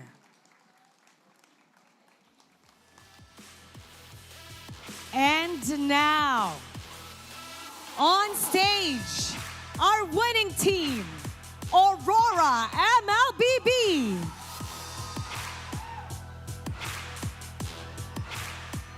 Demon Kites, congratulations. Nakita ko kanina, you hugged every single one of them. How does it feel na ikaw ang naglaglag sa dati mong koponan? Actually, medyo parang neutral lang. Malungkot, tas masaya ganun. Kasi sa buong karir ko naman sila din yung nakasama ko ng matagal. Kaya yung respeto ko talaga sa kanila. What is your message to RSG Philippines? Message ko sa kanila, bawi lang kayo, tsaka alam kong malakas kayo lahat, kayang-kaya niyo. We know them. We know they can do it. We're expecting them to come back stronger next season. Si Edward naman. Edward, with your win, nakatulong ka sa dati mong koponan na Blacklist International na makapasok sa playoffs. Sa'yo naman, how does it feel na sa'yo nakasalalay yung pagpasok nila? Actually, parang wala lang ako doon. Kumbaga, in-aim namin, upper bracket, kung if ever man. So, kailangan namin mapanalo yung matches namin, parang gano'n. And what is your message naman sa Blacklist International? Thank me later. Thank me later. And now, our MVP. Let me hear some names. Who do you think it is? Sino? Paiba-ibang names ang sinisigaw ng ating mga madlang people. And let's take a look at the screen. Edward! Edward, Aurora fans are really rooting for you every time. Lagi ko sinasabi, todo sila palaging sold out. Anong gusto mo sabihin sa inyong mga fans? Maraming salamat sa pagsuporta. Mula week 1 hanggang week 8. Ayan. Tsaka supportahan niyo yung namin. Yung MPL, tsaka yung manood kayo sa watch party na Aurora. And hindi lang yan, meron pa tayong fan na mananalo ng 3,000 diamonds. Come on up. And you will also get tickets for day 1, match 1 ng ating playoffs. Parang hindi ka makapaniwala. Come here. What's your name? Casey po. Casey, sino dito yung favorite player mo? Yung kite po. Demon Kite. Kite, dito ka. Bakit si Demon? Nanginginig ka. Ba't ka nanginginig? First time po. I don't know si Demon Kite. Sa kanya mo sabihin. Anong gusto mo sabihin sa kanya? Congrats po, congrats po. Salamat. Congrats po. Anong gusto mong sabihin sa kanya other than congratulations? Bakit siya nga yung hinahanga mo? Sana po maging magaya ko. Idol po kasi siya magpanya at magaya busa. Gaya po yung kanina. Ang galing niya po magaya busa eh. Magaling talaga. Nanginginig siya. Anong gusto mo sabihin sa lucky fan natin? Salamat sa pag-support at saka kita-kits tayo sa diwan. Congrats. That is so nice. And now, you get to take a bow with your team and take a walk of victory with them, all right? Aurora MLBB, you may now take your bow. And take your walk of victory. Congratulations.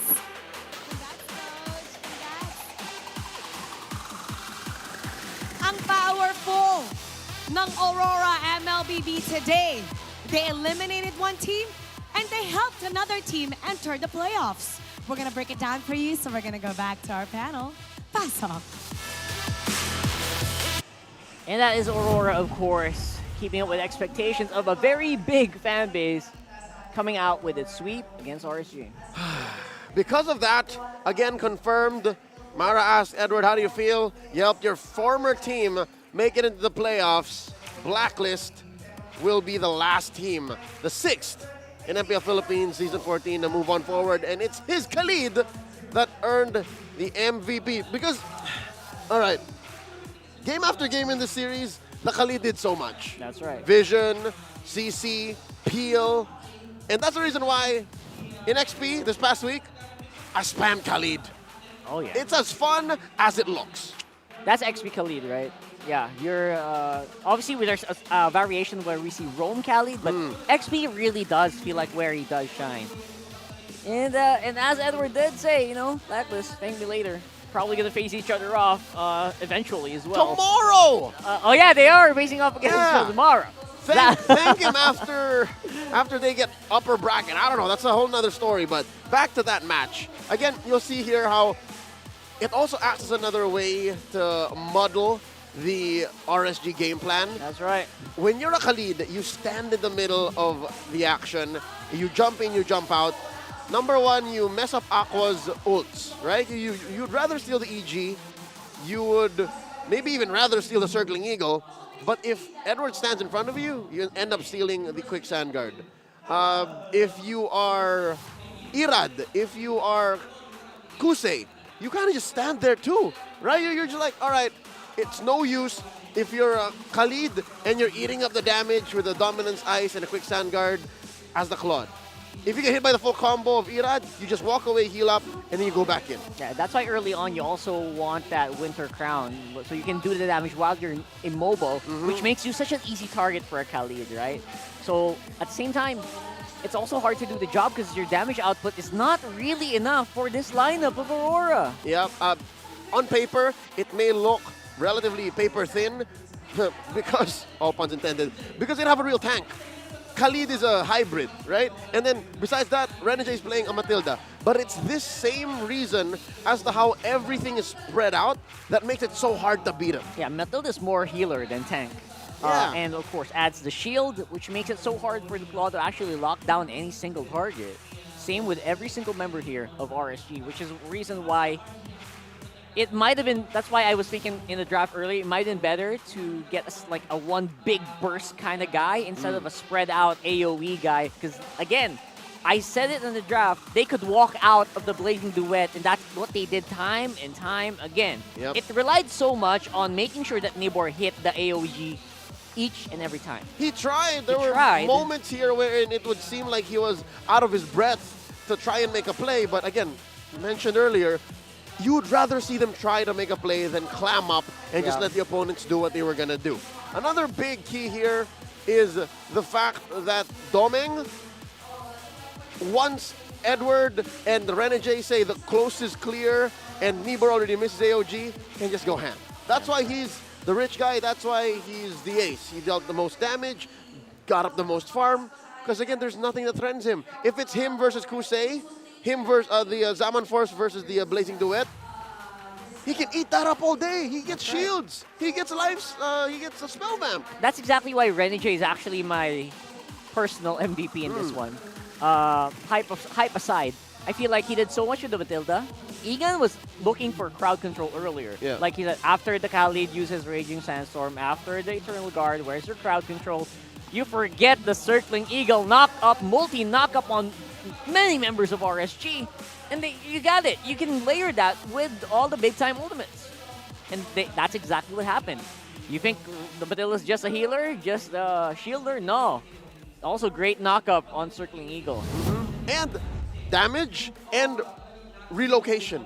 The fact that these... That's the biggest one here. The fact that all of these things aren't her ult makes the pick such a great Hitman pick, such a great Renegade hero, is because even if the Circling Eagle's already been spended, he can still deal so much damage and affect the fights, you know, significantly. Do damage, get people to safety, initiate, shield, knock up, shield, heal. What can this guy not do? That's the question. That's basically who Renegade is as a person. Exactly. More than just a player, you know? So versatile. That's why this guy gets Matilda banned against him time and time again. The one time it didn't get banned out, he picks it. He picks it, and you see what happens. Whew! Well, that's the reason why you guys do not want to miss the much-awaited MPL Philippines playoffs, again happening here at Green Sun Hotel. You get to book early bird tickets right now, starting October. Today until October 9. That's like 25% off. Yeah, there you go. That's a Wednesday. That's on a Wednesday. So make sure to do it. Buy discounted tickets at ph-mpl.com/tickets/playoffs, because we're in playoffs now, baby. We're getting in that one next week. You can count in your hands how many games are left played, and then in your hands and feet how many days left before the playoffs begin. That's how close we are right now to the culmination of this whole league here. So we're gonna go on a quick break. You see these guys walking behind us. That's a really nice preview. And we're gonna be here for another match here on this Saturday. I'm Rockhart. This is Leo. We'll see you guys right after the break. MPL Philippines Season 14.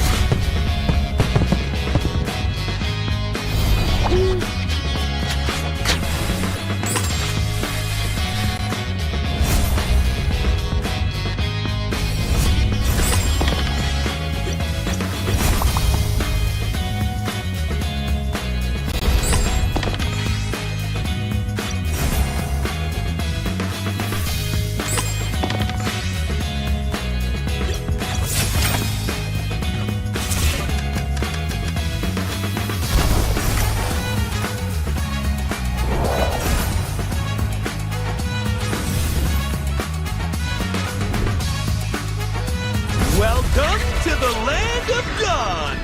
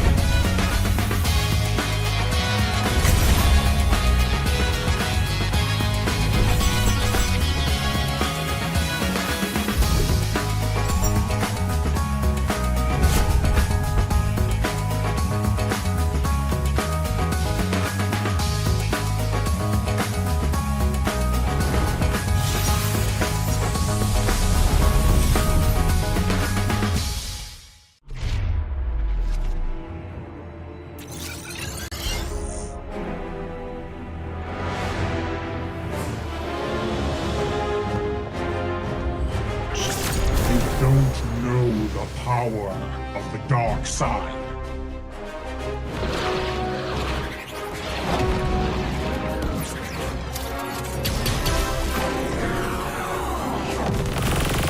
Target on the move. Prepare to engage.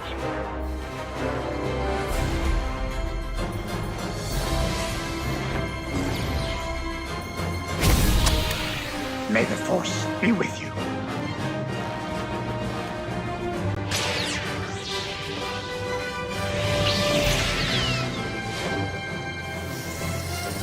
I will do what I must.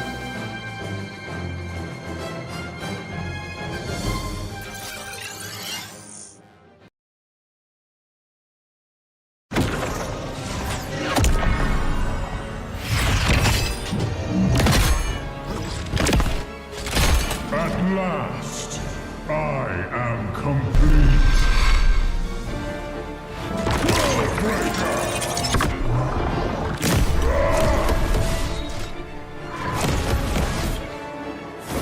Come in fairness.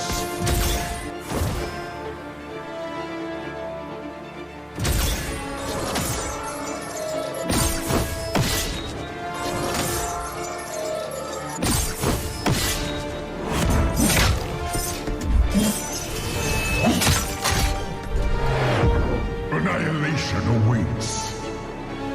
Boundless is my hunger.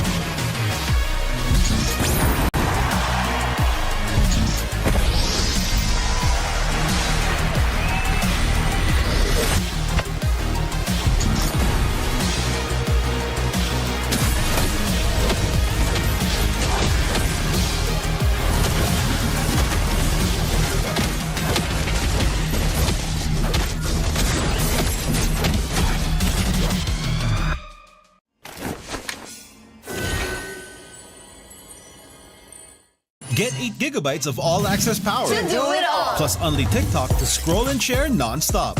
Power, work, life, and more. With Smart Power all-access data now up to 90 days. Load now. No signal, no fun. If only you could switch in an instant. But wait, you can with the Smart eSIM. Backed up by nationwide coverage. Get your Smart eSIM now.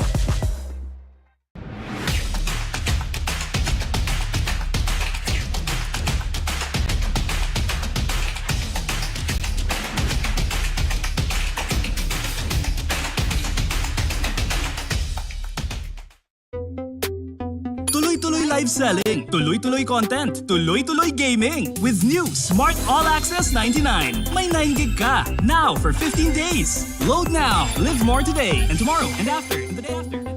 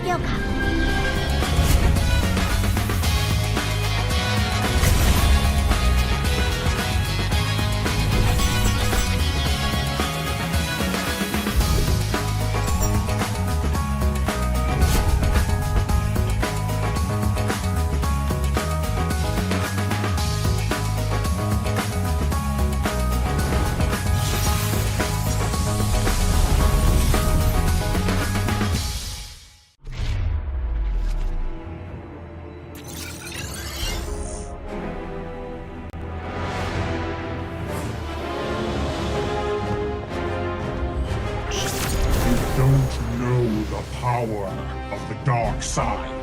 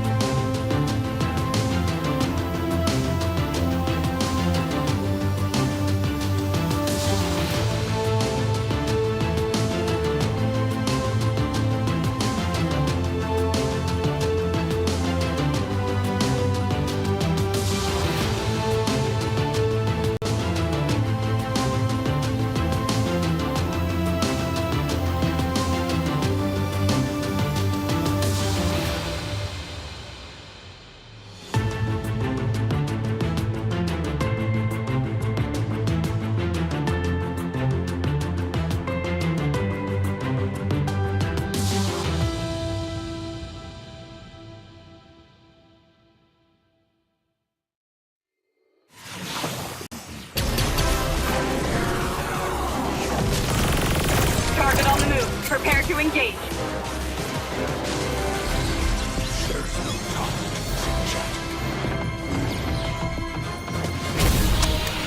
May the force be with you. Mystic magic is so wonderful. Face yourself. I will do what I must.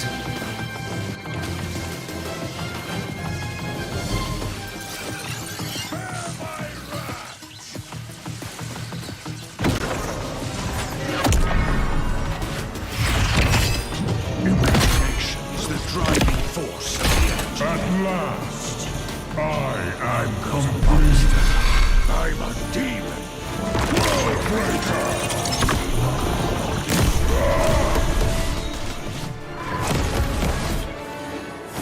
Come in fairness.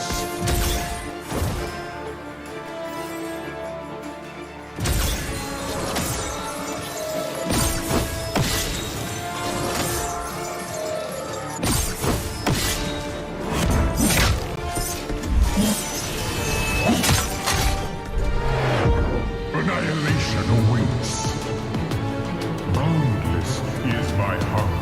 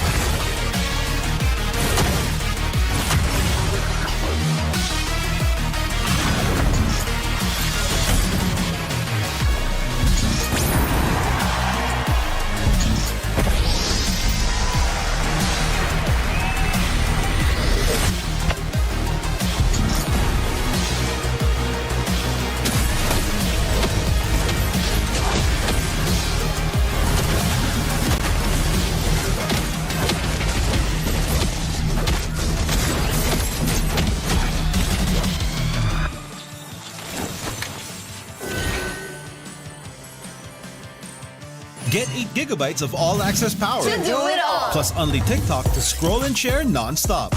Power, work, life, and more. With Smart Power all-access data now up to 90 days. Load now. No signal, no fun. If only you could switch in an instant. But wait, you can with the Smart eSIM. Backed up by nationwide coverage. Get your Smart eSIM now. Power of the dark side.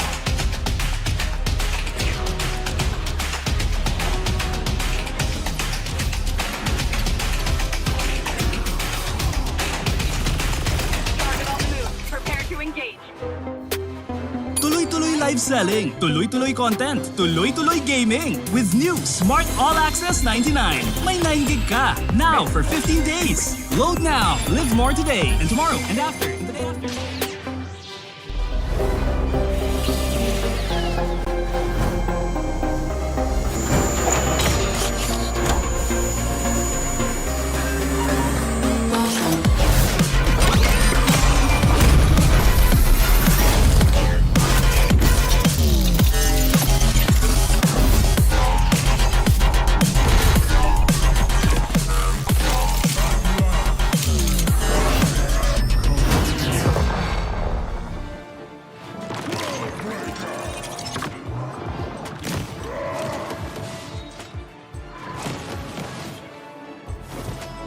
In fairness.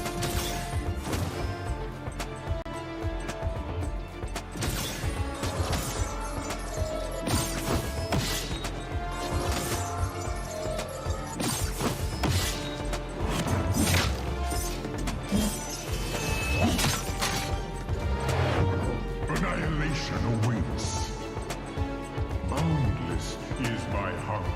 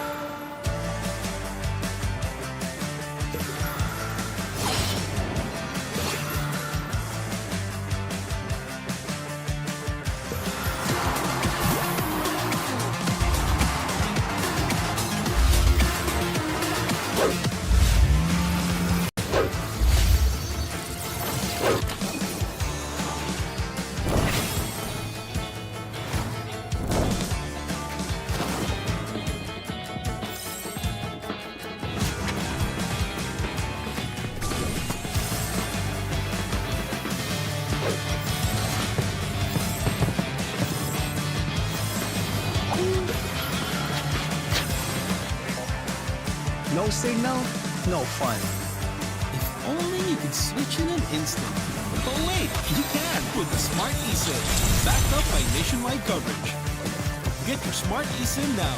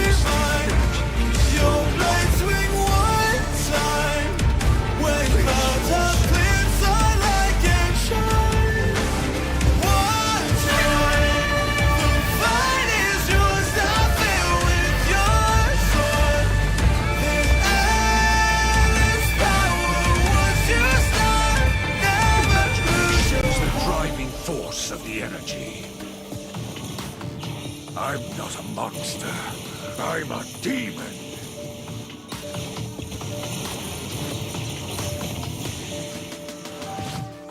Tonight is dark and the shadows are deep. Who can protect the world?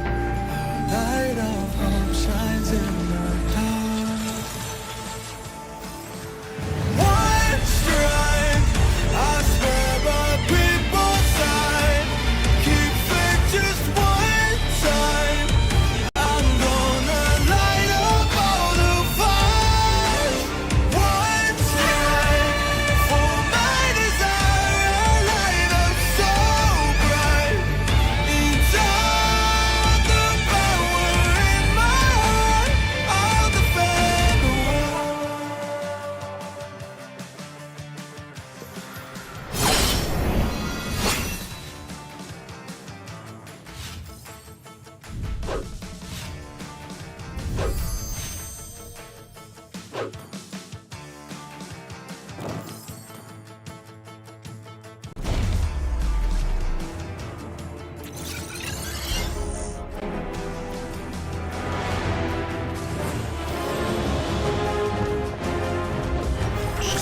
You don't know the power of the dark side.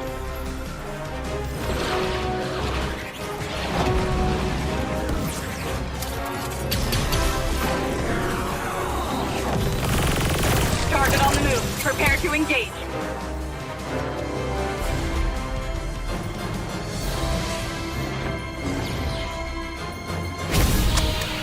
May the force be with you.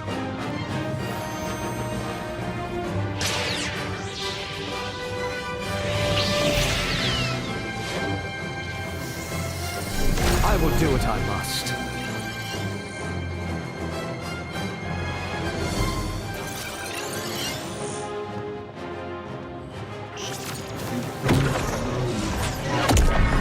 Dark side. At last, I am complete.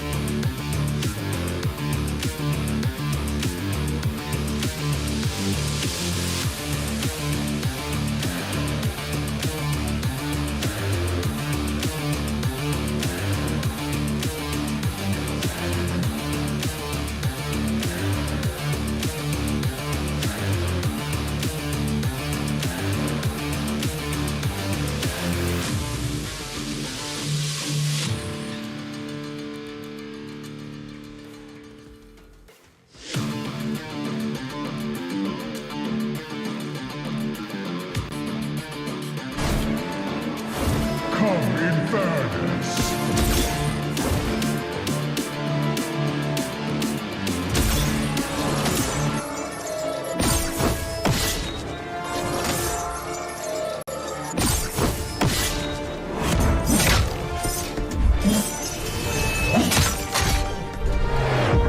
Annihilation awaits. Boundless is my hunger.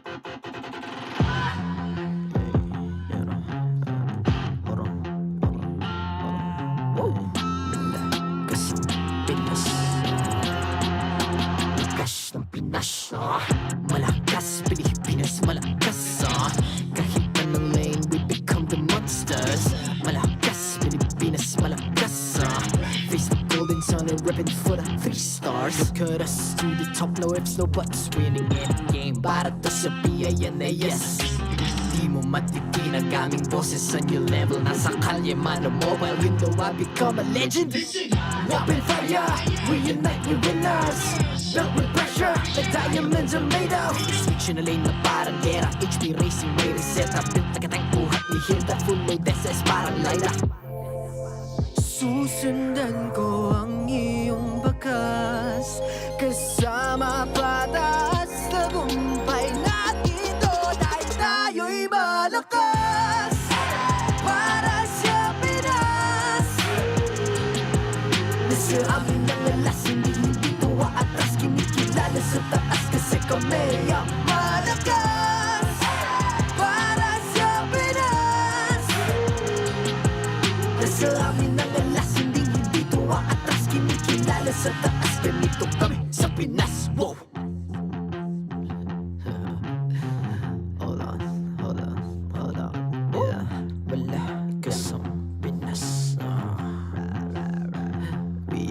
Laging every beat, no surrender, no retreat. Pag nagsama-sama, just imagine what we can achieve. Laging every beat, no surrender, no retreat. Giving 100 all my all, cause we just cannot be defeated.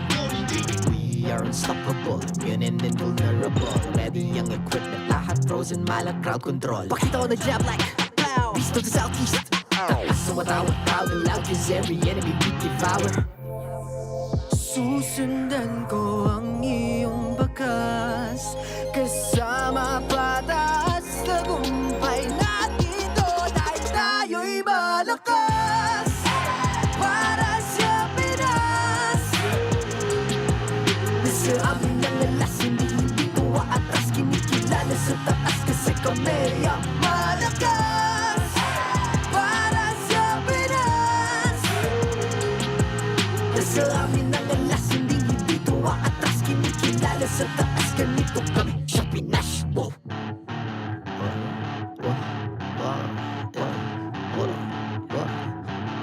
Malakas, Pilipinas, malakas kahit anong lane, we become the monsters. Malakas, Pilipinas, malakas Face the golden sun and reppin' for the 3 stars.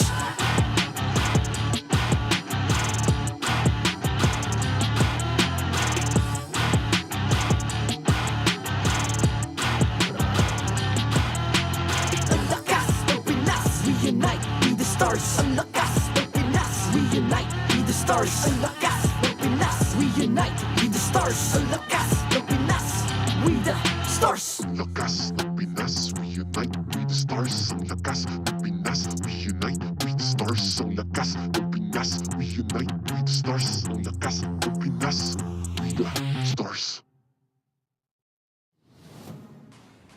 The 14th season of MPL Philippines is brought to you by the following sponsors.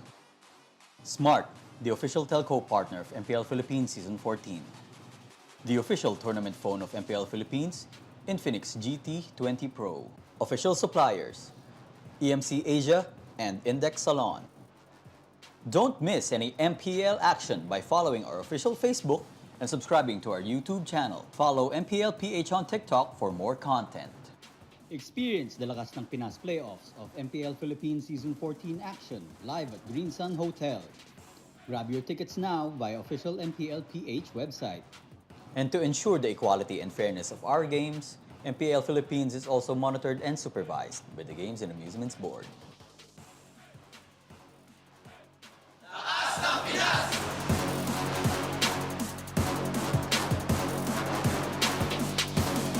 Lakas ng Pinas!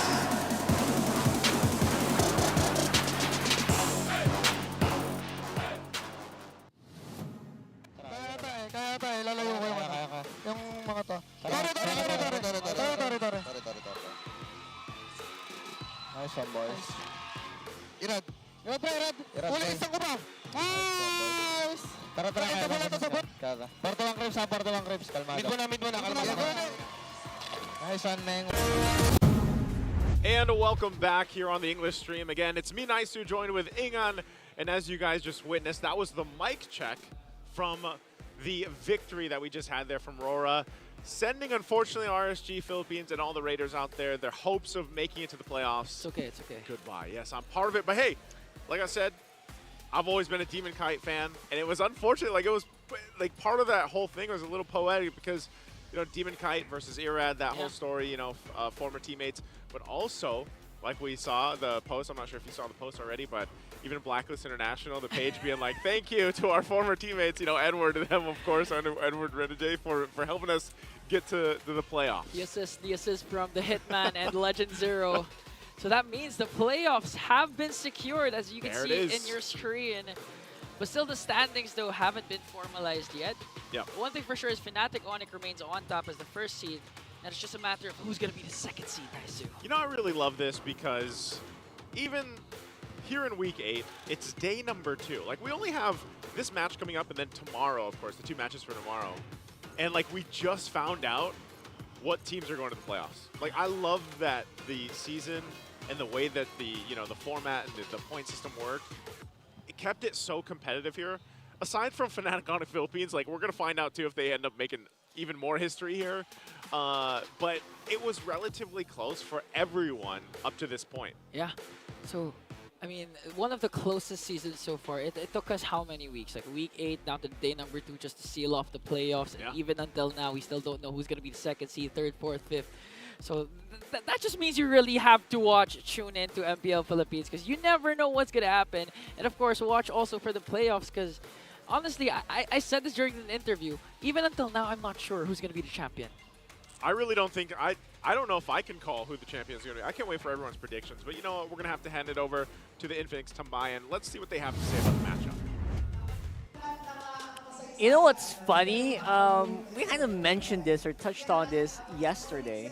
And we're talking about that in a bit. This is the Infinix Game Tambayan, by the way. I'm Rockhart. This is Leo. We're heading into a very, very interesting matchup. This is FNOP versus OMG. Fnatic Onic versus Omega. And we talked about this. We said, you know what, if and only if the streak continues, if they won against Falcons AP Bren yesterday, probably on the road to playoffs and finals. But then again, we can never really count out teams like Smart Omega, can we? Not this season especially, not during Season 14, wherein Smart Omega has been, I think in the history of the franchise, the best shape they've ever been. Even better than when they went in deep, even better than when, because here's the thing, for those of you who don't know, when Smart Omega enters into the playoffs, they very rarely come in graciously or on time. They always just come in like, oh, we barely made it. They come in guns a-blazing like, I'm here, guys. Yeah. So now, with them being kind of in the picture to make it into the upper bracket, kind of, there's a lot on the line. And this is Smart Omega and the Sonics retribution here. And we're gonna see here, and this is exactly what Leo pointed out. You can see where they stand. I mean, they do enter the playoffs, but not in the best sense, if you know what I mean. Mm-hmm. They're also coming from last season, from the big picture, being eliminated. So, you know, failure like this really pushes you towards greatness. And what better way than to compare the iconic duo of the KK, the New Age KK, in Kelra and King Kong, versus these shot-calling maestros of the barangay in Chaknu and Ukir. The Curly Demons. Most of them Ukir's wavy. Okay, Ukir kind of almost made the cut, but he's an exception. I mean. He's the exception. They like hanging out with him anyways. And who knows, that might influence the hair to turn a little bit, maybe in the future. But for now, obviously, they do feel like this is a team that can never be underestimated, especially with how unpredictable they can get. And by the way, those are their previous season photos, I just noticed. Yeah. And there you go, Retribution and Domination. We're going to see FNOP and OMG stats. You're going to see green for Omega, right. and of course yellow for Onic here. And you're going to see they come in pretty clutch. Best believe the top of each stat is the pinnacle of that stat. So total team kills, Fnatic Onic #1, Omega second. Total team assists, Omega first, Fnatic Onic second, so on and so forth. Like, you can screenshot this, share it online, and say, look. Actually do. Look at how yellow and how green the top of the stats are. It's like, it's always top 5 Onic Omega. That's something that our stats guys actually noticed. And for Omega, despite, you know, are they still in contention? I don't think so, right? They're not going to be in contention for based on the bracket. math, yeah, they can't. It's more likely they're third. Yeah, so there you go. They can't upper bracket, but they're close. And that's the interesting thing about Smart Omega is they're top of the stats, and I guess you could say they're still on the road to maybe becoming part of top 2, top 3. Top 2 at least, right? Yeah. And especially in the playoffs. So this is the start of where they need to prove that they're more than what they used to be. They're more than just the stats. Exactly. Again, amazing as it may be, they've already redeemed themselves. They've already beaten all the odds. They went through the whole story. This is Smart Omega. Fnatic Onic still telling that story season after season after season. And the last time that they met, it was Fnatic Onic who came out on top. Not much has changed in the lineup, for sure. It's still the main 5 from both Smart Omega and Fnatic Onic, but it was a sweep, rock hard. Look at this. That's right. All the stats, all the everything for Onic. It almost felt like a non-game, a non-starter here for Smart Omega. And at the same time, they were rocking some pretty interesting stuff. That was the time when Zast was still the prime mid laner. It pains me. Don't remind me that they played a Bane and lost. That's right. This is an anomaly in the Matrix. This doesn't happen. I tried not to talk about it. You brought it up. It's right there, but you know. I saw him. It's the Kufra as well, something that we haven't seen as much. Same with the Minotaur, by the way, which, where are you right now? Gatot Catch has been on the rise as well. Yes, you reminded me. Chaknu's iconic Kufra lost too. It's a very interesting study, and it's gonna get more interesting if Smart Omega actually gets something in this matchup. And that's something being, I'm gonna put it down now. I'm gonna put it on the table. They have to end the streak. End the streak. That's it. If only they end the streak, then we have a discussion. But if not, big topic at hand is gonna be the 14-0. 14-0. Never.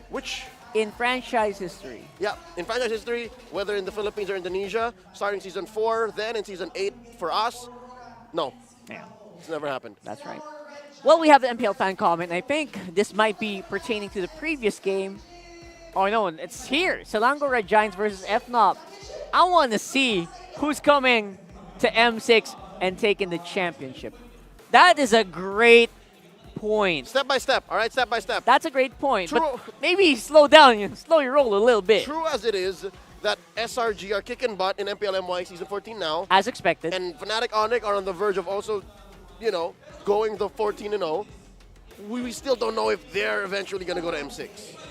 As much as it's as cool as it is. You know what? If you're a fan and you die hard love these two teams, you can, sure. Especially for SRG, I feel like, man, they have full support there, right? But here in the, definitely, like you said earlier, the most competitive MLBB region, every single team, the strongest, just wants to go and attack you from every side. If you're not careful, if you wake up wrong, if you wake up on the wrong side of the bed one day, that's top 2 gone. That's top 3 gone. So you can never really tell until you reach play the final day. So, Aurora guy, please, chill. We got time. But I get where they're coming from. Yeah, of course. Especially for SRG, you mentioned, Rockhard. SRG, the way they're playing, yeah, they're likely going to get 1 slot at least. At the minimum, right? Especially since of course, M6 is happening in Malaysia. That'll be fun. They get 2 slots back, by the way. That's right. So, it's almost impossible if they don't reach it. But M6 championships, so many international teams right now we got to watch out for. Who do you think is coming out on this one? Let's reel it back. Let's go to this one. Okay. Omega or FNOP? Who's your team? I think the streak continues. I said it on the forecast. We're going to see the 14-0. Yeah, I'm going to bring it up. I'm going to bring the lightning and get on. Same get G's. Okay. So it's lightning time, baby. So we'll see. I think that makes 2 heartbreaks on the panel here, if it does happen. But I will embrace being wrong. If Omega indeed does break the streak, I will embrace that. I will actually do that as well. I feel like they deserve it. They will deserve it if they do it. I'm just saying it's highly unlikely. I will hug Big J. I mean, I was gonna do that anyways, but more now. I mean, I've been at this point, I have been actually predicting for the underdogs a lot ever since we've seen FNOP go on the win streak. So I will predict for them now. Okay. I know they'll take this. Better late than never. Better late than never. Hop on the train, just because they've proven themselves. There's plenty of room on the FNOP bandwagon. Look, they've proven you can sit next to me. You can sit next to me. Right there. There you go. We're already strapped in right here.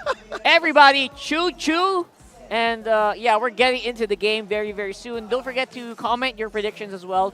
We're going to read through that in just a moment. We're on a one-way trip to the 14-0. Yeah, 14-0 almost sounds impossible, especially here in the Philippines. For sure.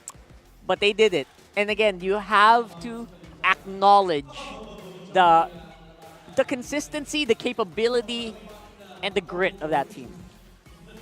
Something's changed. But not me. Why? Not Fnatic Onic. Not Fnatic Onic. All right, you're embodying them. Yeah. I can't do that. Like, again, it baffles my mind that it's possible in the Philippines. Now that you put it into context, we are the most competitive, the strongest.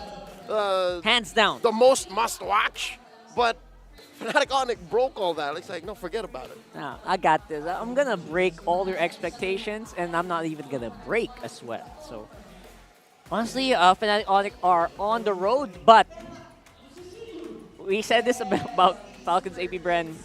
If there was any single team that can become the most unexpected team, the most, in Filipino terms, they call it last one, the most cheese of all. Yeah. The cheese, the king of all the cheese. Yeah. That's Smart Omega, brother. Yeah, because if you can see from afar that Fnatic Onic is going to get the 14-0, Smart Omega will do anything and everything in their power to do the impossible, to achieve the unthinkable, to suddenly somehow. But here's the thing, all right? This is what I'm reading. What? If ever the streak were to end, it's got to be 3 games. 3 games at minimum. Come on. If the streak continues, I foresee a sweep.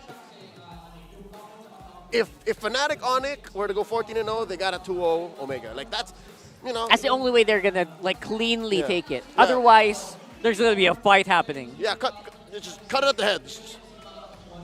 And the venom. That's usually how you deal with a Mamba, I guess. Yeah. Yeah, we're seeing them right now, and they're walking behind us.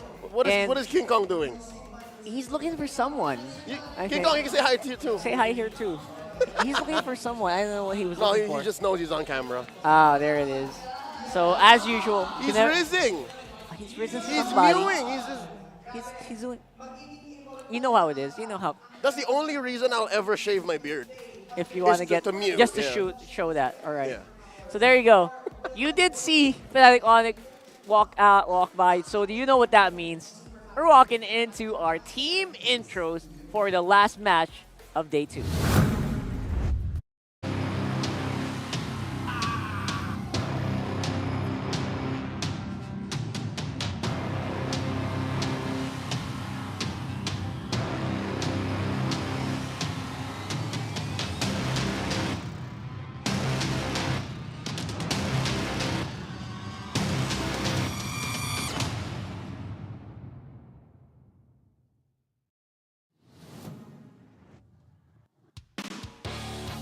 Here to officiate our highlight match, our marshals, Joshua, JJ, Jeff, and Pat.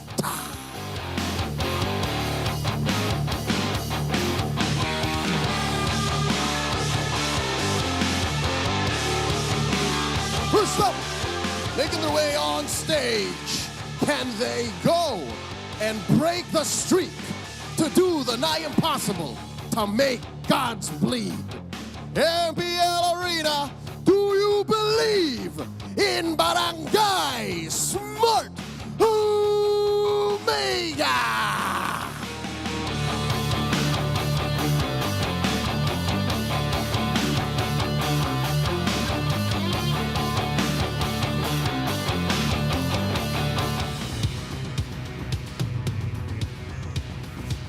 Here to break records and make history. They are on the road to becoming gods among men, looking for the 14-0 streak. Let's welcome Fnatic Onic Philippines.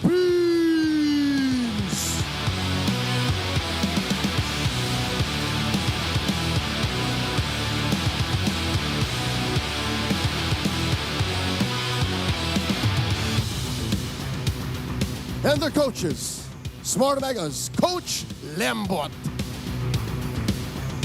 And Fnatic Onic's Coach Why Not.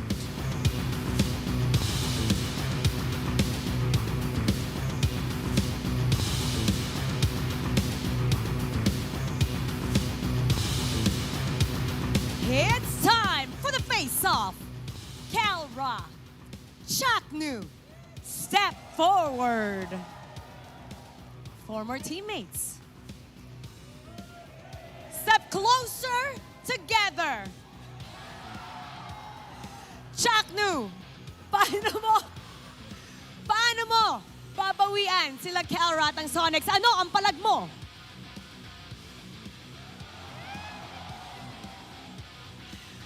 Calra, paano mo masisiguro na hindi makakabawi si Chaknu at ang Barangay Smart Omega? Ano ang palag mo? Palag kung palag. Fist bump. The final match of the day to witness history being made. Is it a legendary streak or is it a phenomenal upset? Panel, pasok. That's a bromance if I've ever seen one. Again, a big amount of history between those two guys, not as opponents, but as teammates. That's right. They won the MSC 2021 championship, flew out to Malaysia to compete and defend their title for MSC 2022, and then parted ways. And here they meet again. Yeah. As fated opponents. That is so interesting to see. And the way that the tides turn, obviously, Calra does feel very at home here in Fnatic Onic Philippines, who very few people have actually given a really good challenge to yet. Yep. We've seen a few 2-1s, but then again, they usually close up in style as well. Speaking of style, Calra has picked up a few odd picks just to close off these 3-game series. If you remember the Clint. Right.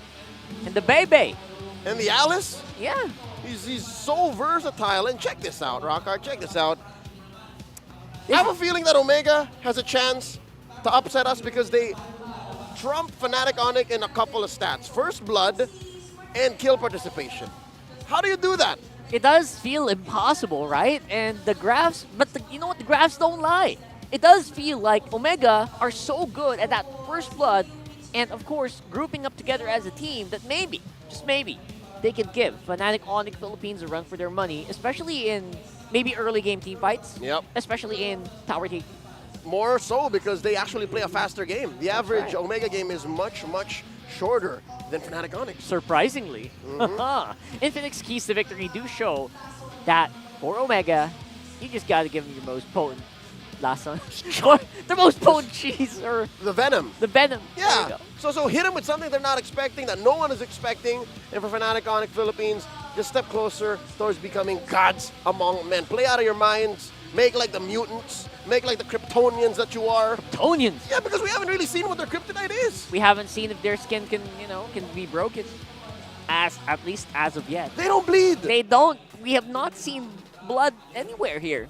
And they both have to, again, I think they've already done this anyways, finish strong for the playoffs. Fnatic Onic securing the upper bracket, the top seed. Yep. But can they do the 14-0? And then for Smart Omega, can they end their season with an upset?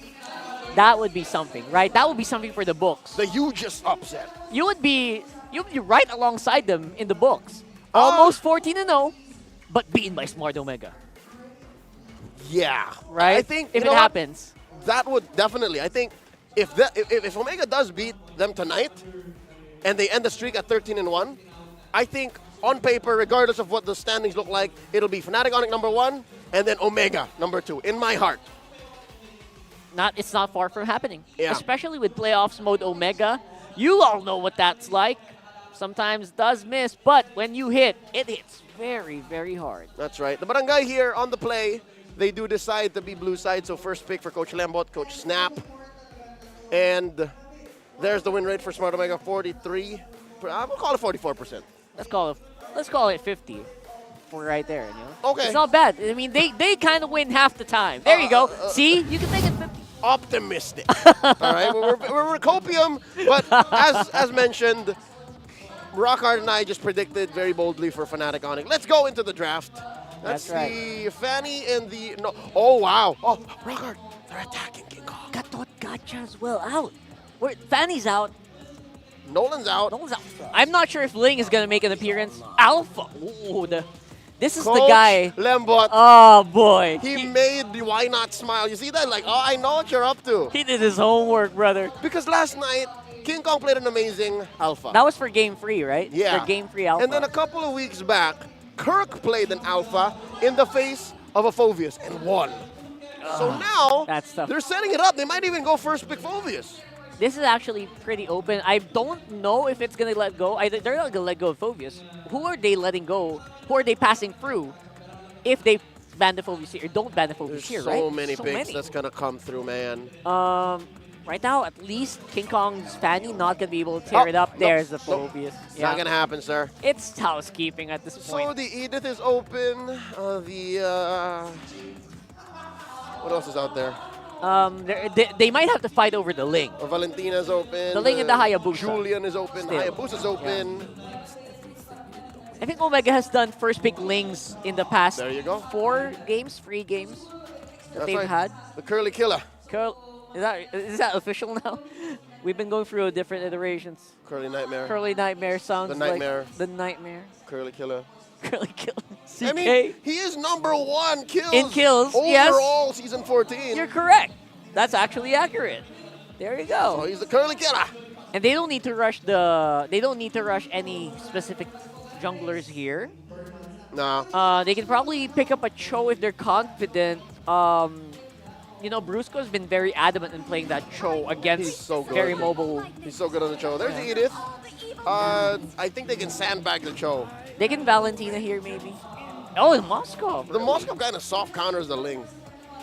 That's right. It's actually a bit soft counter. Plus, a deny pick for Jome. That's right. Yeah. Big J plays a lot of Moskov. Maybe his second or first most picked. Whoa, Harris really? being another contending gold laner. But no, look, he picks up the Lunox and come on, Big J, don't pretend. We know that's you. There's Val. All right. Why is he hiding?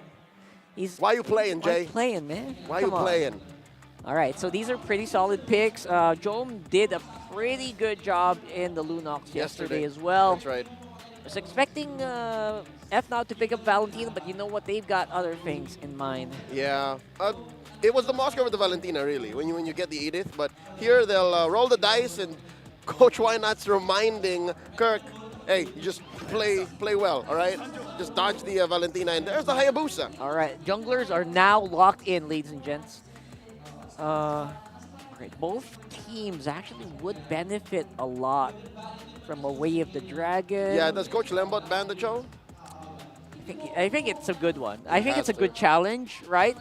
What are you going to do if you can't pick up the Cho? That's like a good challenge to FNOP here. Hylos is still up.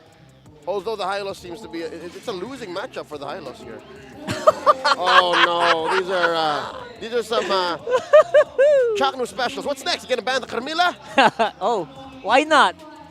You know, I am not the coach, but why not? Dude, banning the Carmilla would just give Jones. There's the Cho ban. No Bruce Lee today.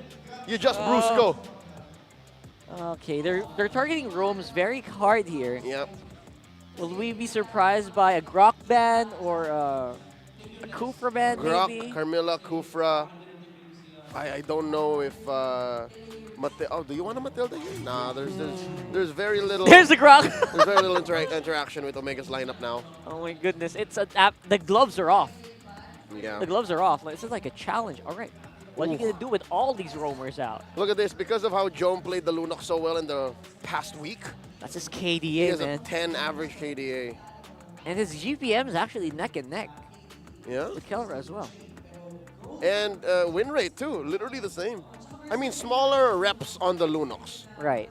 I love that they brought this up because Big J, again, you can't knock him. The numbers are for him in KDA and average GPM. And he's such a great gold laner because very few gold laners stand to be compared to Kelra, the gold standard. But I would say Big J is different enough and bold enough and talented enough to give Kelra a run for his money. Absolutely. Head-to-head, again, we've only seen them head-to-head once. This is going to be a big rematch, and definitely it feels like a different Smart Omega from the first time they fought. Oh, yeah. Omega learned a lot, especially in that weekend where they didn't win anything. Oh, yeah. Where it seemed like they were just running themselves into a wall. They definitely grew from that. Now, in the second phase, first pick, there's still a mid laner missing. What are you willing to give to the Valentina? What wins against the Valentina? Lilia is Super Prince has so many heroes with Yeah, her. Faramis is... I don't think you don't need to worry about the Faramis. At the same time, it's unlikely, but that's integral for Brusco. They went first, roam first. Okay, you protect your anchor. Again, folks, if you don't know, Super Prince has been low-key Fnatic Onyx's MVP. He's been the anchor all this time. And the fact that you can rely on him to do anything, especially from this position, the final pick red side, it's important. So if it's one of the things you should know about Fnatic Onic is they care about Prince. That's right. Despite being the least vocal person in the team in each and every interview. That's a... Oh, no! Yeah. We mentioned it! We They called didn't it! ban You called it! So it came out. Again, I told y'all, if it was the Carmilla, it would have a great combo with Big J. Yep. And even Adoryu. And hold up, give me a sec. That's a Roma Kai, brother. That's a Roma Kai again. Wait, is this an XP Carmilla? It does feel like. Or an XP. Or XP Akai? We've seen XP Akai before. And it was during the heyday of Ryota too. Season 7, Season 8. Let's I'm gonna be happy to I'll allow accept it. that. Whatever. That's okay. It's okay with Whatever. that. And Zhu Xin. the return of Zhu Xin. It's been a hot minute since we last saw her. And I think what Omega's doing is slow enough, or like, you know, it allows for a window of time for Prince to do Zhu Xin things. So I'm with it. It's okay. This is actually fine. Let him cook.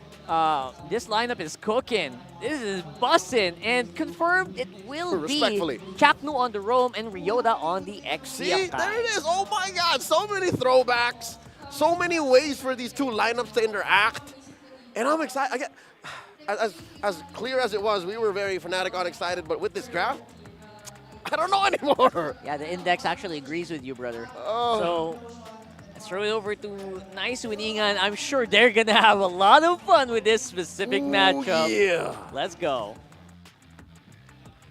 That is correct. We are going to have a lot of fun with this lineup, and I got to say, man, I'm still going to say this many times throughout even playoffs. I love our meta right now. You have a lineup like this being brought to the table here from Smart Omega, but also for FNOP, and we'll see what ends up happening here. Once again, I'm Nice Doing. This is Ingon for the desk. The last match, our highlighted match for day number 2. It's the week 8, last week of the regular season, and this is where we find out, again, both teams having already secured their playoff spot, is FNOP going to make even more history by just taking all their games undefeated, or is Smart Omega going to be that team to end the streak? It could be, but coming into the playoffs 14-0, I mean, that adds a lot of pressure if you're Fnatic Onic. I mean, you're undefeated during the regular season. What more can happen? But look at Ryota with the Akai. I'm pretty sure Renmar's really happy right now because Akai's been picked again, but this time at the XP lane. You know what? You're probably just saying that because he's a panda, right? I mean, like... No, Renmar really loves the Akai. He's been rooting for this Akai. Well, you know, nonetheless, it is not very often that you see an Akai go into the XP lane, or just in general, you don't see him too often anymore. Yeah, it's the second time he's picked. Second time he's picked, but also, you know, you saw all the bans throughout the draft towards Chaknu, right? And he still goes and takes the Carmilla, because all the heroes that he's even brought to the table throughout the season, as many unique heroes as Chaknu has played, he's still got a lot up his sleeve, right? And so that's something that obviously every team kind of handles with, depending on what their specialists are. And right now, looks like bottom lane. Oh, okay. Whoa. Oh, the KK connection goes after Jom, but Jom stays alive. Okay. Big J. Jom has been using this Lunox for 4 straight games now.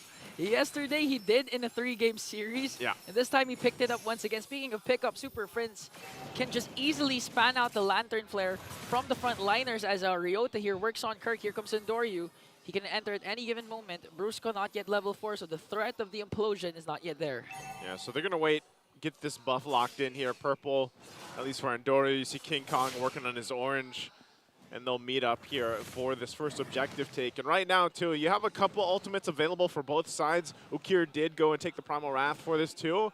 And obviously, both gold laners just going to stay on this bottom side of the map. But really, with a lot of the utility that there is for both teams, some of these team fights, it really comes down to, you know, who's able to get those resources out faster. I'm talking about the flickers, even the purifies that have to be worked through here. So right now, no one really wants to commit to it as both junglers still get both buffs. Okay, Chaknu charging up the Bloodbath. He wants to go for the stun. But again, the zone out coming in from Super Prince, plus the Sacred Hammer might be able to take down Chaknu here. Has to pop his Purify before the first Turtle, and that's what you're saying. The resource expended for Omega. Yeah, this might be enough. I mean, King Kong knows that Ukir's here. I would assume that they also know, you know, with the fact that they got the Purify out from Chaknu, and he's probably going to reset for now. So this could be a turtle for FNOP taken here. They're going to start it up. You can already see they might go for a trade across the map, too. We've seen teams do this before where they do just kind of ignore that first turtle, but it looks like they were a little bit too late. So FNOP will go ahead and get this objective pretty easily. Okay, I don't know if you noticed the community prediction, but it was actually 55 to FNOP, 45 for Omega, and actually surprised by that a lot of the teams, people still believe in Omega, but right now Brusco goes in with the Implosion play, plus the Lantern Flare once again onto Chaknu, but this time Brusco picks up the first kill. And just look at the aggression of Fnatic. And again, going back to my point, the community, 45% of the community still believes in the Lason of Omega. You know what? Earlier when we had the whole meet and greet, majority of those people were part of the Brung guy. You know what I mean? So like, I'll never count. No matter how many changes, hold on, Smart Omega has had. Oh wow, this is gonna be a fight. Oh, they're gonna pick up Chaknu once again. Plus the Wiki Shadow kill coming in from King Kong, and there's another pin down for King Kong, but they want to go answer right back. Tempest Ablaze just to bring down King Kong. And the answer right away from Endoryu is just too fast for Fnatic. Good response. Ryota's here around the corner, has Kirk and Super Prince there. Not sure if he can actually commit on this, so it takes a couple shots, but you know, going back to it, man, the barangay has been through all the changes of Smart Omega throughout all its history up to this point, and it's only grown, I would say. And even in this situation where Season 14, they've had a phenomenal season for the most part, And I would say that this is probably some of the best that they've looked in even recent seasons that I can recall of. Right now, I believe they're at currently third or tied for third along with Aurora and TLPH. We have to check that out later on, but Fnatic Onic is really working on the gold lane as Brusco, making sure to aid out Kelra. And again, 10 seconds, the turtle will spawn. A while ago, Fnatic Onic was able to get it uncontested. Omega wanted to go for a trade down bottom, but Kelra just really playing it safe. Oh, this one, this is going to be the fight they go for. You can already see it too. They go in, flicker. Oh, Kirk goes in with the flicker. Spear of Destruction is going to connect. We're just going to wait for Kelra if he's going to cast it once again, and he did as well. Now he's in the picture as they bring down Ook here. Kirk going to pop his Primal Wrath just to make sure they're going to burst down this turtle already, and Ryota has to pop the heavy spin because just the spamming of the Lantern Flare is just too much for the Barangay. Yeah, so that's enough. They are going to trade, though. Jome decides to go ahead and push that. Gets that tier 1 down to the bottom side, so he'll go ahead and focus on the next. But they've got to kind of stop the bleeding here. FNOP. Okay, Chaknu goes in from the back line. Again, the Lantern Flare. Just the Lantern Flare alone has popped a lot of Purifies for Fnatic Onic. So Super Friends has been doing a good job. Just look at the cooldown. Chaknu popped his, Ukir popped his, Ryota even forced his a heavy spin just to evade the Lantern Flare. So Super Friends, this how do you say it again? Jushin? Zusin? I say Jushin. Okay, I'll just say Jushin also. Jushin. Jushin pick is phenomenal for Fnatic. I don't know if it's Jushin or Jushin. It's one of the two. I remember back when MSC was going on, I everyone was like, Jushin. Miracle was correct. Jushin? No, he was having fun with it. Okay, I'll just say Jushin. Jushin. Whatever you want to say, but it has been a minute since she's been brought up into, you know, some of these games, but the main point of it is Super Friends just has these like certain picks of his, certain mages that he brings to the table, and he nearly plays all of them consistently, like all on the same level, and he's such a good utility mage user. I mean, he's obviously played like burst mages as well, but Super Friends is just really, a lot of times I just feel like he's a little low-key. He does so much for the team, though. Yeah, he's an unsung hero again. Even the Valentinas that he's been using. Yeah. And what I like about Fnatic Onic, alongside Super Friends, is that King Kong doesn't need to dominate just for them to have a really huge lead and to control the game. Look at this KDA, 1-1-0. Although he was able to get the 2 neutral objectives, still, it's not as a dominant start as compared to his previous games, but Fnatic Onic still on the driver's seat. Super Friends just doing a good job zoning out Chaknu and Ryota as they try to contest for the purple buff, and it looks like They got it. They got it? They got King Kong? Yeah, I believe they took the buff because Andorra still has his Retribution, so yeah, he has no purple. And that's the thing, you know, when FNOP, there's a whole reason why they're undefeated. The level of play that they've brought throughout this season in terms of even down to, you know, their micro decisions and some of these skirmishes and everything else. But then you look at what they do on a macro level. Yeah. And even when it comes to the drafting, right? Fnatic Onic, as they get this next turtle here, like they are a team that has those unorthodox drafts up their sleeve, especially there with Coach Wynine and everything. So the way they play into this, it's why they're so strong in the season. Same goes with Omega again. The reason why Fnatic Onic banned Belleric in the second banning phase, because Chaknu's the only Belleric user here for S8. And again, who could forget Kirk Alpha with the Revitalize at the XP lane. So in terms of versatility and unexpected picks, these teams are known for it. And now, as you mentioned, macro, we've been saying this all season long. Even, just look at Super Friends spamming his Lantern Flame. Doesn't even care about the mana. It's not going to go away. I'll just say, Okay, might be a risky play here. Crimson Beacon popped as he evades that Ryota flicker heavy spin combination. That whole interaction, man, just reminds me of the meme of the guy like poking something and being like, come on, do something. Like that's literally what Super Friends was doing. He's like, come on, guys, do something. And he forced Omega to at least try to make an attempt. Yeah. He's going to be fine, though. And look at Jome. Oh, what's Jome going to do here? Okay, he does have the Order in Brilliance in case. Oh, what a catch from Brusco. Forcing out the Order in Brilliance. Here comes the Sacred Hammer as well. Spear of Destruction isn't going to connect, but King Kong onto the back line with the Ubiki Shadow Kill. Going to bring down 2. Just Fnatic Onic, total dominance. All of a sudden, Ukir is also gone. Brusco using that conceal to get more higher ground as they take a mid lane turret. It looks like in 9 minutes, even before the Lord spawns, they're going to take down Inhibitor, or at the very least, pop the Holy Shields.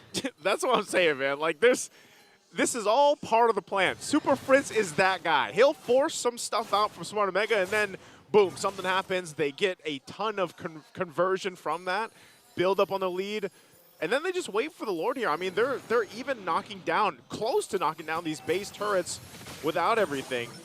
And look at Super Fritz. Like, he is that guy right now, just in front of everyone. He doesn't care. He's brave.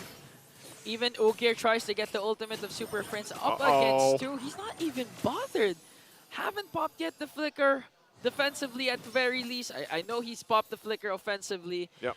And again, Fnatic, we've been saying this all throughout the season. Fnatic's known for their macro, as you mentioned. They're one of those rare teams that could extend the lead, balloon up a lead, even if clashes don't pursue. Just amazing how their game instincts as Andoryu tries to run away from both Kelra and Super Prince. So the first Lord will be bursted down by Fnatic. Kirk pops his Primal Wrath just to make sure they're making quick time here. And again, trying to invade for the purple buff. King Kong, though. Wait, he got that too? He got that again.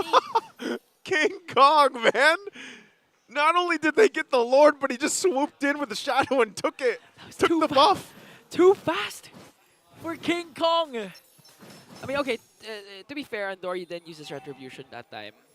But still. Yeah, he did. That makes it even more of a wound. The point was for Omega to just give away the Lord, make sure to Andoryu gets his purple. So as much as possible, they could defend the potential push of Fnatic Onic, but they didn't get any single thing from Fnatic. They're just literally taking everything away from the barangay. Oh, man, this is like I'm saying. Here's the push.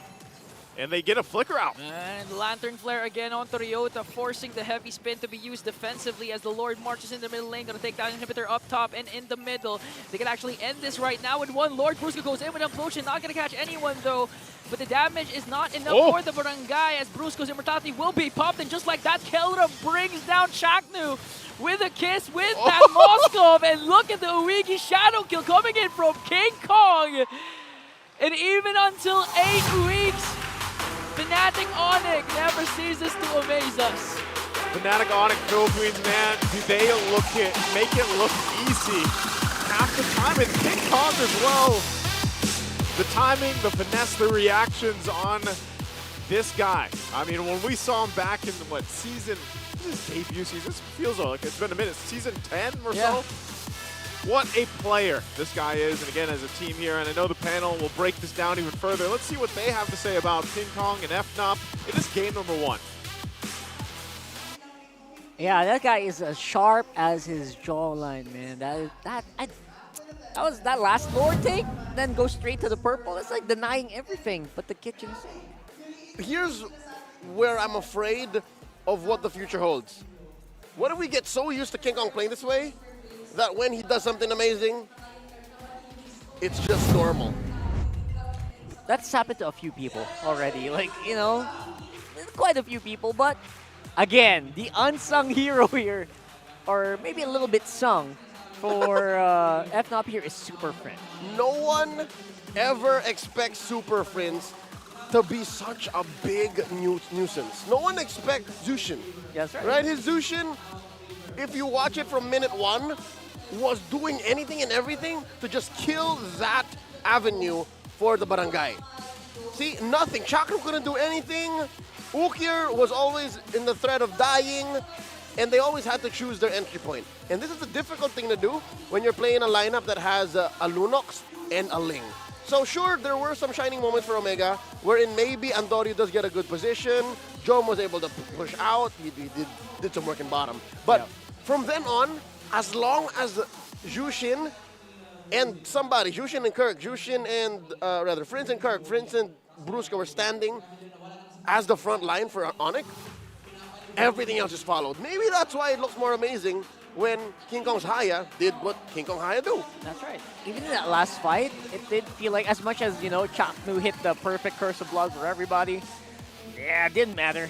As long as everyone's, like, so busy trying not to die to the Zushin and trying not to get thrown back, I mean, the rest of the comp didn't work. And that's the trick. If you're too busy not dying and you're too busy skirting the fact that you might get choke slammed with a Crimson Lantern and a Lantern Flare, Because look, because of the buff on the on the lantern flare rather, the Crimson Beacon becomes all the more lethal. Yeah, just throw it willy-nilly. You can do it whatever. Because you're never gonna be out of mana to activate. Nasty. So this is the perfect read into the situation. Coach Hayes, Coach Why Not, Prince, everyone from Fnatic Onic, like this was the perfect hero for the perfect situation. And our read was right. You know how maybe there's some windows in this Omega draft that allows for the Zushin to come back. That's what happened here because sure, as happy as Renmar is with the Akai and as spicy as it is to bring out the Carmilla, with what Fnatic Onic was doing, there was nothing this lineup did. Yeah, I think consistency spoke for itself in this one. There's no way that you can bypass the need to set up over and over again if you're in the high, in Ryota's case. Yeah. You need to do that so many times to come back, and you can barely do it once or twice. Yeah, a majority of his heavy spins were defensive. Yes. We're all sent back home and like, I'm barely alive. And then Prince and the gang would just keep going. And that's why it felt a bit easier for Kelra to do stuff and King Kong to do swaggy stuff. Their cores were super activated. Yep. It's like they were doing squats, Super crunches. chill. Yeah. Their cores. Activated because, you can do it faster, more reps and all that. And folks, this is one situation where in the mid is not the core. This was a utility Jushin. That's right. She was just as much of a peel and CC as the Edith and the Tigreal. Honestly, sometimes even tankier than an Edith because the HP just keeps going back. So yeah, in certain scenarios. She gets shields from the Crimson Beacon too. Yeah, so it actually becomes really insane, especially if you have enemies that are constantly running. Yeah. Running out backward from you.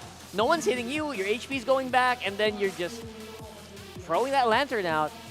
And because of that, what could Jong do, right? What could the Ling do in this scenario? Barely anything. Yeah, because again, their two frontliners and even Ukir to some extent are already compromised with what Fnatic Onic were doing. So again, it's the opposite situation for Kelra and King Kong. Omega's cores were compromised. They were not enabled. Yeah, they missed the day.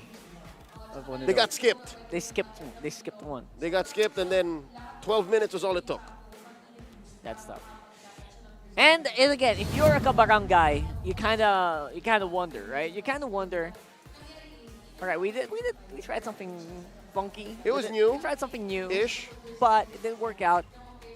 Is it worth going a separate route? Is it worth going back to what you know and love? Is it worth going back to the comfort where Fnatic Onic already did their homework? Yeah. Here's the thing. It's true that in the keys to victory, and ideally, you have to use some level of. There has to be shenanigans afoot. Cheese. You gotta cheese them out. You gotta hit them in the last one with the venom.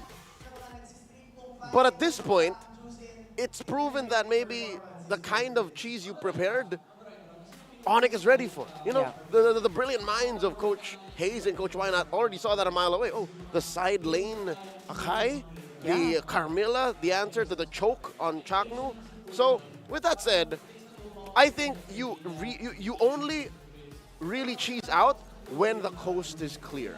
So maybe you cheese out if you're red and you have one last pick. That's where the cheese comes out. Like for instance, make it a cheese that doesn't smell that much, right? A cheese that is pretty low-key but still tastes pretty good. Cheese responsibly. Cheese responsibly. Yeah, so don't go for those greening cheese, like the moldy cheese. The moldy stuff, yeah. Go for like some Gouda. Gouda's always good. Go for some Parmesan. Cheddar. What other cheeses are there? I don't think they smell. White. Goat cheese. What's goat cheese? I don't know. I've never had goat cheese. It's really nice. But yeah. But yeah, you know what we get, right? Yeah, you know what we mean. It has to be reliable first, and then you hit them with a twist, and then you hit them with a. At the very last, maybe last pick. You hit them with a corkscrew punch. At that last one, so many things were banned out. You almost already expect a cheese pick. Yeah. Right. So maybe make it weird in some scenarios. If anything, in a good way. In game one, you could say that it's Omega who got cheesed by the Jushin. Oh yeah, that's because they couldn't do anything. That's true. So yeah, Onic did the perfect last one pick. Like Onic, counter cheese. They did the counter cheese, yes. Oh my god. So going into game two, that's my word of advice. That's what I would suggest. But yeah, it should definitely be a clutch moment. If ever we do see a game 3. Yep. Again, I told you, if the streak is going to be broken, it's got to be game 3. Higher chances for Omega, but they got to get through game 2 first. There you go. We also want to know what you guys think. Let us know what you think Omega should do here. Do you think we should just stick to the plan, stick to what we know, stick to what they won with? 100%, I'm sure they love that link still. Andoryu's still really good on it. Yeah, there was nothing wrong with the link, really. It was okay. The cores are actually pretty good. Jom on the Lunox could have torn it up. Yeah. Maybe adjust the way that they will engage in the fights. Maybe the Akai just wasn't ready for this one. That might have tipped it over the edge, yeah. It was a little bit too much. Like, Akai's great, but then you throw Carmilla in there, bro. Come on. Too much. It's a bit too hard. They now. went too far. Yeah, you gotta age it properly. Like. So with that said, I would assume Fnatic goes blue. Yes, I would guess so. But here's the thing. It's also possible that Fnatic sees us from a mile away and denies the red side flex and says, we're going to stay red. We'll win from red again. That's also possible. But you know what? Omega's actually really good at the counter as well, right? The counter picks. You know that moment where all gloves are off, we're done being predictable. We'll throw some stuff. And a big shout out to everyone, by the way, who are watching and celebrating the 8th anniversary of MLBB, happening right now in Modesta Basketball Court in San Mateo. I think that's in Antipolo. Yeah, Barangay Bagyong Nayon in Antipolo and Barangay De La Paz in Antipolo. And there's also happenings in Bacoor City in Strike Gymnasium. Yeah, so many things happening right now. I wish we could send you a video. But so many outdoor events for MLBB right now. Happy 8th anniversary, ML. I think it was about 2016, yeah, when I started playing ML. When I discovered the game. The game looked very different, by the way. It was completely different. You can barely recognize it. Actually, I was watching Season 5 videos a few weeks ago. You could barely recognize it. If I'm not mistaken, Season 4, Season 5, we didn't even see battle spells. Exactly. And there wasn't even preset roles. Yeah, for sure. In-game. There were no lanes yet. Yes. Yeah. Crazy. Man, it's been a wild ride, That's honestly. just MPL. What more everybody's experienced playing season after season in-game. Like, what are we supposed to do here? That's actually the moments where you have to rely on, like, creators, really. Like the streamers, they really show you how to play. I'm wondering who was responsible for the abomination that was Marksman Nana. Marksman Nana. Who did that? Because I played a lot of Marksman Nana in my day. Right, the tank Layla. Good. I know who did that. Good times. We don't talk about that. He looks like Brusco. No, that's the clue. He looks like Brusco. Yeah. So. Anyways, Fnatic Onic confirmed picks blue. Who is that? So they are there going to. Go. They're gonna. They know what's up. They know what's up. All right, they're gonna hard. But I also I also like this for Omega. Like I said, they're so good at counter picking. Those 2 picks on red could really serve them well, especially if they still want to go for stuff like this Carmilla. And that last pick red too. Like it makes sure that the coast is clear and that your shenanigans are safe. Kind of limited. At this point, just maybe last lot. It was super telegraphed, by the way, earlier that we knew they were going to pick something weird. Yeah. And it did happen, and we had high hopes for it. Just kind of fell through. But then again, game's not over until it's over.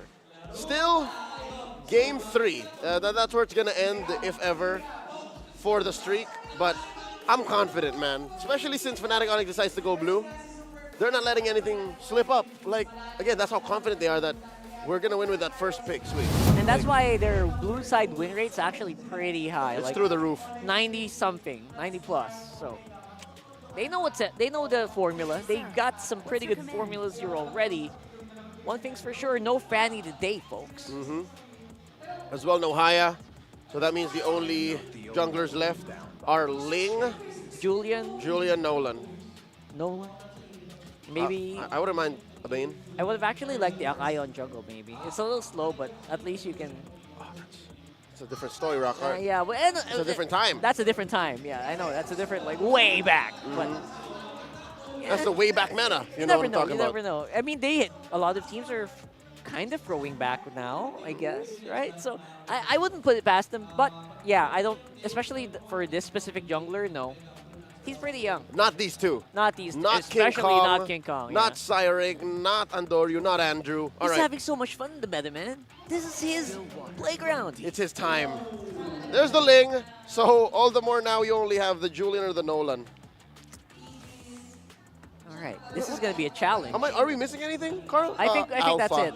Alpha, 100%. Sure. You can first pick it here. First pick Alpha? Then you can flex it on XP and jungle. My You're brother, good. that's a little loco. I mean, didn't they do that once? They did it About once. 6 months ago, sure, but... No. Recently, Recently, they first went pick Alpha? First pick Alpha. Okay, maybe that was a little... My brain is trying to not think about it too much. Probably. That's how probably ridiculous it is. But My- no, I don't think they would do that. Yeah, it's unlikely, but you're right. Oh, see, why not's going a bit. He's going a bit crazy. It's the Edith. And he says, you know what I was imagining him saying? What? Sure, if they're gonna pick the Valentina, do it. Ah, there you go. 93%. Close. Blue side win rate. She's Louise. We'll say 94. Close it out. That's ridiculous. It's still a A+ in your report card. Okay, so you gotta go Valentina here, at least. Mm-hmm. Do you go Valentina Julian? I still think if you want to show, this is the slot to go. Valentina Moskov. The Moskov 100%. You know it's gonna get stolen. You can feel it. How fixated is Coach Lembot and Jome on the Lunox? I think the biggest question is how confident is Jome that you can play it. But it's not. None of the above. I totally forgot Harrod was open. Usually Right. Harrod's banned out. But there he is. And the Alpha. Alpha. See, Carl, you weren't too wrong. First phase Alpha, and Uh-huh. then the Matilda, which we still don't know where the Matilda's going. Remember, Francis played mid Matilda. Mid Matilda, that's right. Either way, this is a very powerful invade trio. Dude, that's a triple flex. Good luck, right? Good luck where that's going. That's a triple flex. I don't know where it's going. I mean, at this point, you know what? Just lock in the Moskov. Don't even kid yourself, right? You're going to have a lot of fun with the... sorry, they already have the Yeah, habit. they are it. Moskov can still go into the hands of Fnatic Onic. That's Yeah. how crazy this is. That's probably They're going to happen. They're confirming at least one ban from Omega. It'd be funny if they went mage on mage for gold here. That would be the ultimate test, right? All right, there's the Khalid. Okay. So the Valentina's still at large. Khalid. Still don't know how to do that. Khalid. That's not a bad win rate, 50%, given how often he was picked up. And how often it kind of just fell through, right? Yeah, so not bad. All right, look at It's that. still pretty effective, especially if you get that flicker in. A lot of creative Sonics. putting There's up a ban. their signs, and there's the Moscow. See, confirmed. Fnatic Onic forcing Omega to ban it out. What is this? Happy Teacher's Day? Oh, is that Teacher's Day? Did I read that right? Happy Is it Teacher's Day. Teacher's Day right now? It's a Saturday. It's a Saturday, that confirmed. Okay, there's the Jawhead. Because, yeah, Omega doesn't have any valid roamers just yet. Yeah. I wouldn't roam Khalid. I mean, some teams have tried it. Some teams have tried to do Rogue Khalid. They found out the hard way. They learned. That it is squishy AF. They didn't win, they learned. Yep. I learned. They learned a Never lot. doing it again. So there's the Lunox, all right? Hero ban as well. You know what? Why not? Confirmed, Keller doesn't have a gold laner just yet. There's a Tigreal ban. Brusco does amazing things with that. So could Chaknu. What does Chaknu pick? You wouldn't put it past him to Beatrix here, right? For Kelra? At this point, he could. if not carry. He could. I think Beatrix is more likely, especially with the amount of squishy targets. Yeah, and you go well against the Harith. Like, you can Yeah. survive the laning phase. You can win it, too. So, if that's the case, maybe you want to throw out a Grok to try to catch him? Maybe. Arlott is still in play here. I don't know how I don't think Chaknuk plays a lot of Arlott. But that's show, I guess. This I like. Still a possible XP, right? Yeah, but looking at it now, it's more of a Chaknu pick. You gotta give Ryota the Khalid, and then keep Chaknu on the Cho. So now, we're expecting the Beatrix and... Carry. Sure. I mean, they're hovering it right now. Natan is still there. We still don't know who's going mid. Yeah, that's why it's so Or hard to XP, actually. or jungle. It's a wide open. These last two picks are wide open, by the way. All right, there's a Jushin again, back to back. And Bruno. Bruno, of all the picks, not the least expected pick I would have. Bruno Matilda is almost as broken as Bruno Rafaela. And we've seen that, by the way, right? It's disgusting. We've seen that. This is going fast. Right. Make it spicy. Make There's it spicy. Valentina. It's a Val. All right. Oh, no, it's a Vex. Vex. They sound alike, don't they? Yeah, no, but Vex at this point is younger. She has a younger voice. Because of what happened to the Necro Keep. Okay, I like it. To be fair, very rarely do we see a free Valentina and then an Edith on the other side that you don't get the Valentina. It's like an afterthought at that point, right? So, yeah, Vexana becoming the key here for Omega. Borna also used the Vexana. Vexana is in, yesterday. At this point, I think Omega's top 6 or top 7 heroes pick. Yes. All season long. So they needed that level of CC that you don't get from the Valentina. They actually overloaded in CC in this one. I love it. Even the Fracture has crowd control. So let's go. Possibly last game. Throw it over to Naisu and Ingan. Give us the action in this game. And we will find out if this is going to be the last game or not. And if this is going to be the game that gets the history made here for Fnatic Onic Philippines, undefeated if they win this one throughout the entire regular season.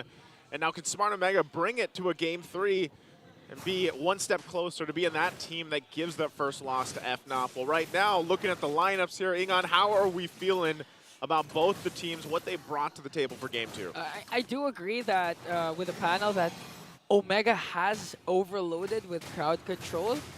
It might be a good position for they might be in a good position rather to create a lot of initiations, be aggressive, and at the same time have outplays for the potential setups, especially if ever Brusco decides to play this Matilda aggressively. Yeah. So we can see, but again, the story remains Super Friend still with the Zushin. Here comes Chaknu with the Kali. They're going to use it as a roam, so he has to walk away, though he uses the flicker to evade a potential death. Yeah, and you see what they did there too, because I know the panel was wondering about it, and like, it is, the fact that Chaknu's on the Khalid, he's doing a roam Khalid, and then it was Ryota on this Cho pick. I'm wondering how this all plays out. Look at the rotations happening here, though. Okay, King Go goes in with Spear of Alpha. It's not going to connect, but here comes Brusco with a circling eagle. Oh my goodness!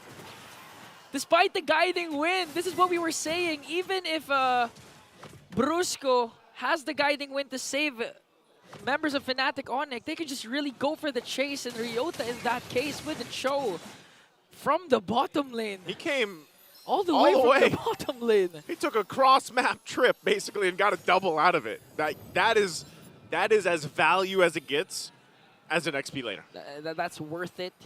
And some. And some. Well, okay, so he gets a double. He gets that. They make a very good play early on. And look at this. Look what they're doing with it. Just the aggressive version of Ryota bursting down Brusco once again. Chakti goes in. And King Kong has to walk away there. So right now the concept of Omega is, okay, you have Super Friends of Lantern Flare. Let's just be mobile enough or a dive center composition that we don't care if we get carried, as Kirk here works on Ryota. Here comes Super Friends though, and now the first turtle has spawned. The question is, will Fnatic Onic be able to contest? They're going to have to. Oh, he's in trouble. Okay, Kirk has the flicker out though. He has no Primal Wrath anymore. Here comes Chaknu once again with the Raging Sandstorm onto Super Friends. Lantern Flare is going to pick him up though. Ryota with a kick. Whoa. He's going to get King Kong though. King Kong has the Spear of Alpha just to walk away, and now a circling Eagle just to save him. And again, Omega flawlessly executing that to perfection will get the first turtle. All right, Smart Omega. They're coming out swinging early on. And even with the lineup they brought to the table, the little switcheroo they had, and now look how decisive they're playing this. This is exactly what they need against a team like Fnatic Onic Philippines, and so far, so good for the Brungai here. Now sitting on 3 kills, a good lead, almost 1,000 gold, and looking at the items, and how they're going about this too. You just got that Fury Hammer here for Andoru. That's enough of that extra punch, that extra penetration that comes through to burst down these members of FNOP, especially when Ryota kicks with the Way of the Dragon, and that's what we saw happen already. So this time, too, they focus here on the top. Here comes the Fracture, was a Raging Sandstorm flicker combination from Chaknu, but Kelra manages to escape that and punishes Chaknu. Okay, that was the kill Fnatic Onic was looking for, and the best part was Kelra didn't die. he was saved. Saved, had the Purify, good usage there also from Brusco to help him out, and overall just great response to what they knew was happening. And that's the thing, you know, it's if Khalid is on the roam, you're gonna see that sandstorm coming, right? Like, you know it's gonna be the initiator there, and that's why it's also, maybe this is a good switch up of having Ryota in the hands of the Cho, because it does add an extra dynamic to this and how they initiate. Even here, Chaknu. Chaknu has to walk away here. Spear of Alpha plus the Curse Blast combination, and after all that, Jushin Super Prince will get that. Now Andori has to walk away because of the threat of the Lantern Flare once again. Now Fnatic Onic slowly but surely finding ways to even out the economy for 100 gold lead left for Omega. Yeah, and part of this is also, you know, the fact that Kelra's playing a Bruno, one of the goal laners you don't see too often. Only certain teams, only certain players will bring him to the table. And the thing is, we all know that Bruno is still probably one of the better gold laners that you can bring in to just kind of siege on these turrets, build up, and then later on you're kind of surprised by just his, you know, damage just with his own basic attack even. The fight for the turtle, though, going to break out. There's a tornado coming in from Chaknu as Ryota goes in with the kick once again onto King Kong, surrounded by 5 members of the barangay. Kirk is the next target. He has the primal wrap, but will fall down eventually to Chaknu as Endoryu gets the second turtle. And all the while, Kelra, as you mentioned, just being self-sufficient, working on the top lane, trades for that instead. That turret's already gone, taken out tier 1 top side by Kelra. So they'll go ahead and adjust from there, a little switcheroo. You still have Ryota playing very aggressively, and they know the lead that they have right now. They can continue to try to punish Fnatic Onic, but here's a response. Okay, Omega has to walk away here because members of Fnatic Onic are here. King Kong might be able to get his purple buff, but Antorio goes in with a retribution as well. Ryota, on the other hand, Kelra will fall down. Ryota gets in with a kick onto King Kong, but King Kong answers right back with a shutdown of his own. Double kill coming in from Antorio. Chaknu with a Raging Sandstorm onto the backline as Kirk has the Primal Wrath, though. Super Friends working on Jome and Ook here. And that's going to be a 2-for-2 trade. And I'm not sure who got the orange buff, but the important thing is they were able to bring down King Kong. Just that, I mean, Endoro looking for a little bit more. They have to pop the beacon. Super Friends, okay, he's going to be fine. We'll get back, but you can see how strong this lineup is for Smart Omega when they have this kind of lead. Like, they were deep into the jungle of Fnatic Onic Philippines, and at least for FNOP, they were able to find something in that conversion, right? But you're seeing how much struggle it is when they have to expend so much in these team fights to actually withstand it and then maybe get a kill or two. That's also a Malefic Roar being picked up here after that Hunter Strike locked in now for Endoryu. So he's in a position to actually just even burst people down even further. And so I'm really curious what other completed build will come through from King Kong eventually on the outfit. Look at this. As I was just saying, Super Fritz is gone. Okay. That's that Malefic Roar. And that's Super Friends, one of the best players with the best KDAs all throughout the season. All of a sudden got bursted down by Endoryu with a fracture here. As Chaknu not even bothered, even if he goes in too deep with the Khalid as Jome works on the top lane turret. And just like that, they're going to take a turret. They might even take an uncontested turtle. Still got to push down there. You see Kirk gets the signal to go ahead and push it in. Not sure if he's going to get the whole thing because Chaknu is going to join this fight, but that is going to be the third turtle going to the hands of Smart Omega. 3 for 3 in that department, building the lead that they have as well, and Kirk will get forced off that tier 2 turret on the bottom side. They might still chase him. It looks like that's the plan here from Smart Omega. Okay, they're going to go right after Kirk. Kirk, though, does he have his flicker? He does have his flicker plus Primal Wrath, but here comes 4 members. I think he's not going to expand it anymore. Here comes a Guiding Wind plus flicker combination. What a save from Brusco!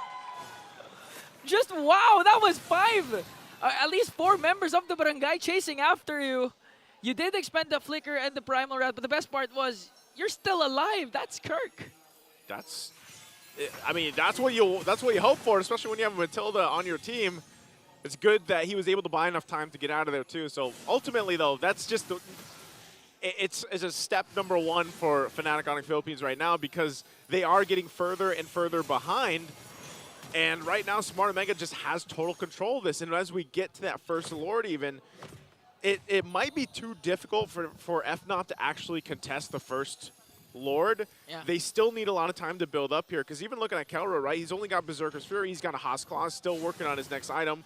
Probably an endless battle for the third item there, but even so, like, he actually has to be, even if Kelra has the damage covered, the problem is getting just bursted down. I mean, you are a Bruno, you've got to purify, and you know, you can rely a little bit on Brusco too, but you got to also just rely on the peeling capabilities of the team. Look at Ryota right on target, and this time it's going to be King Kong once again.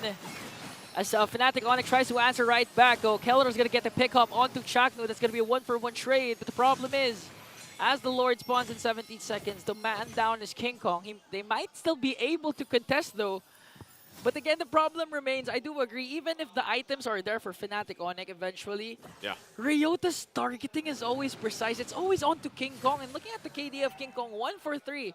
That's so rare to see for a dominant jungler like King Kong. Oh, they're actually going to show up here for the fight. They are. Okay. Andoryu, as Omega tries to burst down the Lord here. And they're going to secure it safely, but now Fnatic Onic wants to go for a trade onto Jom. They might be able to do it, though, as Kelra brings him down, but in exchange for his own life, as Omega tries to answer right back, they're going to get 2, and the next target is someone there, and it's going to be Kirk, as King Kong joins in the middle. Super Prince chasing right after Ryota. Ryota might be able to escape, but Chakno as well chasing right after them.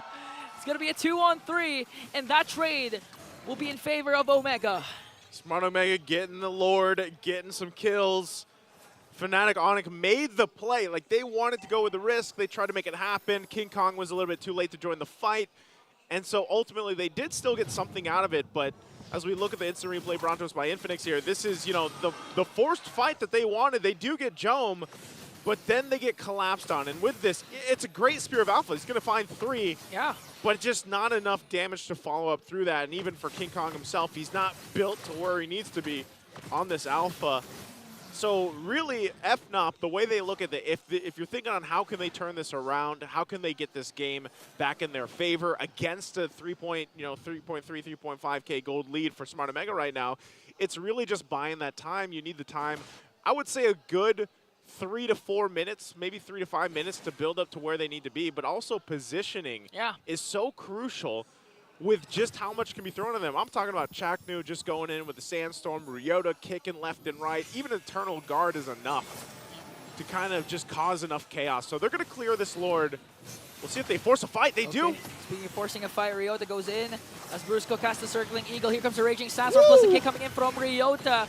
A lot of members from Fnatic Onic are low right now, but Chaknu has to walk away as they try to burst down the Lord. They will successfully save their inhibitor turrets. But again, if Fnatic Onic continues to avoid potential death despite the aggression of Ryota and Chaknu, they can turn things around because again, they have the Matilda that can be used aggressively and defensively. And if Kirk right now has his Flicker ready, if he manages to catch someone with the Earth Shatter Flicker combination and just activate Kelra's Bruno, they could easily turn things around. Again, the lead is not that much, 3.2K for Omega. Oh, they got to be careful here. They already had a good defense, but look at this play. Ryota and Doro, they're going to get spotted out. Okay, here comes the Fracture and Circling Eagle coming from Brusco. They're going to use it defensively, though. As Andoryu pops his Retribution, Ryota will get stopped there with the Earth Shatter coming in from Kirk. So right now, King Kong tries to go for his orange buff, want to go get a kill onto Andoryu, but Andoryu manages to escape. We've seen a lot of clashes, but still no bodies are falling down. You can see what's happening here, Egon. Like, Fnatic Onic was down quite a bit earlier on. They had a great successful defense in the base against that first Lord push. It was amazing that no one went down even in that fight. Oh, they might get cut off again. Okay, Chaknu goes in with Desert Tornado. Joma as well has to cast Zaman Force yet, but here comes Ryota. Gonna catch someone there. He wants to go for someone, but Andoryu has to back away there. There comes the Cursed Blast. And the immortality of Chaknu will be popped. Eventually, he's gonna fall down in the hands of Kirk.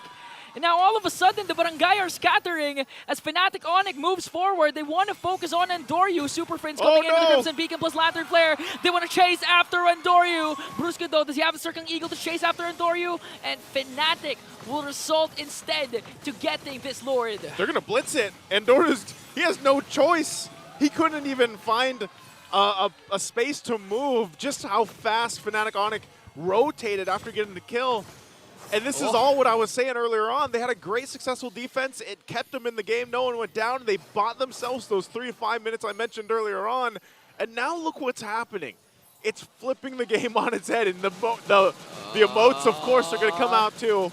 Don't forget to grab yours now while you can. But this is a Lord for Fnatic Onic Philippines pushing. You got to be kidding me. Super Prince just got the Ice Queen wand. So now the slow is going to be even more of a nuisance for Smart Omega to deal with. We'll see if they can defend. They've had this game in their pockets for the majority of the early to mid. But how do they respond to this? How do they respond to the pressure? Look at Andoru. He is going to get spotted out and forced out. So they've got to deal with the Lord eventually pushing on the bottom side. Eventually, if they burst down the Lord, save their inhibitor turrets. As soon as another potential Lord clash ensues here, Ryota has to step up again and does what he's been doing a while ago, picking off King Kong with the Way of the Dragon. They can, again, have the lead, but Fnatic Onic slowly bringing down the lead of Omega down to 1.5 gate. They still have the Lord, and now focusing on the mid lane turret as the Lord marches up in the bottom lane here. And they're going to get an inhibitor turret down. Fnatic Onic on the verge of actually remaining undefeated the whole season. Imagine if that happens. But will Omega, though, manage to stop the momentum of the Sonics? Man, how... So just like that, Fnatic Onic Philippines finds themselves in a position where they basically have control now. Yeah, the Lord was taken care of, but with everything that Smart Omega did in the beginning, they find themselves at pretty much even ground. That's what all that has done for this. So the execution factor on the lineup that they brought to the table is really going to have to be on point from Smart Omega as the next Lord comes up, and it's still a minute away. So if they can get a pickoff, great. But the problem with that is who is going to be that pickoff person? It's got to be Ryota. Like, he's going to be the guy to get that kickoff. Because I wouldn't want to see Chaknu initiate that because, again, the Raging Sandstorm is really great, especially from off angles. Yeah. So you're almost like, all right, Ryota, you might have to be the one to do this. But because of that shift in momentum and the plays that just happened, Fnatic Onic is the ones that most likely will go for a pickoff and put pressure on Smart Omega. Speaking of putting pressure, they're trying to get the purple buff away from Andoru here as Jom pops his Salmon Force plus the Purify. Here comes Kirk entering the frame in the middle. Jom all of a sudden will fall down. Keller will burst down Chaknu as well. And now the Omega Barangay has to walk away, but Superfriend says no. Picks up someone with the Lantern Flare. All of a sudden it's just Andoru and the Ukir left there. They might be actually able to end this. They have minions. Oh, no. Ukir and Doryu defending for their life. They want to end the streak, but Fnatic Onic will shut down someone. King Kong will fall down as well. That's a 4-on-2. The Sava Wave pushing in top. I'm not sure if they still want to go for it mid as well to focus down the mid lane of the base. Okay, Kelra. Gonna work on the mid lane turret. 5 seconds before Jom spawns. Superfrince enters in with a Crimson Peak, and Kirk working on the minions. And Dory tries to go in with a Fracture. He's gonna bring down They Kirk, bought though. enough time. Okay, they bought enough time. Here comes Jom with his Salmon Force. Might be able to bring down someone. Here comes Jack, though, in with the Raging Sandstorm. Even with the Purify, gonna bring down someone. And it's Brusco and Kelra left. Kelra's still going. Oh, Desert Tornado. Here comes the attack coming in from Ryota. Omega. Ryota goes in for the backline with the Way of the Dragon. Kelra, though, being chased by his former partner, Chaknu. John goes in. It's going to be a 2-on-1. Ryota with a Jit Kondu. He's going to be able to stun out Kelra, and Jom delivering the final blow. Oh, man, what a play coming out, and Kelra almost succeeding there. Did as much as he could, but what happened? Smart Omega brings the favor back for them, and they'll get the Lord off of it. What an amazing defense, and just synergy with playing with who was left to defend for the base there. And so with that, they get themselves the Lord, and they can go ahead and regroup and push in. It was Andoryu and Ukir defense. I mean, how many highlight defenses have you seen from Barangay? Even during week number 1, who could forget Chaknu Hylos diverting the attention of the Lord and the minions? Enough time bought for them to have a comeback. And now with Ukir and Andoryu's defense, they can actually pull off a comeback against Fnatic, the undefeated Kings, as the Lord marches in the top lane and Inhibitor will fall down. 5 members of Fnatic, though, are alive, so they're going to be able to burst down the Lord. Okay, we got to catch our breaths for a second here, but Smart Omega might have another plan. They might still continue the assault on the base here. They're going to have to clear things through. Couple More clears for FNOP. Should be able to make it and keep the base turrets up. So ultimately, you've got FNOP with 2 base turrets. Smart Omega only has the 1. And so they set things up. Where did he go? Kelrup? Oh. I don't know. This might be part of the plan here. Trying to make something happen. This is so risky. Is this a bait though? Woo! Super Prince Crimson Beacon, but a whole Omega squad goes in right after Kirk as well. His Primal Wrath is there. The first man down is no one yet because the Immortality of Ryota will be popped. But all of a sudden, Fnatic Onic sending Omega back home. They still have 5. Omega scattering for their lives. Fnatic wants to go for a pickoff. No casualties. But the plan of the Barangay has been foiled by the Sonics. Smart Omega's like, FNOP, if you want to make the history, you want that streak to continue, you're going to have to work for it. Remember, just minutes ago, they saw the glimpse of it as they were focusing on the base. They ran out of minions, and then this has resulted in now reaching the 20-minute mark. They're so close to the next objective here, less than a minute away. As both teams get re-situated, we're going to start seeing more of the items being juggled around too. The Winter Crowns, the Immortalities, the Wind of Natures even. And so for that, you're seeing how important the positioning is for both teams. For FNOP, they can play around Brusco. They've got the Guiding Wind to help them out. Circling Eagle, they've got the Purifies, the multiple Purifies that have played a part of this. And even for Omega, you still have to wait for these flickers to be available because those are crucial parts to either disengaging or re-engaging in these fights, which will all be up by the time this Lord gets ready to go. They'll stall it out a little bit, they'll put some pressure, but this is also where some of those off angles that we talked about earlier on could be utilized here. So for both teams, Lord now evolved. This is a crucial one. If FNOP's able to cap this out and get it, that might be the game at winning, the streak continuing Lord for this one. It's the Barangay timers though. We're past the 18-minute mark and we can clearly see Omega in the driver's seat with a 5K gold lead as Endoryu works on the bottom lane trying to create a push there and make Fnatic Onic react as Jome tries to start the Lord. Super Friends zoning out the members of Omega. Both of these teams can contest for the Lord. Both of these teams can get the Lord. Here we go. Half health. Might go through another reset. They still have to manage the waves as well. Super Prince, half health, already taking a lot of damage here. FNOP will try to get control of the space. They got to keep an eye on Kelra too. The good thing for Fnatic Onic is that their inhibitor turret down bottom hasn't been crushed yet, and Ryota has good position here. Setting his eyes on either King Kong or Kelra, but will be spotted out by Kirk. Just look at Endoryu. He's taking a trip around town. Okay, coming from the back line. This is where you keep things your head on a swivel, as I like to say. The patience is there. Did Chaknu press his Winter Crown? Fnatic Onic goes in with a Circling Eagle. Ryota though. Lantern flares there from Super Prince. He saw him, he spotted him out. So they can still play around this. Endoru's got to go the long way back to this. As FNOP starts to slow it up once again. Chaknu waiting on the whims. Jome there too.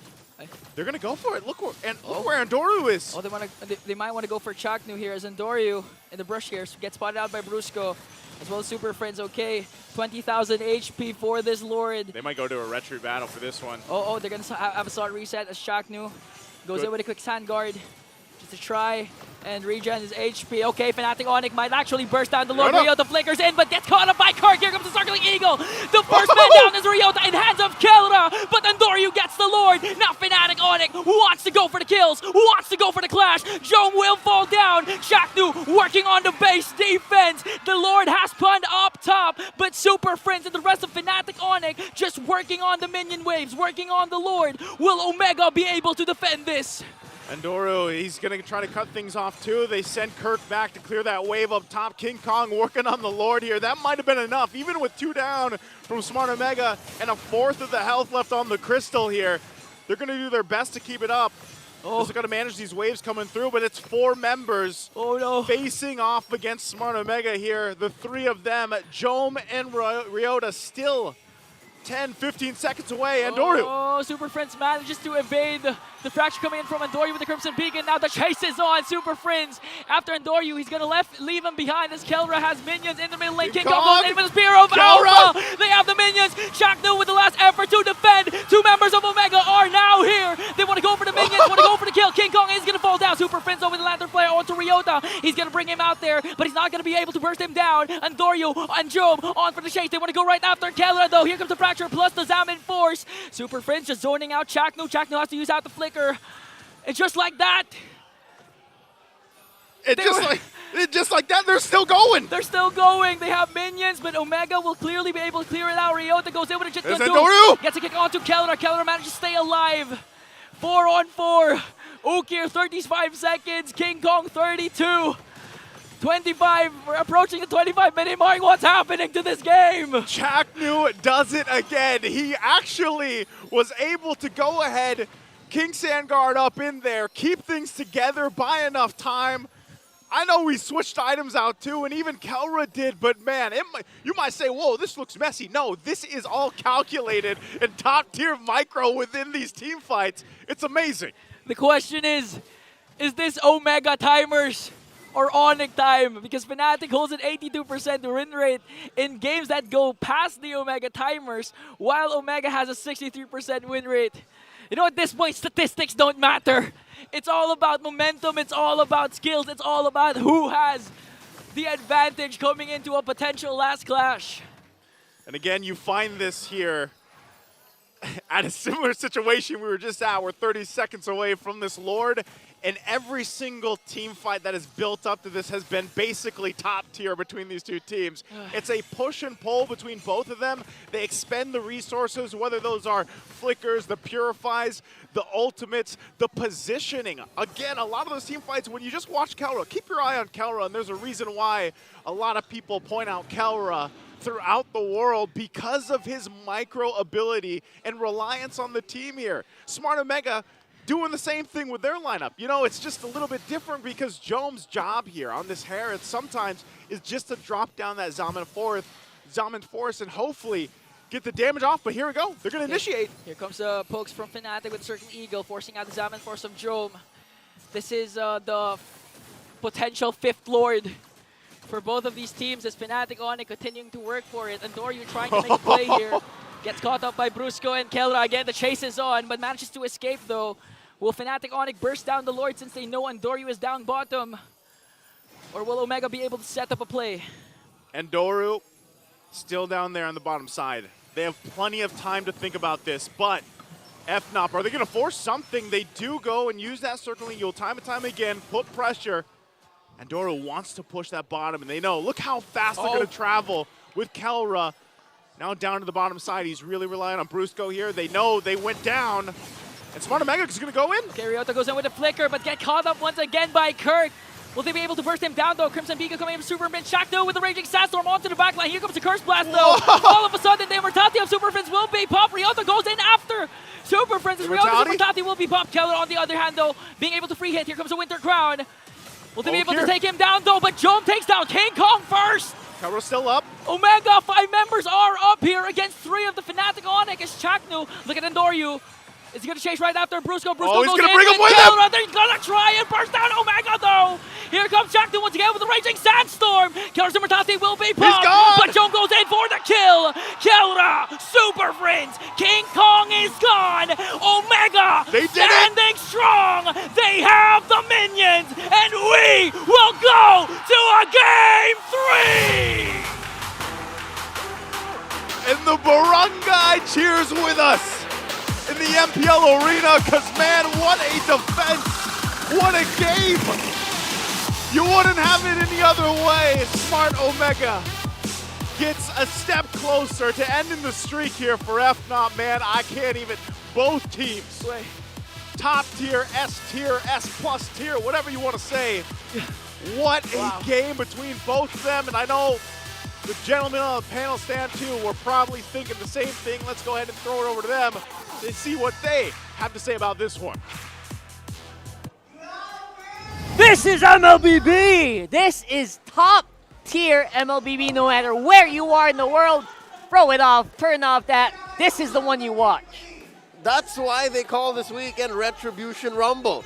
There was a rumble everywhere on the map, and at some point you could have sworn that Omega had it, and then Fnatic Onic had it. They're pulling back! And then Omega had it, but all this whole time, Andoryu died just once. This guy. The level of focus and mechanics and macro and micro and game IQ in this young man. And not to mention you look like Auntie Anara. That's just a bonus there. Man, this guy won it all. And that was, he only died once in a game where he cut non-stop on his own. He was cutting, he was threatening a burst, he was defending, he was everything. Dear Lord, the nightmare. Fnatic Onic. This is what your nightmare looks like.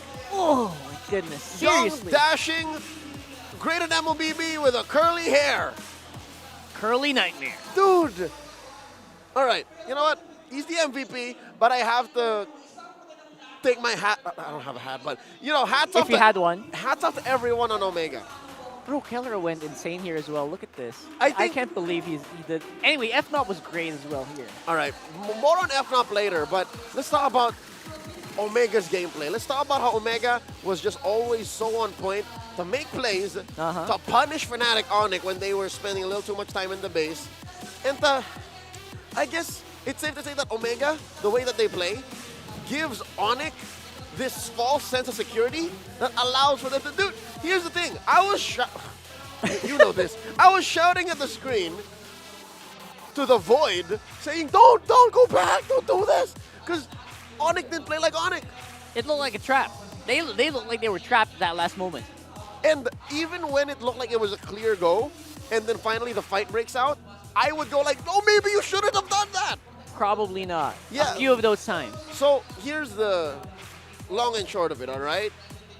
The bottom line is, this lineup for Fnatic Onic, it came down to the point wherein it's all in on Kelra. If you watch those fights, you'll see that a majority of the damage, once the ults come in from Prince, from King Kong, from Kirk, it's really just a Kelra show. Yeah, most of the time, Super Prince was actually just keeping his eyes on Kelra. Yep. Right? Even the very last one, when Andoryu was trying to go for the backdoor plays, they needed to check on him. Kelra was not enough to go alone. He needed that guy to keep him alive, because they know if Kelra fell, that was it. And that's why this felt like a lopsided match. And although, yes, Onic, as talented as they are, never really showed it until it was so dire. It wasn't a fairly spread out team lineup. In terms of threat. In terms of threat, yes. In terms of responsibilities, and they were spread out so thin. Yeah, this five-man, this draft by Fnatic Onic figured out that you have to isolate Ryota. You don't have to fall for Chaknu's shenanigans. Yep. Jome is easy to burst. They controlled the map. Yeah, they controlled the map, and they were able to play around that, get back in a position where maybe they could win and even threaten the base. But once that whole facade of what Omega was going through was figured out, Omega just leveled up. Omega like, oh yeah, that's not all we have. Check this out. We can still win fights. You can still fall for it because they had more tricks. Omega essentially kind of punched through the veil of like the bravado that Onic was showing most of the time. Yeah. And they said, you know what, I'm not falling for this. It's a double turn. If you're not, have you seen the movie Now You See Me? It's wherein you think you finally figured out Dean Cain. Oh, it's not. Don't spoil. All right. It's not Dean Cain. It's I think it was. No, Dean Cain is Superman. Who's Alfred? Dr. Bruce, why do we fall? That guy. Yeah, when the Kingsman guy, yeah. Yeah, when you think you figured out his tricks, you're like, no, he has another one. Michael Caine. When you think you figured out Michael Caine's tricks, they somehow pull out another plot twist. And that's what this almost 30-minute bout was all about. It was, right. Oh, you figured out how to beat the map. All right, now we're split pushing on you. Uh-oh. You think it's all just Andoryu. No, it's just, mostly it was Andoryu. Yeah, but, dude, Omega did so well here. Yeah. Omega basically, the way that Andoryu plays this hero, it felt like he was wrapping around. Yeah. You know, like a mamba. Like a snake. Yeah, he was wrapping around this prey. Maybe you know? this was the venom that we were looking for. maybe this was, and the Venom did not come in the form of the draft, which kind of did again. The swapperoo, like it happened so fast, Rock and I almost missed it. Yeah, we were expecting that Khalid to go XP. That's right. Right. And then, but apparently you needed to put in the XP for, you needed to put the Cho in the XP and the Khalid in mid, or in the roam, for it to be enough of a nuisance to have an early game chokehold.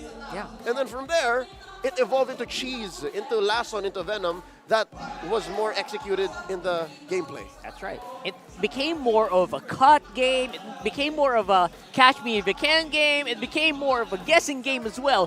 Where's this Endoryu going to show up next? That's a good movie. Catch Me If You Can. It really is. And at the end of the day, it was just resilience from Smart Omega. Honestly, I was here. I was like a roller coaster. I was like, they were taking me everywhere they could. I do not know what I expected. It was beautiful. It was a beautiful crafted game. You were in for the ride. You just let him go. I was just watching. I got wow. so invested. I was shouting at many different screens. I know. I saw you, man. To nobody. I saw you. Okay, we got some MPL fan comments here from the YouTube. Ren Bogie says, reverse sweep. Oh, he's gunning for the reverse sweep. All right. Okay. Vren will go bald. He's gonna go if bald. Omega loses. All right. You have evidence. Somebody right go there. look for Vren after this, Check if ever. We need evidence. Rain Bubba says they don't want to go for 14-0. They don't want to let Onic for 14-0. Yeah, and Mauel Francisco just spewing truth here. Filipino MLBB, the strongest in the world. See, this 30-minute match. You guys know. This is just game 2 in the best of 3 in the regular season. Yes. We're not even in the playoffs yet. We're not even in finals yet. We're close, but this is the caliber of MLBB that we have. And at this point, we're done saying it. You guys are saying it for us. Just watch. Just watch and enjoy the ride, you know? Just like the way that you will enjoy beautiful recalls if you pick up AP Ren's victorious M5 skin, the first ever FMVP Fist of Glory. Paquito is now 40% off. So at least you can still get it really, really low. And of course, AP Brand's Champions souvenir card. You get that Brody AP Brand skin. You get the AP Brand Battle emote. It has an elimination spawn and a recall effect. All of that available in-game, so do check it out. This is the very first FMVP. It gets me a lot. Finals MVP skin, by the way. So it's historic. M6 is going to have one too. But if you want the first one, the very first one, get it now. And you know what? What? A lot of people do say we could see our next FMVP somewhere here. From one of them. From one of these guys, if they keep playing like this, you know? Because right now, obviously, the win streak is still alive, technically. And Fnatic Onic has been here before. By the way, they are not completely undefeated in terms of games. Yeah. They've dropped some games. It's not always a 2-0. Sometimes they go 2-1. And yes, we have seen reverse sweep from them as well. But the last time we saw them get this close was against Falcons AP Bren. So in your head, you know, logically speaking, you could say, hey, Omega has developed to a level where they can put up a fight as good as Falcons AP Bren. Against Titans, against streak holders. Against these guys? Against literally almost the gods here in MPL Philippines. And again, Omega on the blue side this time around. That's that might throw a bit of a curveball in FNOP, but as I mentioned, they do win from deficits like this, even on red side. Yep. Neither squad actually is at a disadvantage, significant disadvantage. I throw it out the window. Like I don't. Now that we've seen what Omega is capable of in Game 2, and the whole of Season 14 to see what Fnatic Onic is capable of, regardless of side, I'm in for the ride. Like I just wanna. We just want to enjoy this, right? Yeah. We just want to enjoy this right now, and hope you guys are enjoying too. Just keep dropping your comments. We'll try to read them later on. Who do you think can kind of match up to this level of competition? Maybe add some spice to the conversation. If you don't, we'll take it as no one can. Yes. Silence means you accepted these are the best. Yeah. So please comment right now. That's a line from Khalid. What? Silence means consent. No way. Yeah, which really? is saying by Plato or something. We're in a room wherein you vote. Uh-huh. If you're silent, that means you agree. So yeah, if you guys don't comment, let's say Please comment. RRQ can beat them, SRG can Sell beat them them, for add them down there. Fireflux can beat them. That means you agree. Please, if you don't comment, you just accept what we say. Which is the truth anyways. Which is why we're asking for your opinion, and you have every right to be wrong. Omega's win selection, by the way, side selection win rate is, all right, 41%. They had a rockier season compared to Onic. I mean, everyone has a rocky season when you're looking at a 13-0. Everyone who isn't on the 13-0. They win almost half the time. Almost. Close. On red side. So yeah, if you were just on side selection, scooping up some hopium prior to game 2, now just the whole damn tub and just get a big barrel. Maybe we can go 13-1. There you go. 13-1, 14-0. What's it gonna be, guys? We're going on this draft, and we are going for. By the way, it's super jam-packed here. If you guys didn't notice, real story. There are more chairs True than story. usual. Yeah, they brought out actually extra chairs to accommodate all of the Sonics, all of the barangays, and everyone in between. Even the staff are seated in the audience area. Oh yeah, I don't blame them. I don't blame them. They're in for the ride, man. Even non-MLBB fans exactly will want to see this. Oh man, this could be again possibly history in the making here. Right now. We got a capacity crowd in the MPL arena at the Green Sun Hotel in lovely Makati City. Here's the draft. Fanny and Nolan out of here. That's right. Fovius and Chip out of here. Still open up Harith. Still open is the Edith. Still open is the Khalid, the Tig. Both junglers very happy with the Hayabusa as well. The Ling. Hayabusa got banned out last game, so. Maybe a bit of a scenario here where it could be open. Is this what's happening? Is this what Coach Lambot is doing? Coach Snap says, yeah, why don't you just force King Kong to play like a weird utility pick? The Alpha, what can you say about the Alpha? I actually was a little curious about the performance of the Alpha. It was like a battering ram in that game. Yeah, and then I feel like it's not King Kong's best. It works, but I mean this in no offensive manner. It's mid. It's kind of mid. It's kind of mid. I mean, compared to the other jungler picks of King Kong. Of course, King Kong on a Ling, King Kong on a Haya, King Kong on even a Nolan. I mean, a Julian. I would rather have that. So again, maybe that's a trick, right? Maybe if you are Lembot, force him into these picks. Whoa! Very early there. And here's the thing. It's strong, but also it's mind games. It is. You don't know where it's going. That's right. It's gonna also discourage picks like the Ling and again any weird squishy assassin. Makes you think twice about the Khalid too. Same, exactly. Because you can knock up the quicksand guard with a. Cancel that out with a Shunpo. Yeah, it's over. It's over. Jikundo, and you're sitting duck. All of that. Man, what a powerful first pick here. Who would have thought Cho would rise up to this status? All right, there's the Ling. He still goes for it. We don't know where this Ruby's going, by the way. Kirk has played Ruby. That's right. And Kelra is very prolific with the Ruby in Season 14, too. Yeah, he don't care if he's going to pick that up. Actually, any of these three could possibly play it. So Brusco could play it. What's Omega to pick? Edith is still open. I think it's proven now that Omega don't care about the whole Vixana-Valentina situation. Yeah. They can let that go. They can let that through. Aurora is lower in the tier. Harith is, if he's open, he's probably going to Jome. Yeah, Harith or Lunox? Moskov. You got a 50-50 on the Moskov and the Harith here, I guess. I like the Moskov, yeah. Khalid still. Oh God, are they just forcing the same draft as game 2? What if? Hayabusa, all right. Rockhart, I think the fact that the Harith and the Moskov are open, both means they don't need to rush. Yeah, I think either way, good luck with your gold lane later for either of these teams. Yep, so they get the Haya, so already set. Andor is going to be playing a good hero. What's next for FNOP?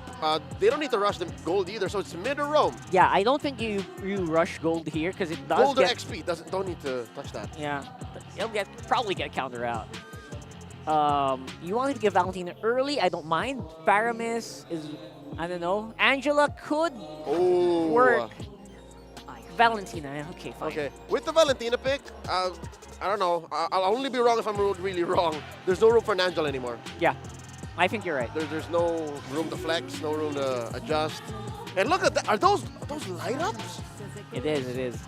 Are those acrylic light ups? It lights up. It's very dark here right now, so it's light up for sure. Wow, the barangay's real creative, huh? I mean, not just in the draft, but in real life as well. Yeah, they're just stepping up because Sonics also have their own like handmade. See, look at that. Are those Are there headbands? Those are the players. I would say these are two King Kongs on Daddy Kong.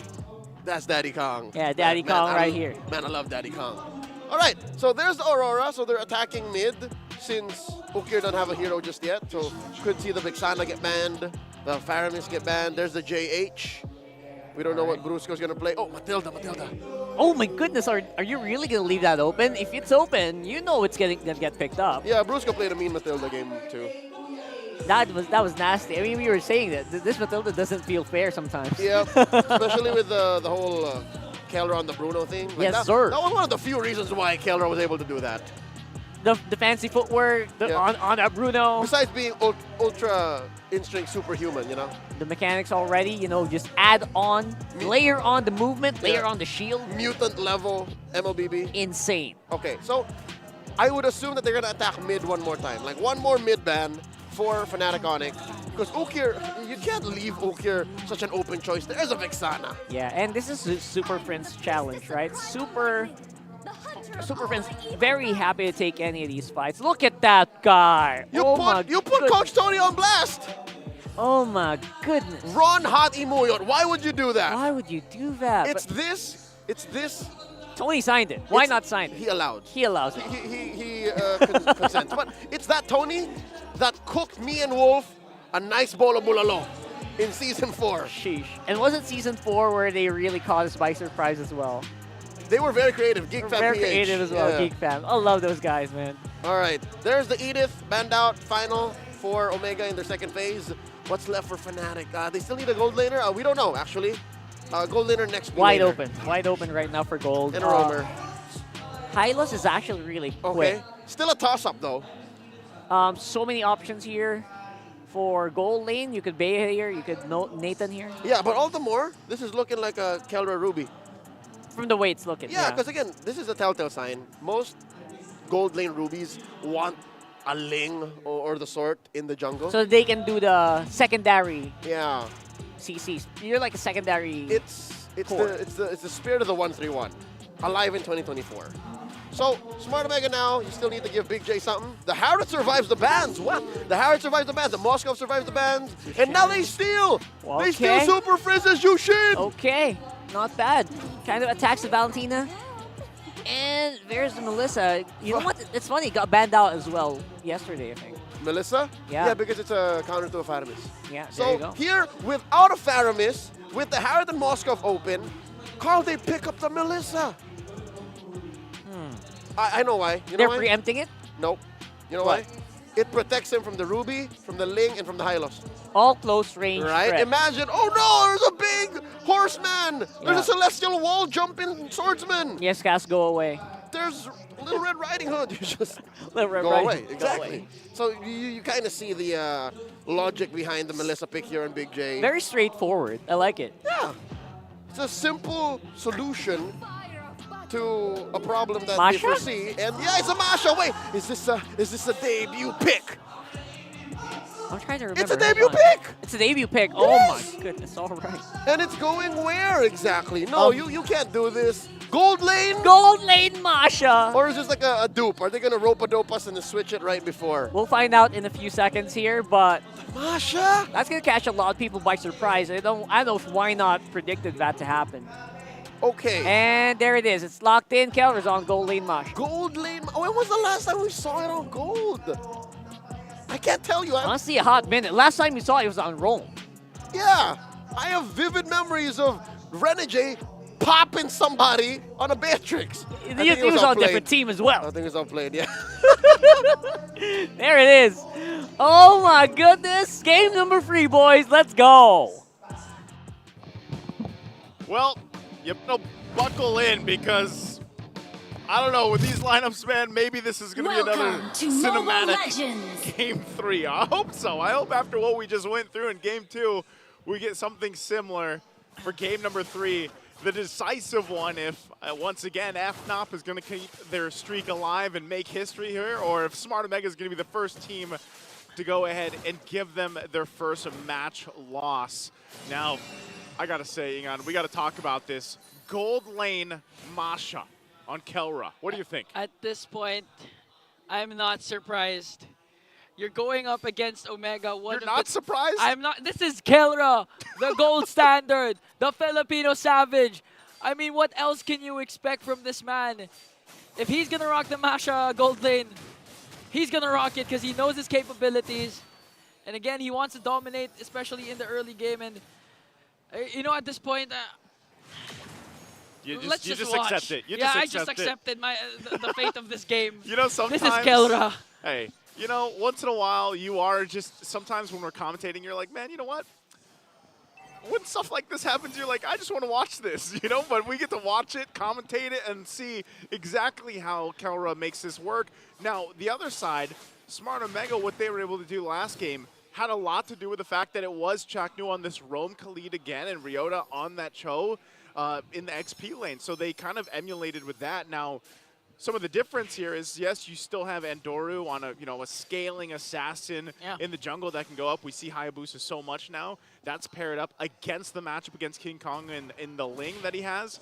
But also, even with this, Jome on the Melissa, this could play a part in the long game where, you know, having this more traditional gold lane ranged hero in comparison to Kelra on a Masha, but we all have to remember what Masha can do, especially when you start getting, you know, stacked up on items. The thunderclaps get a little crazy and everything else, especially with some of the resets that come through with the way that the health works and everything else. So that could all be part of the plan here for Fnatic Onic Philippines. And I also love the fact that they are testing the waters, testing the limits, and still bringing out new heroes even in Week 8, Day 2. You know, we've seen Kelra, game number 2, rock the Bruno, where he wasn't activated early on. He was just really pushing. But Ryota with a kick might be able to bring down Brusco. He pops his Revitalize, but here comes the Lantern Flare coming in from Ukir. And Adori draws the first blood. Now counterattack coming in from Kirk, though. He might be able to escape, but Ryota once again with a Jit Kondu stun.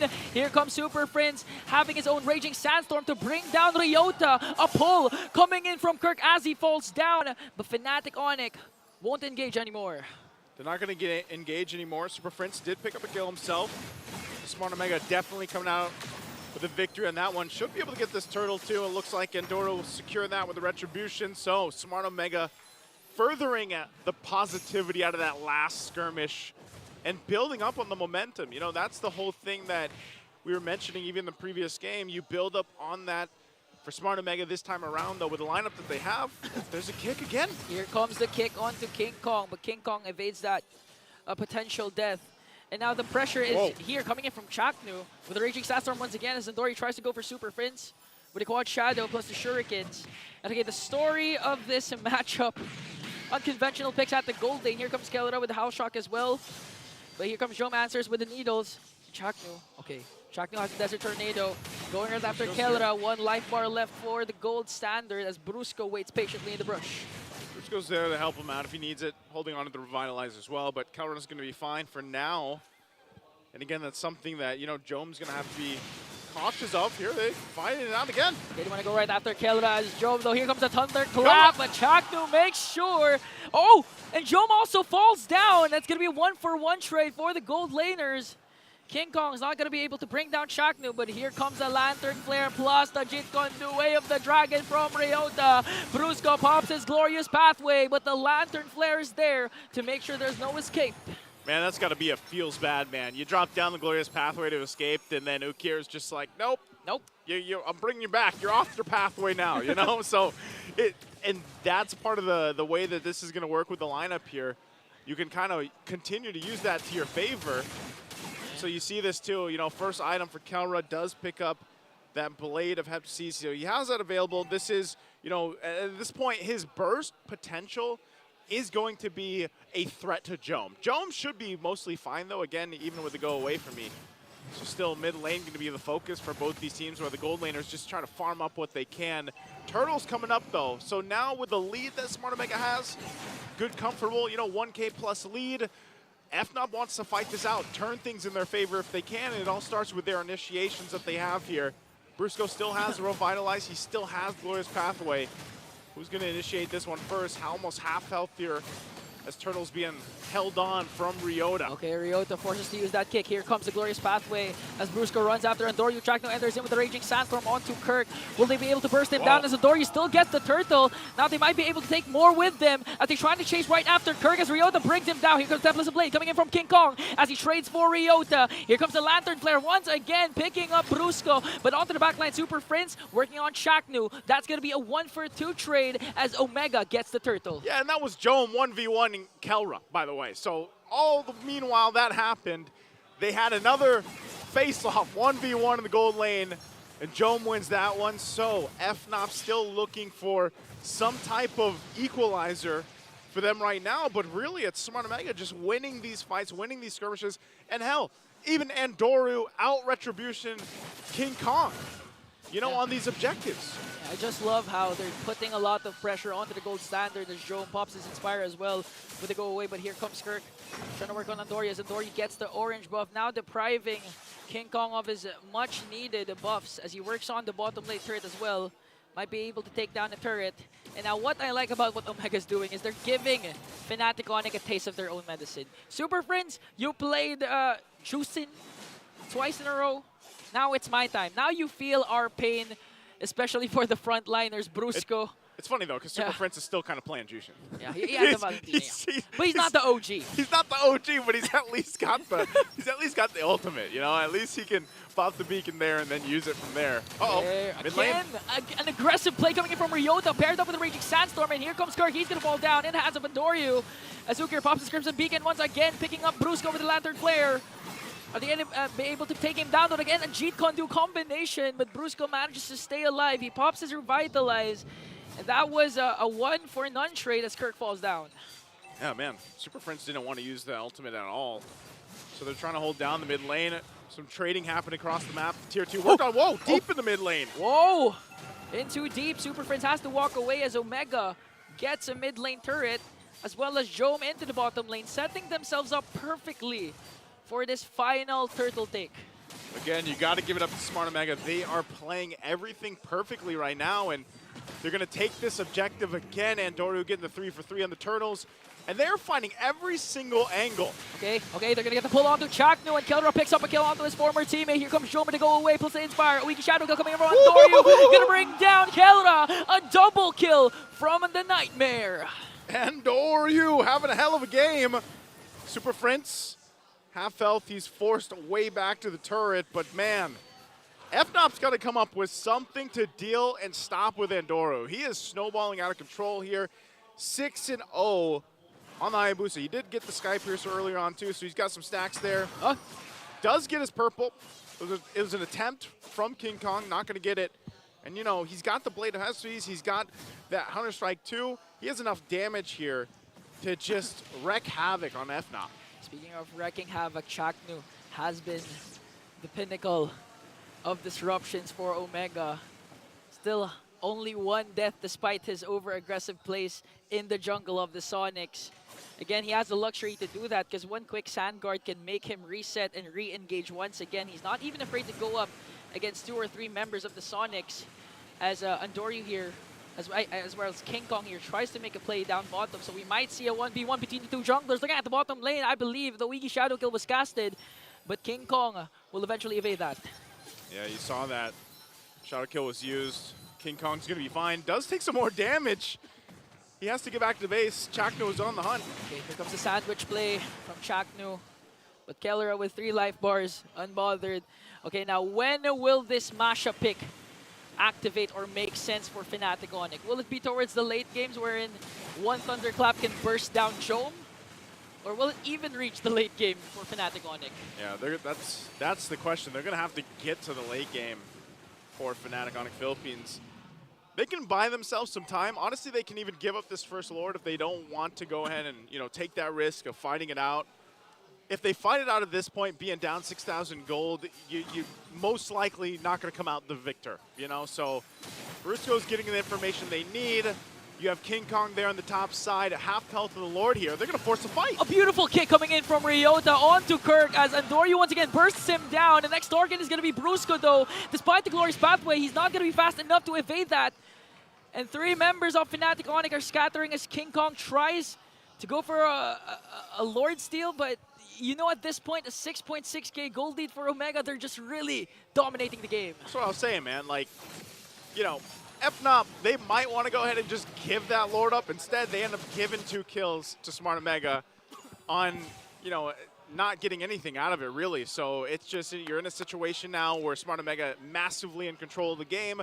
They're going to go in with this first Lord push and most likely, you know, knock onto these base turrets of FNOP. Possibly even maybe get one if they're able to. Now, that's the thing you asked earlier. When does this Masha gold lane pick pay off? Well, it might be a little bit too late for that if they don't figure something out quick. They really have to also just deal with Andoryu as he picks up the BOD. He's got that Bladed Despair now. Tier 2 turrets are going to fall here, and the Lord making its way. Waves all pushed in together. Synchronized, and FNOP now on the defense, looking at their clear here. Super Prince holding on to the Sandstorm herself. All the shields are going to be popping here. They're going to try to hold on the best they can. All the way from the backline is Chakno. He might get bursted down here as Kelra picks up the kill. Here comes the counterattack coming in from Fnatic. Glorious Pathway will be casted as well. But looking at Joe with the go away, the needles are just too much to handle. Another knockout coming in from Ryota plus the kick onto Kirk. They're going to bring him down. The Shriek hangs in the balance. Here comes the Raging Sandstorm. A double kill though. A shutdown for King Kong. But the streak! The streak has finally ended in the hands of Barangay Omega! It's Smart Omega. As the Barangay cheers with them will be the only team to give the defeat to Fnatic Onic Philippines. What a way for them to go ahead and get prepped up and ready for what's ahead of them into the playoffs. You can see how happy, of course, Chakner's feeling. He's going to go over there. We know just how much history, obviously, is here with these players, the coaches even as well. Big J. Wow. He's probably like, man, what was that Masha pick, man? I'm as shocked as you are. But just like that, the beautiful run of the Sonics have been ended by Omega, but they still have the first seed, and for Barangay, they are in the playoffs, so basically a win-win for everyone, especially the fans, because game number 2 was amazing. Yeah, if you watch the series with us, game number 2, definitely one of the best games we've seen in the regular season. FNOP going to taste their first defeat all regular season, but again, top seed, great position for the playoffs going in. You know, they're testing the limits. They're seeing exactly how far they can go. It's always great to see some of these drafts come up to the table. So once again, congratulations here to Smart Omega. What an accomplishment. That's going to wrap it up here for us on Desk Again. I'm Naisu, and this is Ingon. We're going to throw it over with Martina and Smart Omega for their winning interview. And a streak has been broken. All right, everybody, bagong barangay. One more time, bagong barangay. Ang lupet ng ginawa nyo, Chaknu. What can you say na kayo ang nakatalo sa win streak ng Fnatic Onic Philippines? Kayo na ngayon, ang streak breakers. Hindi nga ako makapaniwala nung una pero proud ako sa mga kampi ko. At meron ka kaninang sinabi kay Kelra, parang nakita ko, I couldn't read lips eh, gumaganong-ganong ka habang nakaupo siya. Anong sabi mo sa kanya? Sabi ko yung masya niya kahit kalid ko hindi kaya. Kay Jom naman. Jom, sabi mo dati, dun sa palag mo, na hindi mo iniwan si Chaknu. Ngayon, anong masasabi mo sa kapitan mo na kayo ngayon ang nakatalo sa strongest team ngayong MPL Philippines Season 14? Ano naman siguro yun. Expected naman namin kasi ginagawa naman namin yung parang pinaka-best namin para makuha namin gusto namin. Ano sabihin mo kay Chaknu, your captain? We wanna know. Mahal kita, tol. And now, it's time to announce our MVP. Let me hear some names. Take your guess. Sino? Let's take a look at the screen. Andoryu! Uy, may sabunot. Andoryu, talagang high expectations today. You guys beat the unbeatable team. Anong pakiramdam nun para sa'yo? Na isa ka doon sa nakagawa nun. MVP ka pa doon. Hindi nga po ako makipaniwala pero sabi kasi ni Stronger, yung laro namin na to ay magiglimpse daw yun sa playoffs eh. Kung magiging talo man kami dito, baka mawalan lang kami ng moral kaya binuhos ko na rin yung kaya kong gawin. Ano naman masasabi mo sa lahat ng iyong kabarangay? Maraming salamat sa patuloy na pag-suporta tapos abangan niyo pa kami sa playoffs. And now, it's time to get to know the lucky fan that will take home 3,000 diamonds. Come on up. You will also get a ticket to Day 1, Match 1 of the playoffs. Hi, what's your name? Roger Aberte po. Capital R-O-G-I-E. Rogi. Rogi, hindi Roger, Rogi. Okay, tinuruan mo pa kami mag-spelling ng name mo. Okay, sino dito ang favorite player mo? Si Chakno po. Chaknu! Bakit si Chaknu? Oy, excited? Okay, bakit si Chaknu? Sabi mo kasi ng nanay ko, magkamukha ko kami. Baka po sa kanya po ako pinaglihi. Okay, tabi kayo. Magkamukha ba? Ano gusto mo sabihin kay Chaknu? Idol, galingan nyo pa sa susunod na laban. Sana mag-champion kayo. Nanginginig siya. Anong gusto mo sabihin sa kanya? Magkamukha daw kayo. Anong gusto mo sabihin? Magkamukha daw kayo. Oo nga, magkamukha kami. Alright, congratulations. You won 3,000 diamonds. Oh, hug daw, hug. Smart Omega, you may now take your bow and take your walk of victory. Congratulations.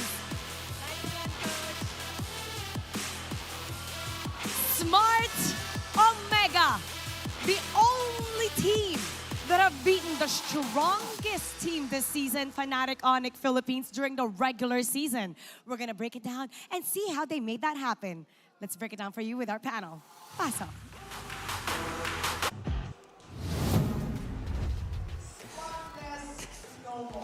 I don't know. I have no words how that happened. Honestly, it didn't look so bad if you were looking at the draft, right? I was expecting, given how a majority of the draft look very similar to game 2, you know what I mean? Like something that goes 20 minutes, 20-something, close to 30. I thought we would see that kind of match. Right. But the way Ryota played, the way Andoryu played, it just, of course, Chaknu's Khalid, like he was playing the same game from game 2, right? Yeah. It just pushed it to a level where Fnatic Onic was trying something, all this while looking to get back momentum. Like, that's a losing battle. He did no wrong here. And I actually really love the Melissa swerve as well. Like, you said it best. Good luck reaching that Melissa, and we actually saw that happen here. Very hard to reach the Melissa. Zushin was giving FNOP such a hard time here. Yeah. Oh my god, I don't know. I was just enjoying this. I understood the Melissa, conceptually speaking. We'll have a guest later on explain exactly why. But also the steal on the Jushin was the icing on the cake. Crème de la crème. Watching the game, the 12-minute game, dear God, the 12-minute game in practice was made more beautiful by Okir's Jushin. Like 0-0 and 12. Like Kelrock couldn't come close. Even Prince is a mid-range Valentina mage, couldn't come close. Kirk and Brusco did close to nothing. So what does that tell you, right? When that happens, when you put Fnatic Onic Philippines in a very, very rare scenario, it does feel like there's no exit, there's no emergency escape button or anything. Nothing. No panic button. Barely a response. We have Coach Snap here on the panel with us. Coach Snap, thanks for taking the time. Hello. Congrats. Thank you. We got to make this earlier, right? Because we have a lot. We have a lot of thoughts about that. I have so many questions. Coach Snap, number one, did I read the Melissa right? Was it because there was a lot of dive from Fnatic Onic and you wanted to give Jome something that scales quick and can protect himself? It was a decision between Lunox, Harit, and Melissa. There you go. That's what we were saying. The first two make sense because those are meta picks, but why the Melissa now? It's strong in lane. We just wanted to win all the lanes. Did you expect for it to win against the Masha? I didn't even know what type of matchup is that. Right, exactly. So when you were goodness. considering the three, Melissa, Lunox, Harith, Yeah. the latter two more expected, you would win still regardless, but Yeah. I think you won more with this now. Exactly. So you were expecting something around a Lunox, maybe? Let's say if I pick Harit, they will last pick Lunox. Right. Or Melissa. So we have gotten the strongest laner, which is si Melissa. All right, so, all right, just to answer that, just so we can like get this last pick out, what would you rate the Masha? Why do you think they picked it? They wanted to flex the Ruby to good lane. But we've been out most of the XP. They Yeah. ate it. I think they had no choice. Yeah. Do you feel like you put them in a place where they didn't have a choice but to do Because the Susan pick was there. They couldn't pick any other tanks. Oh, so it's like they changed their mind at the last minute. Yeah. They wanted to go Ruby Gold, Yeah. but you put them in a position where they had no choice. Yeah. Okay, let's man. talk about the Khalid here. Chakno played Khalid 2 games in a row, won with both, and in Season 14, we've seen more often the XP lane Khalid. Yeah. Why do you guys prefer the roam Khalid? I think he provides more vision compared to Chu, and he doesn't need to go back to the base. So he provides more mobility and vision to the team compared to Chu. All right. I mean, if you get whittled down with a Cho, you have to go back to base. And Yeah. Khalid, just quick sand guard, then go rotate again. So that's the logic. Yeah. Yeah, I like that. Because most people would say, you know what, Khalid roam is squishier. Yeah. But you're saying that doesn't matter. You can actually mix them spells. You can actually go Rivet Khalid. That's even worse. You know what you're going to do in your next live. I'm going to try. Yeah, no. So the win here by Omega against Fnatic and how Chakno played it, made me more accepting. Because I actually love XP lane Khalid now. Because it's the same story, right? You can get vision, you can win lane, you can rotate faster. But if you're affecting the whole team as a roam, maybe that's better. Coach Snap, let's change the focus here a little bit. I want to celebrate your win with you. Yeah. Congratulations, you ended the season strong. How are you guys celebrating? I'm not sure if there's a tiebreaker tomorrow. Is there? I don't know. We'll wait for the math. Yeah, we have.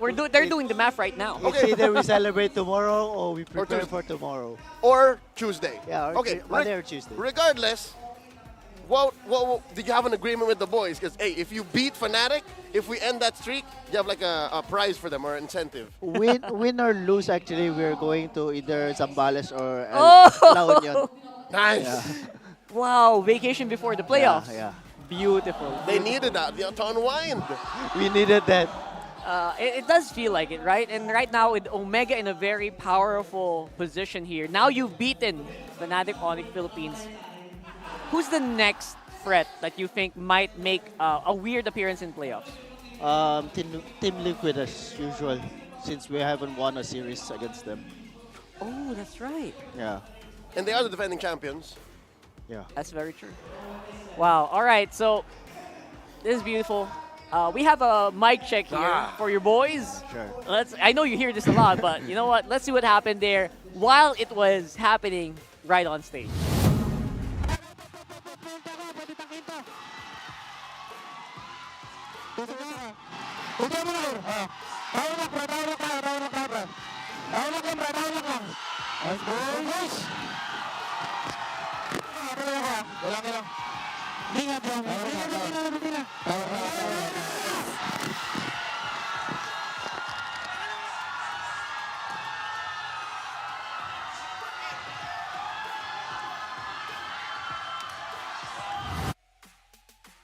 comes.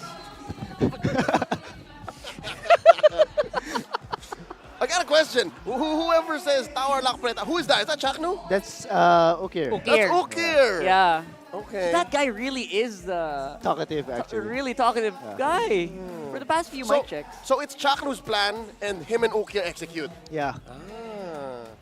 All right. So Deadly combo. That's super deadly, actually, you know? I guess that's something that Bornok could train for. You know, that's the role that I think Bornok should slot in there, right? Yeah. Is that the plan? Yeah, maybe in the near future. Near future. All right. For now, you got an amazing main five. We talked about Ukir, we talked about Chaknu. I'm curious about the other fellas. I want to hear about Andori. Why is he so good now? How does he fit in to the shot calling? Does he follow the lead, or does he have his own plans? During the early stage of the game, he usually shot calls the rotation. During the mid game, he focused on his mechanics and let the rest shot call. Ooh, switch a rule. So he starts strong to get good farm, and then later on he just follows. He just I very few teams actually do that, and usually there's just one main shot caller. That's interesting. I guess we can kind of just leave it for there for now because we have a pretty big playoffs to prepare for. But before we go, I just want you any messages to, again, our usual fans here in the international audience. Now, I think they can, you know, the Barangay Worldwide. They have to acknowledge. Coach Snap, I want you to address the Barangay Worldwide. Shout out to all of you watching Smart Omega and always supporting us. You can watch Chaknu and Kara in the playoffs on, when is it?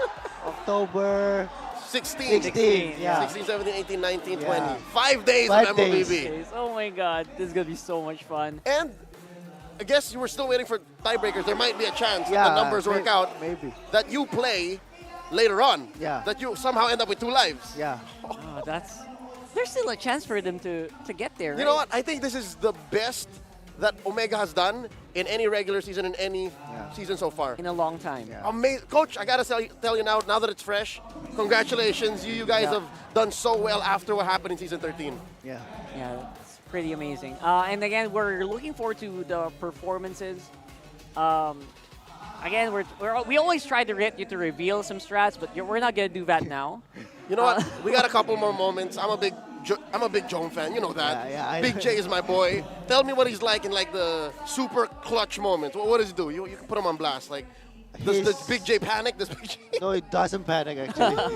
He's like a gangster type of guy, a good type of gangster. He's the one always shot calling during the late game. I see. So late game, it becomes more Big J. So he's the guy who, in basketball, he does that, you know. As a gold laner. As a gold laner, he does so well. And again, that's one of the reasons why you have to watch out for these guys. I feel like it's impossible to really just put them aside. And yeah, for now, we're all very excited to see what Omega is going to come up next. Obviously, it's not done yet. It's a very, very, very fun achievement. You cut the 14-0. You're in history, by the way. Every time they talk about 13-0, but Smart Omega right there. So I guess big congratulations to the boys, and hope you guys enjoy your short break before a possible tiebreaker. Which again, we're gonna try to talk about that more later on. Because right now we have a fancy laban. Sorry, this is the regular season first. Oh yeah. This is it. Everyone is locked in now, and Smart Omega's here. Okay, so with Smart Omega at 9th, it's possible that they still could maybe fight for the upper bracket slot if Falcons don't win at all. That's right. So there's possible tiebreaker. I see. So it's possible. Coach Snap, we wish you all the best. Thank you. If Falcons AP Ren loses, they're gonna go 9-5. All right. So Coach Snap, we'll leave you to it. And thank you so much, man. We wish you and the boys the best. You guys are gonna celebrate tonight and maybe prepare for Monday. And we'll see you then. Thank you so much, Coach Snap. Thank you. All right. Rock Art, that's it. Bro. You're right. The 13-0. Sorry, the 14-0 is stopped. It's it nowhere. becomes a 13-1, and that's history. That's right. And who beat it? You know what it is. It's the barangay, bro. It's the barangay. It's the barangay. Okay, so with that said, the math is so tight. It's 9-9. 9-4 and 9-5, respectively. Wait, there's still a couple. There's a match, one more match tomorrow, and For then AP Bren. there can be 3 9-pointers. Yes. If I'm not mistaken, right? Yeah. Aurora can be 9. FCAP can be 9. Omega can be 9. But what about Fancy Laban? What about them? Is there Okay. any tiebreaker? There is a tiebreaker. Oh, what? All right. Oh, my For goodness. sure, there's going to be a tiebreaker between the Raiders and FNOP. Yep, Given yep. that they have the same score, they have the same win-loss. But hey, look at that. The Bees, the World Championships, well, fan club. They're holding steady. They're Is holding that steady. 8 and 5. 8-5 is not far as well. They have to keep it going to get the champion, because we also need to crown a Fancy Laban champion, right? We did it all season long. It's not fair if we don't crown a champion, right? So again, stuff you watch out for here in the MPL arena. That is the Infinix Fancy Laban. So much fun happening and so many things happening here. It's been a pleasure, Leo, casting this or paneling this one with you, brother. And again, that's going to be it for us. Leo and Rockhart here, throwing it over to Mara. Close out a very, very long day. After a nail-biting match, we have finally completed the teams that are heading to the playoffs. Blacklist International is your 6th contender. Pero hindi pa tapos ang bakbakan because we still need to find out the right order of the official regular season standings. Malalaman natin yan bukas on the final day of the regular season, the last day of the Retribution Rumble. Watch as rivals face off. Ako po si Mara Aquino, and this has been the MPL Philippines Season 14. Keep it good vibes, everybody, and see you tomorrow. The 14th season of MPL Philippines is brought to you by the following sponsors. Smart, the official telco partner of MPL Philippines Season 14. The official tournament phone of MPL Philippines, Infinix GT20 Pro. Official suppliers, EMC Asia and Index Salon. Don't miss any MPL action by following our official Facebook and subscribing to our YouTube channel. Follow MPL PH on TikTok for more content. Experience the lakas ng Pinas playoffs of MPL Philippines Season 14 action live at Green Sun Hotel. Grab your tickets now via official MPL PH website. And to ensure the equality and fairness of our games, MPL Philippines is also monitored and supervised by the Games and Amusements Board.